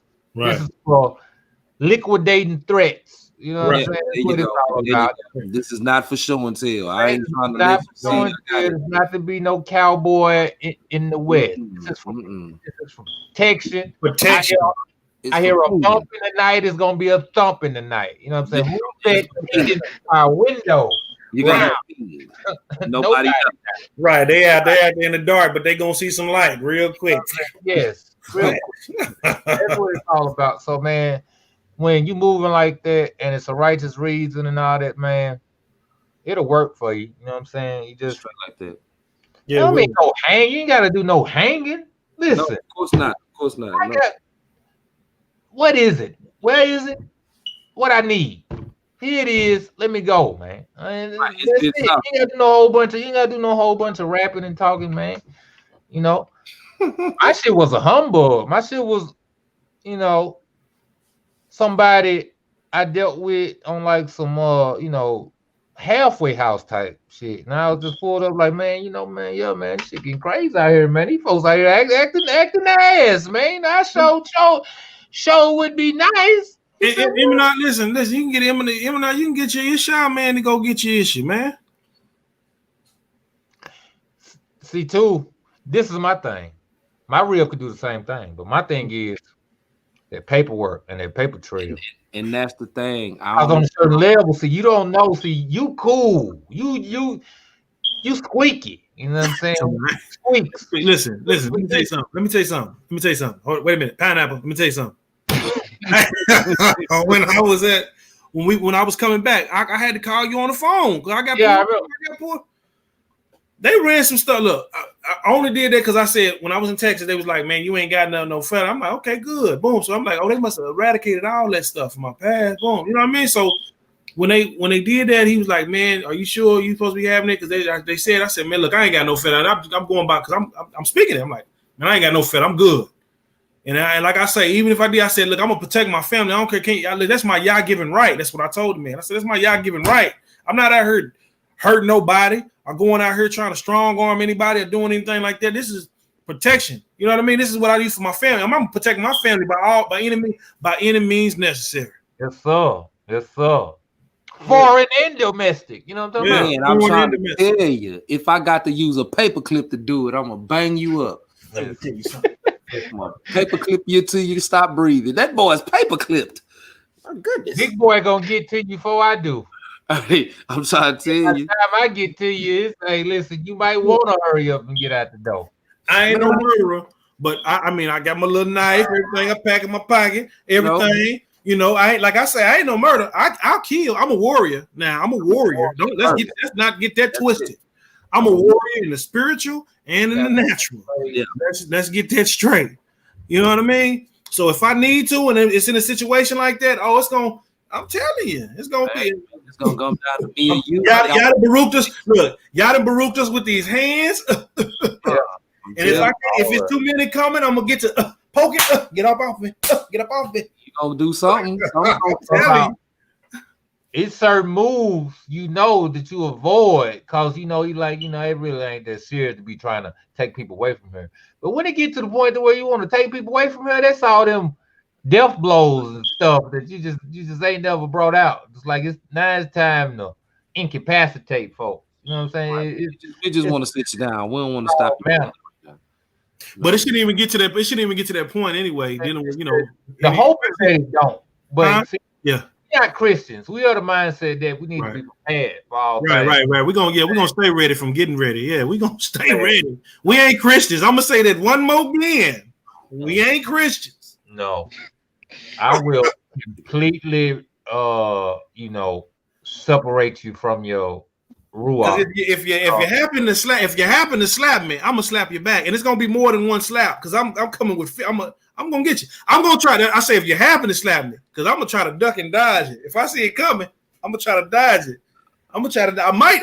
You might get one of these stiff uppercuts. I might hit you with a back up. You know what I mean? I'm not turning my cheek. I'm not doing it. Not here. Not now. Not at this time.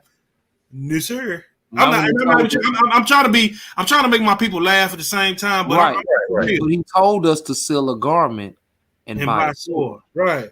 So that means that I'm not gonna let you slap me. I'm gonna E-Honda you. Right on.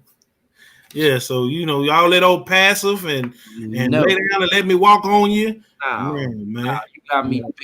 Even Hamashiach grabbed the cords and started whipping up the temple because they was up in there turning the house into a marketplace. So if he's savage like that, then we savage like that, and we bought that action. It ain't no point. And like I say, I want people to realize this too. People don't realize the different time frames, man. The time frames of the end, like the time they had to be witnesses in Jerusalem before the coming destruction that was coming upon Jerusalem at that time.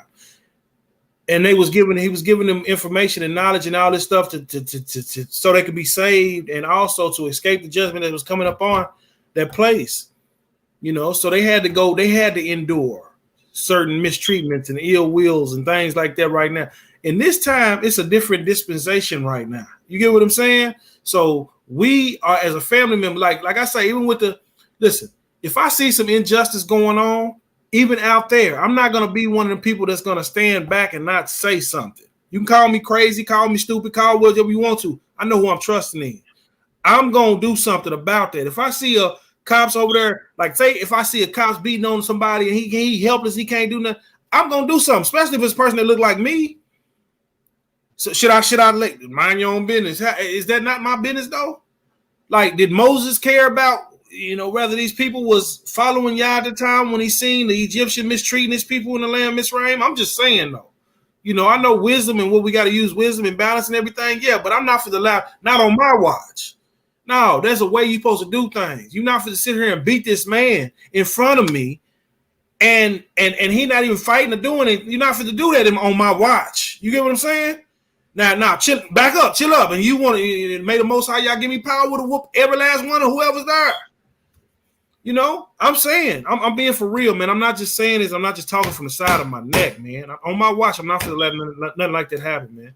We really not supposed to. If you really love your brother like you say you do, then we not supposed to let the Egyptian beat on them no way. So it comes down to, will you lay down your life for your brother? Will you put yourself in harm's way for the one that you call Aki, Mishpachah?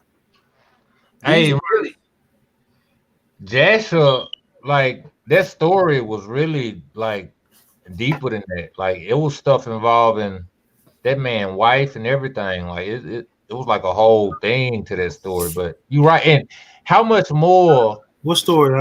Allow the story of him killing that man. That man had slept with his wife or something. It was like some kind of usury or something he was doing between the man and his wife. They ended up getting into it about it. So it came to a head and Moses saw it. Yeah. But you know, how much more should we stand up for these other injustices that's happening by our own people to our own people? You know what I'm saying? With the wives being used and abused, with these leaders. Listen, man, we don't need to say nothing about no crackers doing nothing until we eradicate all these Christian pastors, man. Like these people robbing our elders, these people robbing our mamas and our grandmamas, and you know what I'm saying? Every week on Sunday, without fail. We worry about police brutality. These people killing our people slow. These people killing our people spiritually, which can send them to hell. Police brutality ain't sending nobody to hell unless they end up dying in transgression. You know what I'm saying? But you're right. We should step in and, you know, help and all that. But until the time comes to do that, there is things that's ongoing, that's weekly. Sunday, it's gonna be travesties happening all in Yasharal, with these Christian pastors, with these imams in Islam, with all these false religions, man. They robbing our people, man. And they doing it in the name of the Creator. They lying on the Most High. They saying this is what the Creator wants you to do, wants you to be a part of, and it's all lies. Right. Talking about they heard him say, "Yeah, he told me to tell you," and all this old stuff. He ain't told you nothing. Shut up. Hold on. Say that part one more time for the people in the back. Say that one more time for the people in the back. He told me to tell you. Say, shut up. You ain't told me nothing. When did he tell you? How that if you sow your seed? How did he tell you? And not that we have to expound on it, but for our people that have this understanding that that's how he talk. No, that's not. You got to, you know, just That's not the operation. you know, it's pastors. Then people be wanting to follow it. How can a pastor convince you like your salvation got something to do with him sleeping with you? Your salvation got something to do with him eating your vagina. Like people just be falling into all kinds of folly, man. Somebody walked into that one. They walked into it. They walked all the way into that one. I'm just saying, like this is the kind of stuff that our people being hoodwinked and bamboozled with. It's you think it's bad over here. Them pastors over there in Africa, the stuff they got their congregation doing, they got their congregation out eating grass. Got the women out there sitting in front with no panties on, with their legs gapped open, drinking pee. This one group made they people drink like some kind of poison or something. Killed all them damn people, man. Nah, one made him drink water that he actually bathed in. Man, you remember that? Y'all ain't never seen that? He say stuff is crazy, man. This is the kind of stuff you don't want to hear, because when you hear it, it's just gonna piss you off and mess your day. Hey, them Africans ain't playing. Listen, let me tell you, the power of God is upon you. Listen, let me tell you. It's a pastor. What he saying? No, hold on, wait. Listen, let me tell you. Listen, the power of God is upon you. I can tell you right now. Listen, wait. The Holy Spirit, I can hear the Holy Spirit saying, I listen to the Holy Spirit. He's saying right now, this is your season right now. You receive it right now. Hey, receive it right now. There is a whole page of these people doing this stuff. There's a bunch of shenanigans. It's like a prophetic page, and all down the timeline, these people come speaking in fake tongues and doing all these shenanigans. What are they learning from? Huh? What are they learning from? I don't know. They learned it from us people, from our people over here. Right, yeah. Hey, there's a pastor simulating sex in the pulpit to teach his members, to teach the male members how to please their wives. This is man, I kid you not, bro. There's an African pastor down on his hands and knees simulating sex with these women, man. Talking about he's showing his male members how to please their wives, how to hit them from the back, right? And hit them I saw that. This is the kind of stuff that's going on with our people, man. Let me show you how to stroke her. I hit you with the rod of correction. Listen. Let me show you. Listen, you start with it. You put it in your back. Listen, and listen. If you use the rod the right way, she will be under your subjection. Listen, I tell you. That's what I'm. Hey, doctrines of men, man, and it be sounding cool to these folks, man. Hey, but there was another one though. They had a casket in there with a guy laying on the thing. You can look at his eye blinking. He's sitting in there, he doing his thing, and the dude, and he wake up and he raise up and like, oh man, look at this shenanigan, bro. This is a soap opera, man. What is this, man? Man, them boys get paid well to lie to the people. You got to remember, this is the influence of the Roman Catholic Church, and so it has them peaking. But we already know nasty ass Hamites. We ain't supposed to be looking at that and being like, yeah, what they doing over there, they really setting trends. Now, what they doing is following the wolf ticket. We cannot be followers of the wolf ticket. That's the strongest part of this whole thing, is that deception is so strong to where it'll have those even in other countries really thinking they're the chosen. It's a deception. It's a strong delusion. Why are they wolfing? It's like undercover agents, man. They get to do whatever they want to do in the field. That's why these pastors got free reign to do whatever kind of wickedness they want, but they can't never come close to none righteous. Right, because that's the power that they use to subject the people and oppress the people. That's the power that they use. It's working for Rome. That's what they want. It's working for that system. That's why they give them the okay. That's why they give them tax breaks. That's why they give them all these things like that. Man, that stuff crazy, man. A 501. The continental camps ain't worth a damn. Cause if it was worth a damn, it'd be illegal. A 501c3 is like a condom with holes in it. It's very ineffective in ministry. Got a brother laughing. It's very. That's real though, man. That stuff. They go talk some noise about me, but I already told them there's ways you can contact me if you disagree. I'm all for the discussion. I'm off work now, so holler at me. But really, no, it's a condom with holes in it. It has no effect. I want to have some of these camp people on the thing. I want somebody high up in the echelon too. So I want them to tell me what the hell is your group doing for the nation. And don't come tell me about you waking people up. Don't come tell me about this shit, man. Don't come tell me about you telling people who they are. That don't mean shit if they still in sin. You've been better off leaving them away, sleep. If you're gonna wake them up to wickedness, you're gonna wake them up to lawyerisms, to be no better than the scribes and the Pharisees. Somebody shall say our righteousness got to exceed that of the Pharisees. That's right. You want to tell them about how to wear fringes and keep feast days. Tell them how to fight sin. Yeah, tell them how to circumcise their flesh. Yeah. In the spiritual. Come on, man. That would. He tell us to beware that leaven. You'll have a Mark 67 podcast in the morning, man. We're gonna try to cut down some of this. Some of these y'all cut him down, man. Y'all cut him down, man. Y'all cut him down. That's crazy, man. Yeah, all praises to the Father. Jeremiah, man, hit us with something, man. Tell us something, man.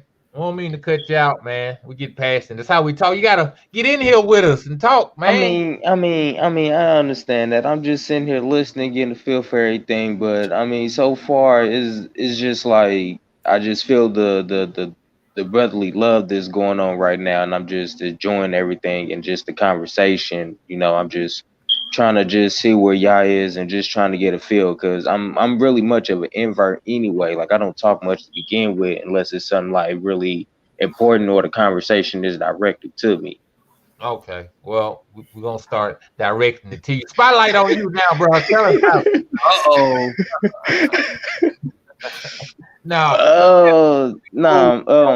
Well, you know, I mean, for the most part, I mean, I kind of got a comprehending on what the Lord want of me.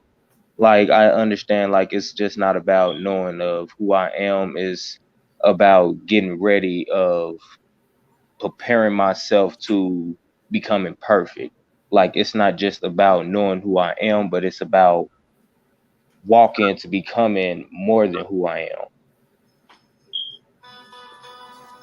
So I'm just break that down, man. You said that. I want to hear you break that down. So break it down. Go deep. Okay, it's like,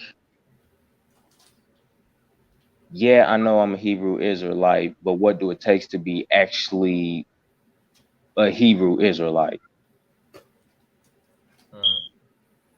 It's like knowing that I'm a Hebrew Israelite is the first step, but what's the next step? Mm-hmm. What do you think that is? What do you think it means to be a Hebrew Israelite by spirit? Because Paul said, what did he say? Not all Israel, but about the Jew, Yahudi being Yahudi, not the Yahudi of the flesh, but a Yahudi inwardly, by being one inwardly. Right. I know what you mean. What does it mean to be a quote unquote the whole thing around instead of just outwardly? Well, to me, I feel like it's mostly standing firm on what the Lord says, actually being bold and standing for what's right, and what's ever wrong, you put it down and you nip it in the bud. You cut it down and you just leave it in the dust where it need to be. And it's like, okay, at the same time as being bold as a lion, you can also be meek when it comes to your brethren, when it comes to your neighbor. So it's like I don't know how to really like get deep off into it. Well, let me help you out. May I help real quick? May I help something out?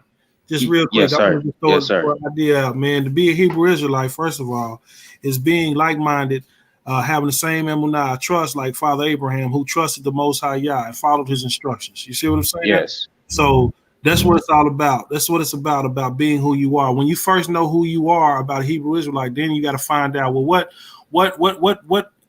when you connected to that as being that person, then you got to realize that you're in a covenant. And in that covenant, you got to abide by the covenant instructions that was given to us as a nation.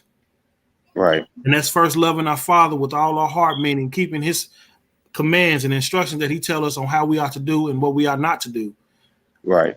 Wholeheartedly. And also, with that, it's also showing we supposed to love our brothers as ourselves. And that's what we do. We love our neighbor, our brothers as ourselves, and treat them as ourselves. Like, that's where the 10 commandments come in at real quick. With the love toward the Most High Yah, and then the love, toward our brother. You know what I mean? And it gives us a foundation of what is and what is not. So, that's what it's about. When you're a Hebrew Israelite, then you find out that that's an obligation with being that. It's not right. boasting, I'm a Hebrew Israelite, No, there's some work to do. You got to keep, you got to, profess this, not only in your words, but in your actions, outside, in closed doors, wherever you at all times. Cause that's what it's all about. Right. Lay back on that thing with y'all. Yes, sir. I agree with my brother, but there is a perception of what he said. See, with what he said, there's a way in that to get kind of led away in lawyerisms to a certain degree. To a person, like, people act like they don't get stuff. They'll be like, well, see, it ain't written that you ain't supposed to masturbate. It ain't written that you ain't, like, nigga, you can't figure that part out, though. Wait. Like this, right? It ain't written to take a gun and shoot yourself in the head either. Right. The truth of Yahweh to a lie. Real quick. You know what I'm saying? It comes down to ways. There's two ways. There is the way of the Most High Yah, and there is the way of the heathen. Two categories. The scriptures and the stories of the scriptures is to inform you of these ways. Everything that the Most High commands us to do is everything the heathen don't do, because the heathen is it's anti-Torah, it's anti-Hamashiach. That's why this whole thing about some antichrist being in the future, it's been in the earth, right? True. And it's like everything he commands, we see where the heathen don't do it. It said, don't sleep with your wife. The heathen love to sleep with each other's wives. It said, don't sleep with your mama. Don't sleep with your daddy. The heathen love this stuff. It said, don't sacrifice, to other gods. Don't worship other gods. The heathens love to do this stuff. You get what I'm saying? So we got to analyze every scenario and everything in life and put it and file it away into its category. Is it the way of the Most High, or is it the way of the heathen? What you're going to find, where a lot of us is finding out, is that the majority of what we believe in or have believed in prior to coming into the knowledge and understanding of the truth is that we have believed and taken on the ways of the heathen.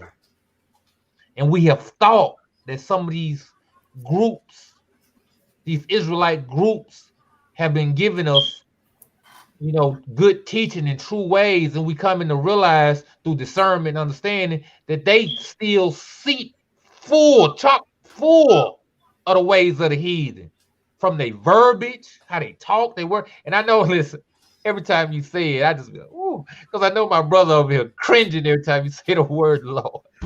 I know my brother's cringing. He ain't saying a word, but I feel him cringing.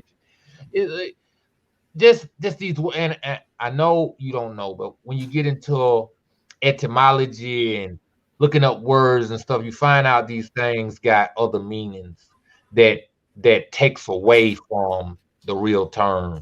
You know what I'm saying? From the terms in a Hebraic mindset. What they wrote in Hebrew, the word Lord don't even come close to what they was really talking about. You get what I'm saying? And Christ and holy and all this stuff goes back to the ways of the heathen, because the heathen came up with these words. A lot of them. You get what I'm saying? So it's like we gotta, life is about ducking and dodging and resisting at all costs the ways of the heathen, and holding on to and moving forward in at all costs the ways of righteousness, the ways of the Most High Yah. The ways of the Most High Yah. Yes, sir.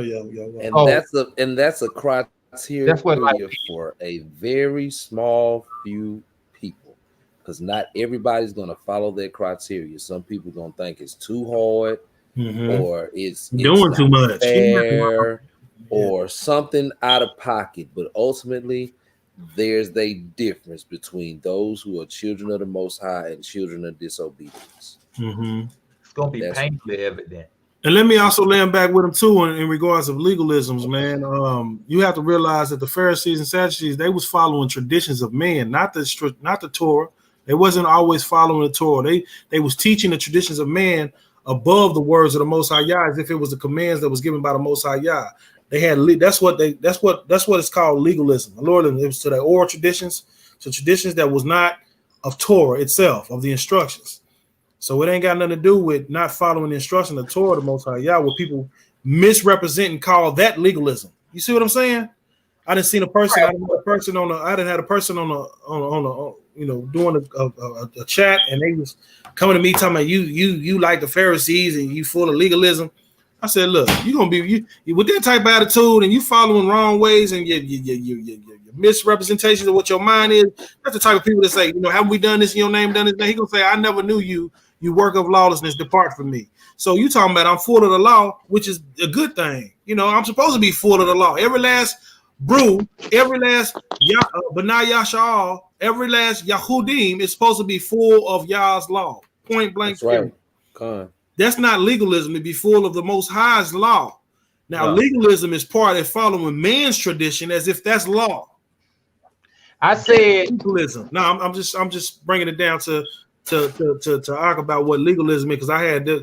I'm glad you brought that up. It was a person on this phone call that I had that tried to say that I was following, that I'm in legalism, when I'm trying to make a distinction between, for those that's even listening on the back end, about what legalism is. Right. A lot of people misquote what legalism is. They think legalism is following the laws of the Most High Yah. That's not legalism. Legalism is following the traditions of man. That's legalism. And then you have to tell them, look, don't try to turn this around on me.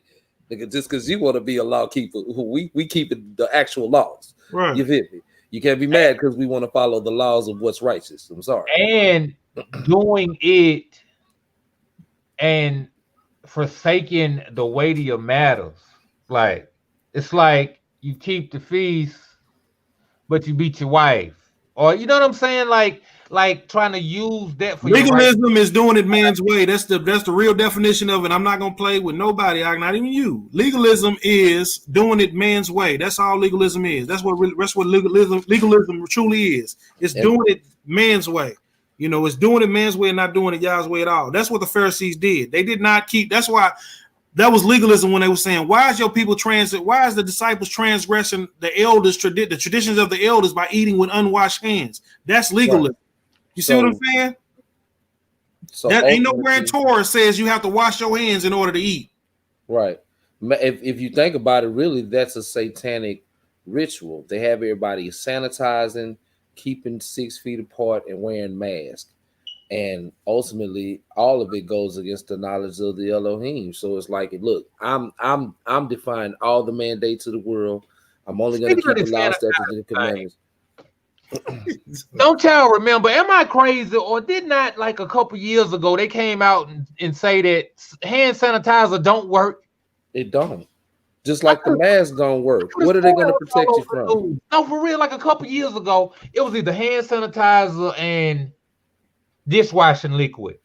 They said they found out they don't kill germs. They don't. They just make sure your hands don't have stuff on them. Hey man, that's crazy. So we paying this money for this stuff, thinking it's killing germs. Just make sure your hands ain't got no stuff on it. Somebody gonna look at this broadcast and be like, "These Negroes here is tripping." We speaking facts though. It can't save you. Look, it was all over the news, man. They came out a couple years ago and said hand sanitizer did not work, man. I am not playing. It was like 2 to 3 years ago. And just like you say with the mask too, my bad. Like what you say with the mask, if the corona is supposed to be airborne and you got a mask on and you can still breathe air, what is that protecting you from? If you can still breathe air in that mask, then that means you can still spread that airborne corona if that's what that is. That's not stopping you from nothing. Let me help somebody this Shabbat. And you really look really reprobate wearing masks in assembly and in church. That's just facts. It just don't look right. When have we ever been told to the Most High sets a guard over this mouth? This mouth ain't. I didn't wear a mask when I stuck a gun in your face for your money. So why would I do it to walk in obedience to this world system? They trust the world. I can't rock with it. Now, again, let me be clear. If that's what someone else chooses to do at this point, I'm not gonna bang you because of it. I just know where I stand. Yeah. And if it came down to them putting my head on a guillotine, I'm going out praising the Most High, and they'll just have my head as a trophy. But I'll be reigning with the King. I'll be in there, and they'll still lose. We see how the book is playing out. They lose. And so we have to keep the endurance. We have to keep the patience of the saints. That's what matters. That's all that matters. So I say this with boldness. When I say defy the mandates, man, that ain't for show. I'm walking in that every day because I've been all over this country. So far, so good. They can't make me do what I don't want to do. Mm-hmm. And if that's my heart's desire, and the Father hears this in my supplications throughout this walk, then He gonna make sure that what I ask for, I'm gonna get.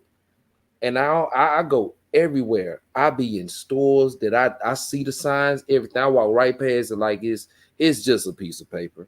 You ain't gonna scare me with this nonsense. What you're gonna do is you're gonna make me call you on it, and then I'm gonna be the bad guy. Oh well, to live is Hamashiach. I damn near got fired from Grubhub. One of them heathens called on me. Yeah, I couldn't even sign into my account. They showed this. Email the people, right? I'm like, man, I can't even sign into my account. They said it's been reported that you have not been wearing your mask. Yeah. Your account has been shut down until further notice. I'm like, oh man. When I went back to my old church, because I had went back up there. No, I'm not gonna take nothing away from what the Most High set in motion. It was there that the lights came on for me in the first place. So I went back because I was gonna go back and just chop it up with them. And I saw the way that the system is set up now. They're not taking nobody through the front door. They're taking them through the side. And so of course, I'm going to go see what's up. Now, most of the people getting out the car already got on masks. I'm like, uh-oh. Let me just go walk to the door. I got my head wrap on, you feel me? I'm dress code. And I walk out and I walk to the door. And before I could get across the threshold, there's a little station right here with some hand sanitizers and some of them KN95 masks. And then you got the lady right here with KN95 on, and she got the little doohickey to put up to your forehead. Oh, do you let them put that up to your forehead up? Hell no. She went to reach for my forehead. I had to what you doing? Shit out of this lady at the hospital the other day. I was dropping off some food. I said, man, hold up, man. I don't want that stuff to my head now. Now I've been letting them put it on my wrist though. Right. I let them put it on my wrist, but I'm like, don't point it at my head, man. She's talking about it's policy. I said, man, look, man, I'm finna leave this fool right here, man. I'm not in a position to accept their terms as far as policy, because again, we are talking about a people who still believe that this system is designed to benefit them. That's BS. It's nonsense. This is not our home. We're just visitors. Man, I be trying not to be so raw about it, but at some point you have to be raw about it, because they gonna be raw about it. So they don't care if you trying to walk according to what we know is facts. If you know it's facts and you walk according to it, man, it's gonna be opposition because they know it too. They just don't want you to walk in it. That, mind you, I'll say this. Remember that movie Noah? That movie Noah with Russell Crowe? Them sorry SOBs actually extracted information from the book of Joshua to make that movie somewhat accurate. Because I had to look at it again just to see that, oh, y'all do know the word. Y'all do know about them lost books. Yeah, you do. Yes, you do. Y'all a bunch of liars and cowards. And for the longest, y'all been hiding the truth in plain sight. We just have to have the discernment to know what it is, call it for what it is, and walk in what we know is the truth. And when we're faced with these situations where the opposition is gonna put it in your face, you know what I'm saying? Then the word of the Most High allows us to put it in their face. And I'm gonna put it in their face. You feel me? I'm gonna put it in their face. They go, hey, I am not the most liked caribou. I'm not the person that everybody look to like, hey, we like him. No, and I like it like that because that means there's no fraudulence, there's no compromise, and there's shalom in this dwelling place and even in this temple. But I'm not gonna let you throw your stuff at me because you take that from the world. I take from what is written. Yeah. Oh yeah. Hey, but I love y'all here. I'm finna kind of kick back for a little bit, kind of chop it with the ribs. She over here dozing off, and I got 2 kittens in the house. Anyway, I've been on this thing for 4.5 hours. Shalom, huh? Yeah. Huh? Been on this thing for 4.5 hours, man. Yes, indeed, man. And these talks are needed. I wish my brothers would get on here. If any men are watching, don't be abashed. Quit shuffling around in church mode. Don't get out of there. Come break bread with some email. Post your email in the comment. You know, I'm gonna start posting links in the comment so people can come on in this thing, man. You know. Yes, indeed. Get on in here. The water's warm. We just in here chopping it up. That's what it is. Man, I love y'all. Y'all be good, man. Shabbat shalom, Mishpat. Y'all stay tuned, man. I'm gonna be back. On another episode, we about to wind this thing up. This thing about over. It's that lamb too, boy. That lamb Look at you. You supposed to send me a picture of that lamb. You put that thing on that thing, man. About it. Get you Look at that. Y'all smacking. It must be nice. Hey, I'm just saying, for you too, Jeremiah. Yeah, hook up with bro, man. That's a good hookup right there, man. Also, when you do your studies and research and stuff like that, certain people look up certain things on Google or whatever, and you got to on certain things when you're looking up certain things, you got to go deeper than what the surface gives you. You see what I'm saying? Because they'll give you a definition or something like that. But if you do some real deep searching, you can find, if you continue to search, you'll find more in-depth definitions or in-depth, instruction of what you're looking for or whatever, man. Because I'll be looking at stuff and I'll be like, man, that don't even make no sense. They just get it. This. It's like the generic form of definition that they're giving people. You know what I mean? To generalize certain things when it's something that's deeper, but you got to know where to look. And I'm like, man, why they do people like that, man? That ain't good. That ain't cool. But I mean, we're not living in a righteous society that's looking out, if a person looking for something, they're going to give it to you like that. No, they ain't trying to give you the real and the truth like that. You get what I'm saying? Yeah. So you got to you got to search deep, man, and find certain things, man. Because I'm sure this, and the only reason why I'm saying that because I'm, like when I was talking about legalism and stuff like that, when a person look up, because I'm sitting there looking at some things and I'm seeing the definition that they got thereof too, and I'm like, man, look at this, what they're saying. And then certain person saying another thing, saying on the thing that legalism has changed during the years. Well, how did it change? And I'm only saying this for the Christian world, man, because that's what they push out and say that when you following Torah, you following legalism. What? If you read Psalms 119, that's all those cried about knowing your instructions, knowing your law, which is in other words Torah. You know what I mean? Following your instructions the way that you get. It's the reason why that stuff is written. And the Ruach HaKodesh, which brings us life,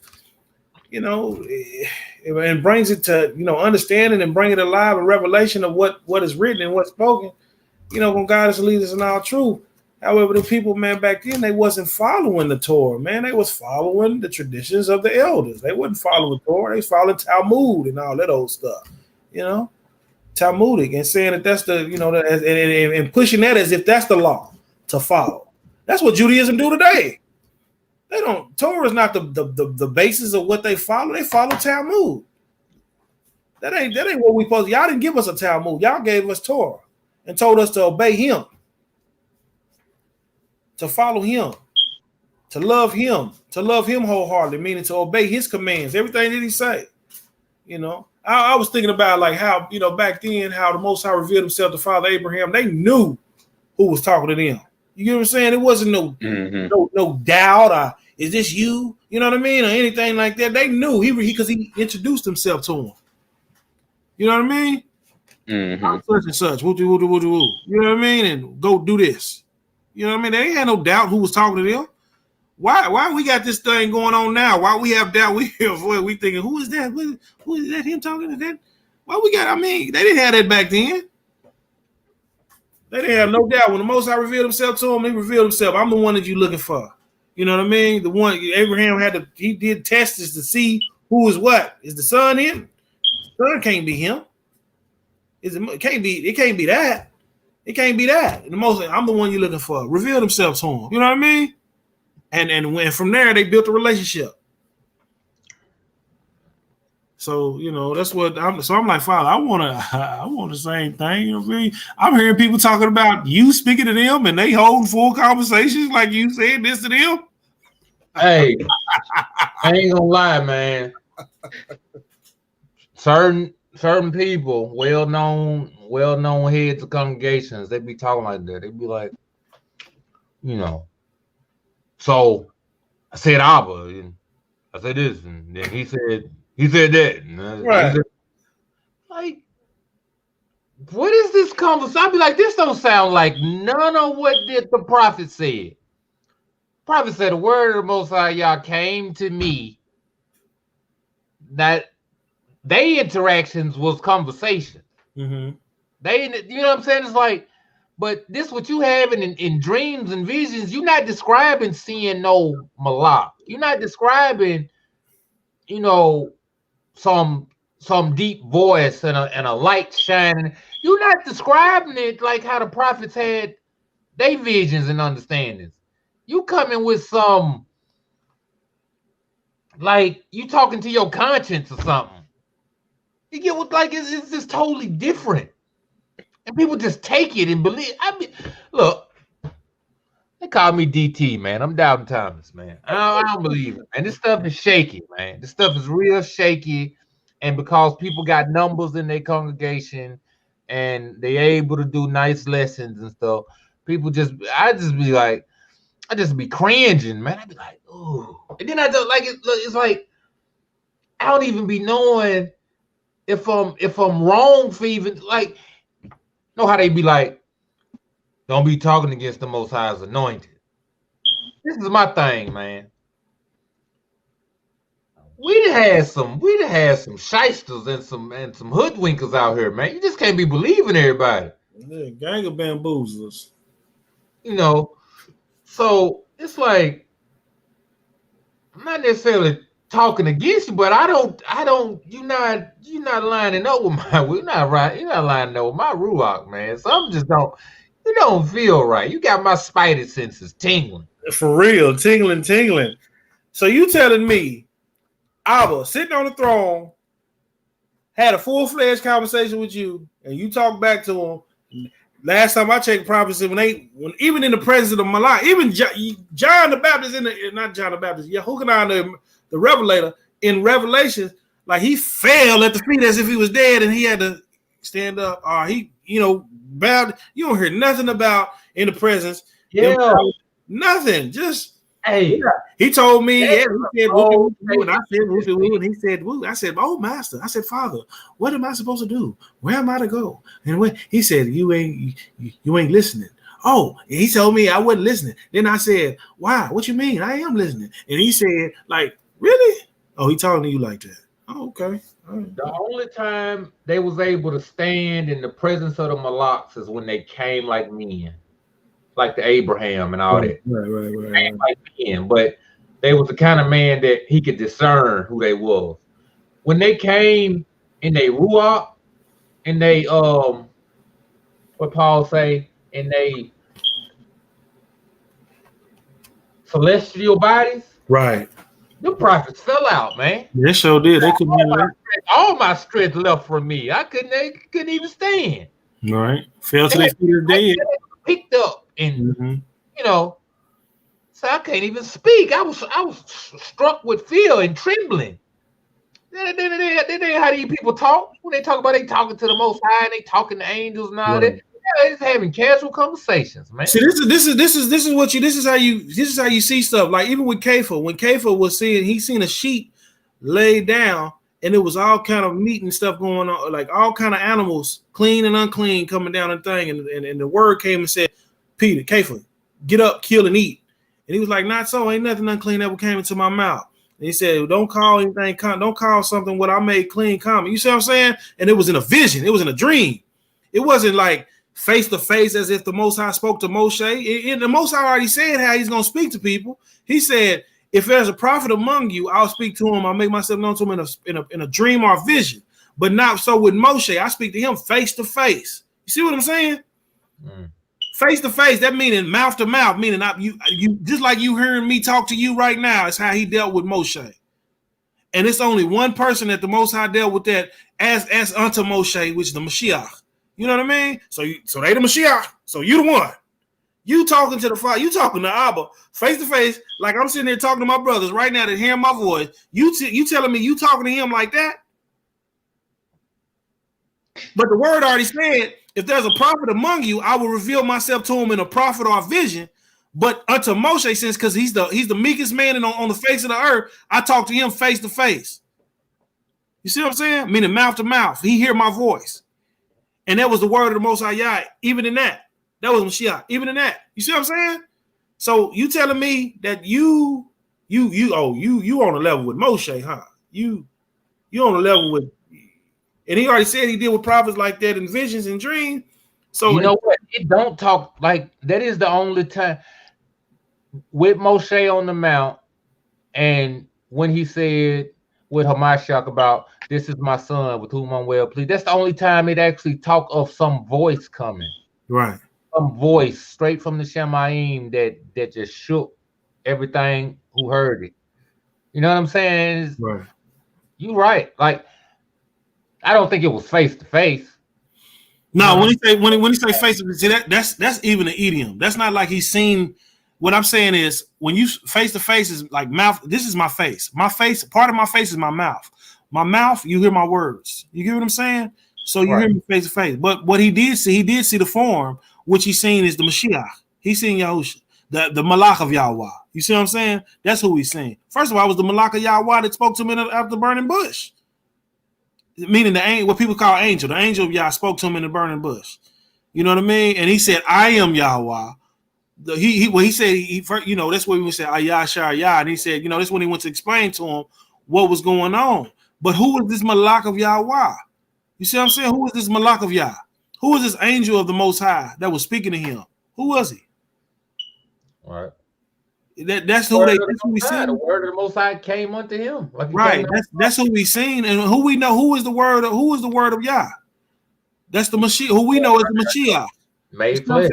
Right, made flesh. That was him. That was him on Mount Sinai. That was him. That even the 70 elders came up and they ate with him, and they said that Yah didn't even break out against him. You see what I'm saying? But that was him that they seen. They beheld they seen him. Father Abraham seen him. He said, Father Abraham rejoiced when he seen my day. He's seen him. Anytime you see a form, you see the visible image. That was the visible image of the invisible. And that was what we know as Mashiach, who we call Mashiach today. Yahusha, the Mashiach. Some people say Yahusha, we say Yahusha. That's him. That's who they seen. That's the man they seen. That's the form they seen. That's who. Let us make man in our image, according to our likeness. What is the man? What we seeing? This is what we look like in the physical, but in the ruach, with the walking in all the ways of the Most High Yah, that's what we see. You see what I'm saying? That's who we seen. That's who they seen. That's the form they seen. That's the man they seen. That's the man they seen. That's the form they seen. That's the likeness. What is the man? What we seeing? This is what we look like in the physical, but in the ruach, with the walking in all the ways of the Most High Yah, when we embed ourselves with that, that's when we see it. That's when his image is getting shown, because now you have rulership, you're in dominion, you have dominion, you like him on this, you're a reflection of him here. That's why he give us his teaching, so we can embody it in our minds and our hearts and walk that out. And now when he see himself, he's not going to destroy himself, he's not going to curse himself, so he's going to save himself.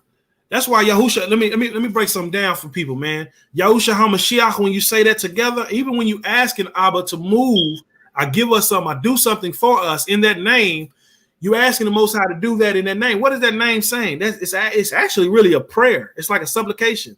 Yahusha HaMashiach. What do Yahusha mean? Yah saves. Yah saves the anointed. That's what it's saying. Yah saved the anointed. Yah saved the anointed. Yah saved the anointed. Who is the anointed? Well, what are they anointed with? They're anointed with the Ruach of Yahweh. What is the Ruach of Yahweh? The words that he speaks is spirit and life. The words are Ruach, so if the words abide in you and you have it in you and you walking it out, Yah save you. That's what you asking. That's what you saving. Father, give me good health in the name of Yahushua HaMashiach. What are you saying? Father, give me good health in the name of you saving your anointed. That's what's being said.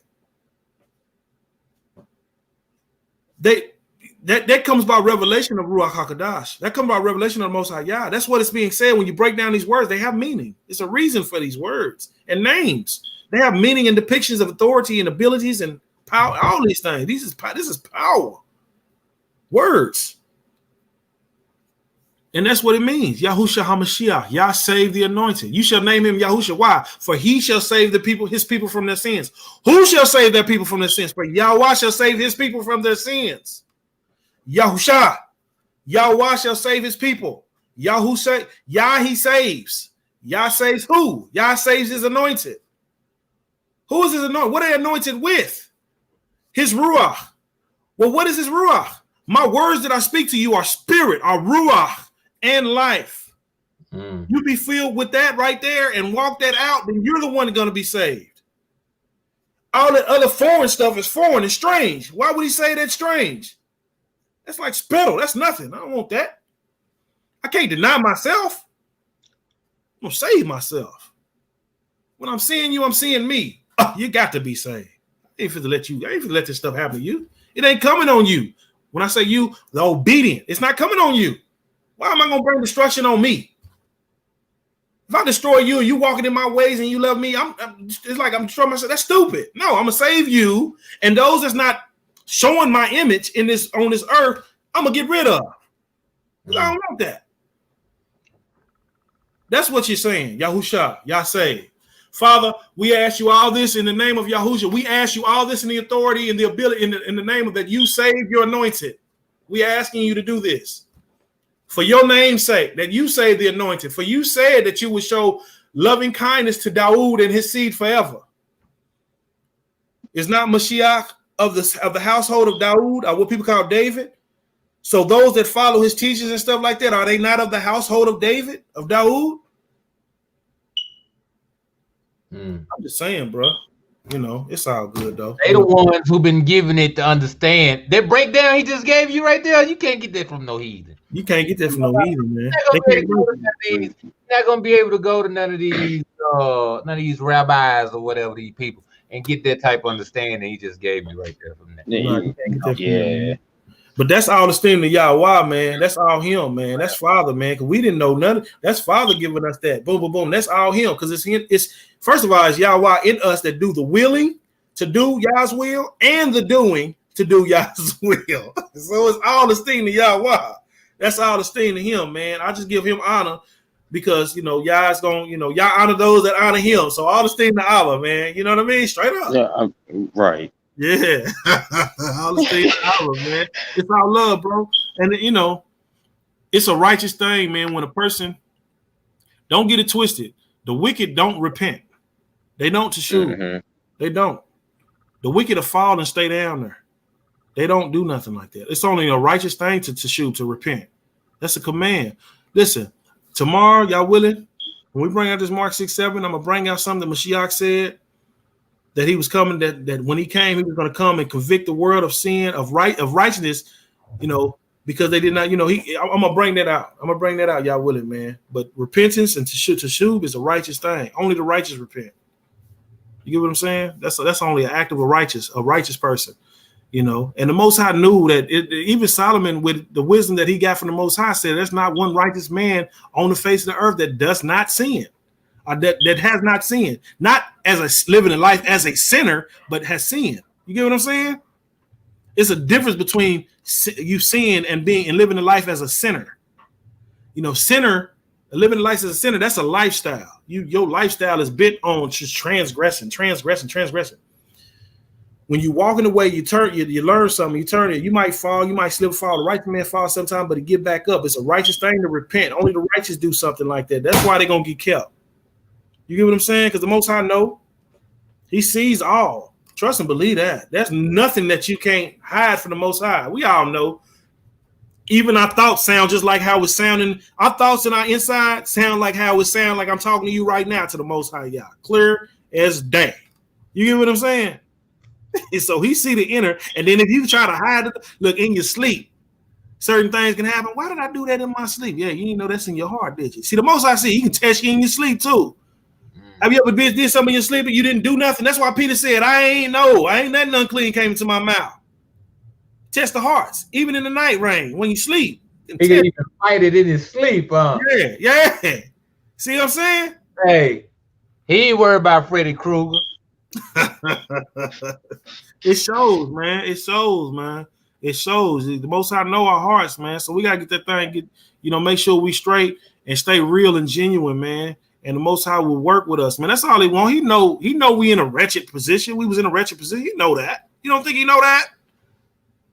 He know that. And he know that, turn to him wholeheartedly. That's all he wants you to do. And watch him work. Watch him work on your behalf, man. He gonna move for you, man. I mean, like really, like really move, because you trusting in him and you making him your dwelling place. He gonna show up. He move for those that trust in him, man, because y'all don't lie. He want to show his authority and power on, to the people. If you got some power, like you got some kind of skill, say for instance, you a skilled rapper. Do you keep that to yourself? Man, I can't wait for somebody to even talk about rap. Right, because you was like, look, I can rap. Look, I can go watch this.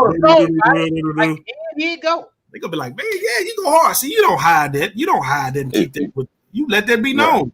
You know what I mean? Because then they give you, they respect you and see that you talented. You got that. See, the Most High is the same way in regards of letting his power know. He raised up Pharaoh to show his power because he wanted to show his power to the people. I want him to be like, come tear down some of these Christian pastors and some of these mores. But he allowed that to happen too, because if he be with me, I'm gonna tear them all down. Listen, they all gotta come out them pulpits. We're gonna go slapping niggas on Sunday. They gotta come up out there. Father, hope he don't give me the mission statement. Father ain't nothing to be played with, man. I mean, nothing to be played with. That was a time. I know we know. Y'all know. Have y'all read the story? I know. I read the story, Jeremiah. That the story where the father wanted a certain thing to be done, and spirits came up. Ruach came up, was like, and one Ruach say, "I go and I'll be like a lion spirit in the mouth of the prophet." And he told him, "Go, you're gonna be successful," because it was gonna bring forth what the Most High wanted to be done. So we sent a spirit to be a lion spirit in the mouth of a prophet to bring about a purpose that the Most High wanted. You get what I'm saying? Now, the Most High himself wasn't the one that lied. The spirit did, though, that worked on behalf of the Most High, the true shot caller. You see what I'm saying? Like I got shooters. I got shooters that'll do you. I ain't got to do nothing. I'm going to send them. And they take you out. You see what I'm saying? Yeah. I got death angels. He got all that. Life and death. He control all that. Light and darkness. That's all the Most High. All authority is in the Most High's hand. I don't care what's happening on this earth. We don't fully comprehend. Let's show you the Christians don't know nothing about no Most High, man. The man got angels of torture that specialize in people think they're gonna burn in hell. They're gonna wish they could just burn. They got it's other books out there that talk about the different sections of damnation in eternity. It's different places that they got different types of torment that people is in. They got one spot where the women like hang from their intestines or something. Like it's crazy stuff. Y'all make a movie about some of this stuff, man. Man. I'm talking about this places where they got angels stoning people with fire rocks, and then they take them. It's just we'll have to bring that out on one of the Mark 6 Hey, and just like this, man. Just when it's written, it say the Most High ways is higher than our ways, and His thoughts is higher than our thoughts. As far as the east from the west, from the north, that's really for real, for real. Like we ain't listen to our understanding of things and comprehension of things, and on His level to compare to Him, we don't even exist. You get what I'm saying? Compared to that level, see, it's not even ain't nothing even to compare nothing to because it ain't nothing there. You see what I'm saying? That's why He's called the Most High. He's the highest for the reason. You see what I'm saying? All Leon. He's the highest for a reason. His ways is way high. We've been seeing things according to the Christian viewpoint on a real small frequency level, seeing it, and we just now breaking through to get a little vision of something and seeing that dimly. And it's like, man, the Most High, because there's so many things the Most High said was gonna happen, and we thinking it's gonna happen in one way, but it happens some total different way, and you know what I mean? It's like we can't. I got it now. I know how you gonna do it. You don't. You don't look. You don't know. You don't know. None of us do. We only know what He revealed to us. That's all we know. That's it. You see what I'm saying? That's all we know is what He revealed to us. I want to tell you, your eyes ain't seen and your ears ain't heard. Exactly right. See, it's way.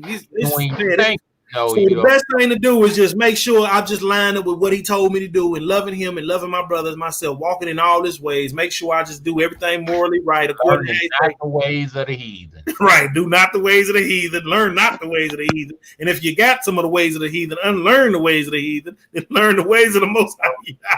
Hurry up and get rid of it. Hurry up quickly. Paul so cold with it. He said, even if it looked like evil. He said, avoid all appearance. All appearance. Oh, they look evil. Yeah, ducked off on that thing, man. That's real, man. People don't even know with the Roman soldiers that invaded Jerusalem. It says Yahweh is at the head of His army, man. What? You say Romans is up? Man, all this is everything. Bro, ain't nothing slipping. Ain't nothing, listen. The Most High is in full control. Do you believe that? And people don't get it because they be like, well, why this happened? Why this happened? Well, it ain't for you to know why. I look, if this is mine, not because I own this, I can do whatever I want to do with my stuff. How I want to do it, as long as it's pleasing me. You get what I'm saying? It's mine. That paper, you folded the paper up to prove a point. Right. It's mine. I can be reading this paper. It can be valuable and everything. Okay, it's valuable, but it's mine. I can do whatever I want to do with my stuff. I can fold it, bend it, burn it up, create another one. Yes, sir. You see what I'm saying? So who to say what? Listen, it's about doing whatever the Father wants. That's what it's about. But He's so awesome and so good that man, you know how awesome that is for the Most High to choose a people, to say, this is my chosen people, and the way and the love that He got for us on that, bro, that's the highest honor, bro. It's powerful beings out there that the Most High created. I mean, like way powerful than us. That can do things that we're not able to do right now. You see what I'm saying? And he chose to put His love on us. No wonder why people's spirits be trying to attack and want to get you. It's spirits of jealousy and envy and all this old stuff. Where is that coming from? It comes from the spirit realm. Why is it a spirit of jealousy even there anyway? Why is there a spirit of envy there anyway? Where did it come from? Who did it come from? You see what I'm saying? I'm just saying, it's just things to think, bro. That's just little things, bro. It's deep. It's deeper than what I'm even saying, man. I don't even have words to describe. That's how awesome Yah is, and I'm not even just talking crazy. Yah is super awesome, man. It'll blow your mind, man. Certain things, man. I already know it. He done blew my mind quite a few times. Man, you just can't. All right, whatever. All right, well, let me accept everything. But you in full control. Whatever's happening is happening because you desire to happen. You want it to happen. That's what it is. Okay, because I'm walking in the way of doing things. If this happened right here, well, that got to be something. Maybe that's a payback. It could be a chastisement in measure that the Most High is paying us back with on certain things that's happening. He said, I'm gonna make a full end of the whole nation, but not with you, Yakub. I'm gonna chastise you in measure. You see what I'm saying? So it may be you might be walking good for a whole 2 years straight, and then yeah, you thought you got away with that in measure. I'm gonna get you. You know, I'm not gonna make a complete end of you. I'm not gonna destroy you, but I'm gonna get you. You gonna get your whooping. Oh, you gonna get your issue. Yeah. Have you ever heard the people talk about the old people back then when you do something and you think you got away with it, you scot free, then he call you the account. Like, come here. Yeah. And you don't know what you go give me a switch. Wow, what I going? Yeah, come on over here. And then they tear that butt up.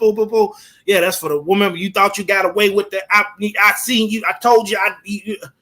That was 3 weeks ago. Yeah, but I let it get to the 4 and I'm pouring it out on you now. You see what I'm saying? Let that cup fill up and pour it out. Ooh, man, you better repent. I'm telling you, everybody need to repent. I mean, like truly to shub and examine ourselves. Every day should be a day of atonement. Every day should be like a day of atonement in a way. You get what I'm saying? Let me examine myself and make sure I'm confessing everything and forsaking everything that's not right and do everything that is right. So, because I don't want that.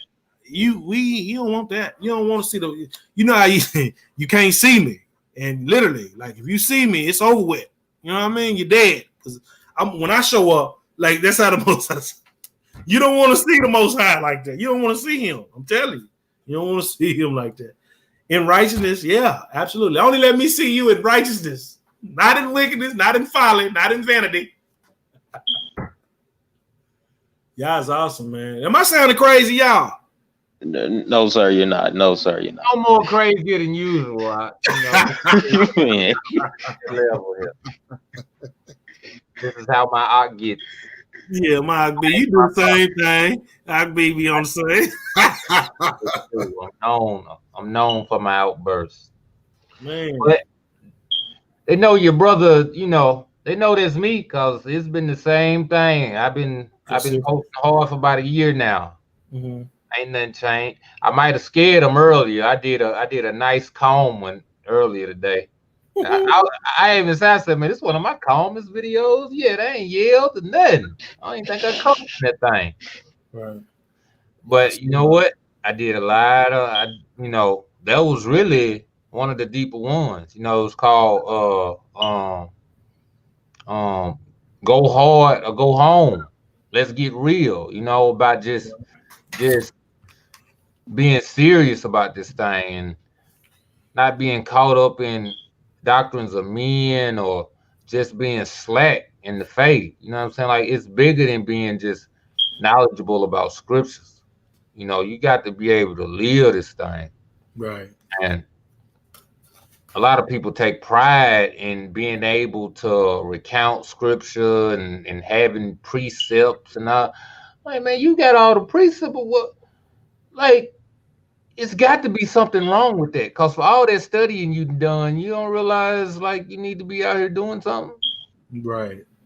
You don't realize, like all them precepts ain't help you put them cigarettes down. That's look, call me crazy. People smoking cigarettes be like, man, I'm trying to quit, man. I know I need to quit, but they steady smoking.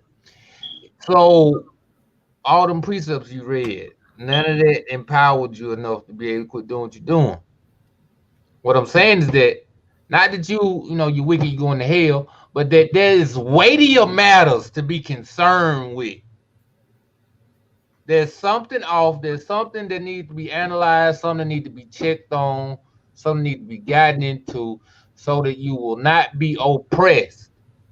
When you're addicted to something, you can't put it down. You are oppressed. That is called a taskmaster. Yeah, you enslaved to that thing. That's slavery. And the scripture say you cannot have two masters. So if you're being oppressed, that's making it a master, because masters oppress. That's what they do. Hamashiach said, "My yoke is easy, my bond is light," or the bond is easy and the yoke is like one or two. No, burden. Mm-hmm. My yoke is easy, burden is light. So, and he said, those who he set free is free indeed. So ain't no way you set free by him, but yeah, you in bondage to something else, man. That's why it can't be nothing you can't put down. It can't be nothing you can't walk away from for righteousness' sake. So I don't see the relevance in you got a notebook, you got 4 and 5 notebooks full of precepts and scriptures, but you in bondage to something else. It don't correlate to me. And that's happening throughout this awakening. I see sisters heavy in the scripts, got a face full of makeup and a half full of water. What has it done for you? Right. It's supposed to produce righteous actions. It's power. That's what I keep saying, man. That's why we got to break this stuff down. Power is abilities. The knowledge that you receiving and hidden is supposed to give you the ability to do something, and that's to produce that righteous fruit, that righteousness. That being a light is an act. Being the salt of the earth is an act. It's a movement. It's a doing. It's a constant going. It's a certain frequency, and that comes by doing and movement. Doing, which is movement, sound, which is speaking. That's all inclusive. That works together. You know what I mean? Right. So that all works together, man. You know. And people be once this is the thing, cool.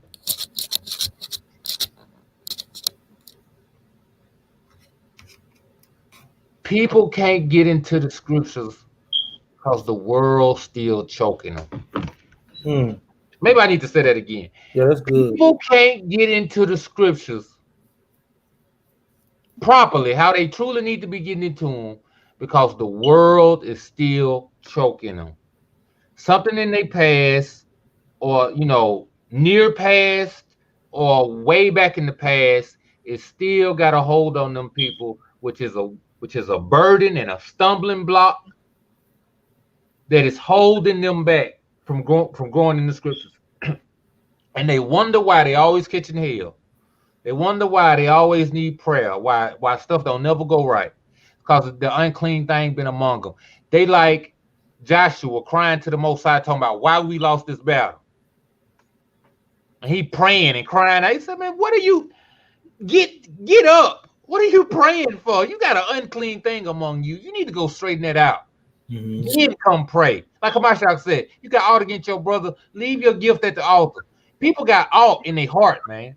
People got problems in their heart. They need to leave. They need to leave off from their prayers. They need to leave off from all this intense study and go deal with that thing. Because deep down, they know what the problem is. They know exactly what the problem is, and they jump over that thing. They run to the alcohol. They run to the blunts. They run to whatever it is to try to ease what they know is the issue, and they never addressed it, or because they don't really know how to go about fixing it. You know what I'm saying? They don't know the exact way. They might have issues with their parents, abandonment issues, molestation issue. It's a lot of stuff that happened in Yasharal that's really wicked and really need to be addressed. I'm pissed about the fact so many women I come across now got molested as children. Hey, man. I'm like, how? While we speaking on that too, man, I was wondering too, man, when I was coming up, mostly all the women that I came across, especially women I had children with, was molested when they was young. Damn. And I was like, when I seen that, I'm like, why is it like that? I really pray. I really ask the Most High Yah to destroy it, man. Because I don't have no sympathy for people that do that, man. To take, innocent people, innocent children, and little ones that can't defend themselves and stuff like that, to overpower them and do something like that. You a grown man or something, you doing something. I don't have no sympathy for them. I pray the Most High kill them. I ain't playing. You know what I mean? I pray the Most High kill such. You get what I'm saying? Take them away from here, man. For real, straight man. Up, man. It shouldn't even be, bro. That shouldn't be a monk at all in nobody's household. Of our people, none. The numbers is a good 3 and 5. Pick 5 black sisters, a good 3 of them then been molested in some form of fashion as a child. From fathers to stepfathers to even girls, uncles, to relatives. Right, to relatives and even females. Females molesting little girls. Females molesting girls too, doing things. Teachers, coaches. Learned behavior. This what it is it's predatory, and it keeps going on, because then a person feels like, why did it happen to me? It's really a ruach for real, because it's got to be a ruach that makes somebody go through that, and what they learn from that is that they need to do it to somebody else. Got to be a ruach, man. Got to be some from the pits of hell that make them believe that since this travesty happened to them, they need to do it to somebody else. That's like some species type shit. They need to go spread and grow. And yeah, it's cold-blooded, man. This is what I think of when these niggas like the NFAC and all these people come talk about fighting heathens. What heathens got to do with these men molesting their daughters? Right.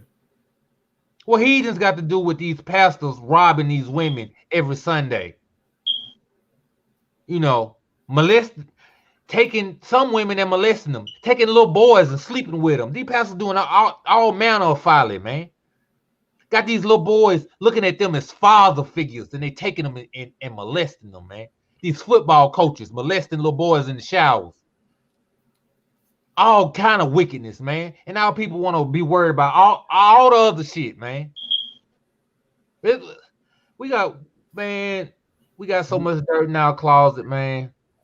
And people want to sit and talk about bringing the white man into slavery. Who gives a fuck about the white man going into slavery and these little girls being molested every day? Our people starving, women being beat, but they gonna take the beating because they ain't got nowhere else to go live. Cause niggas ain't winning established nothing. They too busy arguing over doctrine to have a community for them to come to, man. The sister called me today to tell me about a sister, and she was wanting to know, because I did the video, if I had something established. I'm like, no, I ain't got nothing established. That shit broke my fucking heart, man. No, I ain't got nothing established. So I can't get nobody to goddamn do a goddamn thing. And the people that want to, we too far in between to even come together. This shit, man, a lot of shit about this walk really pisses me off, bro. To be honest. That's how y'all bring us, give us ideas, give us something to make this thing happen, to make this thing come to fruition. So that there can be a safeguard, a safe place for families. Man. Yeah, man. That's what you was talking about earlier about people want to come together. They want to spend all this money or get money for people for feast days or movies or whatever have you. But why they haven't came and brought up a community for people, for the widows, for the orphans, for the poor, for those that need to retreat? You know what I mean? They should be taking that money to do something like that. You see what I'm saying? Shit is crazy, bro. And it ain't one. Elder Savanut said he was thinking about setting up a quarters out there, man, for some sisters to be able to come out, because he been getting a lot of the news too, man. You know, people been reaching out to him, and it's everywhere, man. This stuff. I talked to Shalene. He said the same thing, because he do the courtship or whatever. And he like, this is the problem. This is what happened. You know, these brothers get to beating on these sisters. Because a lot of it still be trauma, man. That's why I tried to then look, I went and started the men's trauma recovery group, to where these group conversations started from that group. But because I couldn't get brothers to really come out and speak about things that hurt them in their childhood, I said, well, okay, maybe we get in the group thing and maybe lead into some of these personal questions, because I was wanting brothers to come out and give testimony. You know what I'm saying? But it's, man, look, that thing, you can hear the crickets. And that thing, my rib started a women's group. She had the same thing. She gave up on her. She's like, man, ain't nobody trying to do nothing. Ain't nobody trying to share. Ain't nobody trying to participate. You know what I'm saying? And so these issues go unaddressed, and people get into relationships and they still got these issues. They don't know how to deal with their partner. They don't know how to deal with their spouse because they still suffering. They don't know how to ask for help. They don't know how to talk about it with their partner. Now, they'll tell their partner what happened to them, but they don't know how to express how it made them feel. And you know what I'm saying? Like to go deep into what happened, to take their mind back to when it actually happened, to really address the actual situation. That's what it takes. But they'll do it with a heathen in therapy, though. But when you're you know what I'm saying? It's like it's so our people's, man, our minds is purposely placed in all the wrong areas so that we'll never be made whole, man. We'll never be made whole, man. And you know, we find a way to push it under the rug and keep going. And we pride ourselves on the fact that we kept going. Yeah, you going, but you're not even at 100% speed. So baggage. Yeah. You came up from 20% to go to 60 or to 80%, but you're still not 100 though. That's what people need to realize. If you're not 100, you're not getting in, man. You can't get into the kingdom with baggage. You can't get into the kingdom being oppressed by your thoughts, by your hurt, by your turmoil. You got to cast aside every weight. Mm-hmm. That's so easily. You got to cast aside every weight, man. You can't come into the kingdom with this. I can't go talk to her. I can't go talk. You can't come into the kingdom like that. It got to be the spirit of ruach. I mean, it got to be the ruach of love. It got to be the ruach of just brotherhood and sisterhood and the truth. You can't be frowning, turning your nose up at your brothers in the kingdom. Is you serious? That's why we got to find a way to deal with this stuff now. Now, right. We're not ready for my shout to come back here. They think they ready. No, because you're not prepared to go into the kingdom. Mm-hmm. If you don't get these issues straight now, you're not gonna never see Jerusalem. You're gonna see it from the pit. Hey, let me ask you something too, man. You got me thinking on some things too, man. Make me think. Even if the problem may not lie with me, but just to make it where I can talk to a person, I'm just start. Y'all willing reaching out to all the brothers that I came across in this walk, man, and see if everything cool. See if they have an alt against me or anything, so we can work those things out, man. Get that thing corrected. So we ain't got time to be letting stuff. You know what I mean? If there's something, you know what I'm saying? If there's something. So I'm gonna reach out to people. I'm gonna start reaching out to people to make sure, check myself, make sure I ain't hold no bitterness toward anyone. And then, if so, going to that person to sometimes you just gotta go head on. I don't know how. Look, I'm just gonna go with it. I'm just gonna try my best to explain the situation as best as I can. I made the most high y'all give me the ability to say what I need to say in order to get this thing corrected straight. Hey, brother, I know this might be a touchy subject, but I just, I want to bring this out. I don't know, last time we had I want to know if there's if you have ill will toward me, anything, and if I feel a certain type of way and it's there, I need to be real with the person on the other end too. You know what I mean? We all should get it out. Just get it out. Speak it out and let it go. That's what I'm saying. I'm gonna reach out to people and see, because I want to make sure everything. You gotta put alcohol on that wound, man. Sometimes you gotta listen. We don't like that alcohol. Sometimes you gotta put that alcohol on that wound, man. Sterilize that thing, man, so you can move forward.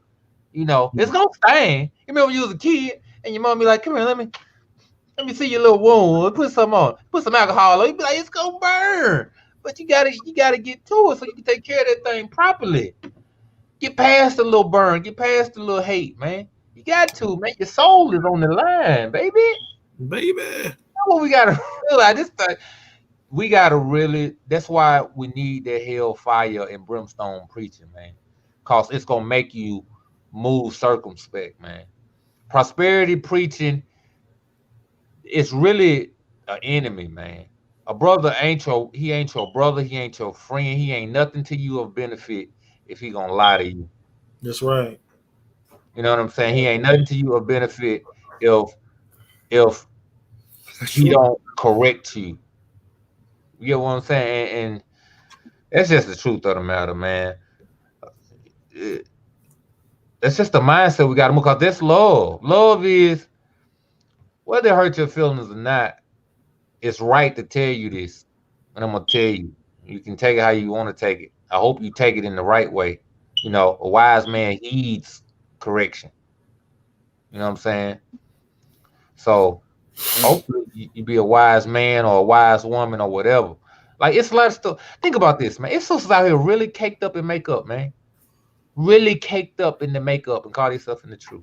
Really got a head full of weeds and wigs, but call themselves in the truth. Daughters of Zion. That's what they call themselves. You know, brothers really out here with multiple wives, got some. Look, it's brothers out here getting with women, getting them pregnant, leaving, not having their own, they couch hopping like niggas do in the world. They house hop. They get with one, and then when one start beefing cause nigga ain't acting right, they go to another one. But they ain't got the first one pregnant, then they go off to the next one and get her pregnant, and they bounce around with different women, and then got the nerve to have a problem with these women moving on with their life because they got some kind of crayon ass marriage. They claiming that they married to these women and claiming the rank as husband. And because these niggas in these little camps and groups, they want to try to check niggas and shit to try to keep brothers from talking to these women. Talking about, man, you talking to my wife? Your wife? Nigga, she ain't seen you in years. What do you mean your wife? And this niggas out here moving like that. This is happening in Yasharal today. Very cool. And we got the nerve to be talking about some bringing a white man in the bondage. Nigga, you gonna be right next to him if you fortunate, you gonna be in bondage. That's when the most you can hope for is slavery. You're in a bad spot. If that's the best you can get, you in bond. I mean, you're in a bad spot, man. But if it came to the lake and being a servant for eternity, I'd rather be a servant for eternity, to be honest with you. No play. You know what I'm saying? But listen, I want the best. I want the best of the kingdom if I could take it. But hey, anything better than the lake with the snake. Right, that's why it's best to get it right now, man. Right today. Right, get it right now, man. You can do it. Consider, man. Consider that thing, man. Do right, Be man. mindful, right. Man. Because it ain't being done out here for real, man. It's people that do it every once in a while, and then the rest of the while it's about prosperity teachings and talking about the mysteries of the Shemayim. What mysteries of the Shemayim gonna help these little girls out here being molested, man? These wives being beat. The hell you want to talk about the damn outline of the temple for, and the outline of the kingdom, and you trying to decipher end time prophecies. Nigga, man, some of this stuff just get me real fire hot, man. Now you can tell I started cussing and everything. It just really bothers me, man. That and people, these people in these congregations, what these people doing is these the people that's suffering. And rather than deal with they suffer, they'll sit there and amen. They sit there amen in these sermons. Whole time heart broke. Whole time, man, when I get home, he probably gonna trip. He probably gonna beat me. Damn. Whole time this nigga get home, he finna go pull up some Pornhub, go jack off in the bathroom. But they sit here amen and about the breakdown of the Levitical priesthood and about the breakdown of Daniel chapter 9 and shit. Come on, man. It's weightier matters, man. Oh man. It's just like I said, Mark 6 and 7 would never be out of work. There's a lot to talk about. It's so many idols to be cast down in Yasharal, man. And spirits to be cast out, man. It will never be out of work. That's a shame. That's a job we hope would have it full. Like we hope we get to a point to where it ain't no need to cast out idols because our people not worshiping them. Ain't no need to cast out spirits because our people ain't inhabited by them. But this shit look bleak. This thing look real bleak. The more I sit here and talk to y'all, the more I some stuff you be knowing, but it slip your mind because you know other things happen. And then you sit and just start talking and start thinking, you're like, man, this shit is bad, man. This thing is real bad. It's Man. Well, I'm about to go ahead and get off, brothers. I appreciate y'all up here talking, and I will gladly commune with y'all anytime. all right. I sure send the link out, man. You know, we was doing it a couple times a week, man. We was pretty steady. We had kind of laid back a little bit, but you know, who knows? This might be the start of a new vamp up, a new season, man. You know, so Okay, well, all cool. praise to the Most High. And then you know, we in a group in the messenger or whatever. I can add you to the group on Messenger. We used to do the group phone calls on the messenger and everything. It don't be live. It be a private between the brothers and stuff, man. And you know, that's been slacking too. You know what I'm saying? So that's been kind of disheartening. But you know, hopefully, Most High blow some wind into this thing. You know, some air, and these bones start coming together, and the sinews and all that start coming, clicking and clacking. You know, so but yeah, man, you welcome anytime we on. Ask for the link, or you know, 9 times out of 10 it'll already be in your inbox, man. You know. Okay, well, cool. Well, y'all have a good night, and I'll see y'all later. You too, Op. Shalom. Yep, shalom. Okay, shalom. Hey, B. Hey, man, that was cool, man. We spent on her. This the longest time we had together, ain't it? 5 hours and 34 minutes. Man. Woo! I doubt if we're gonna have to chop this thing up in the segments. We're gonna have to do this like the sitcom. You know how to do it, don't you?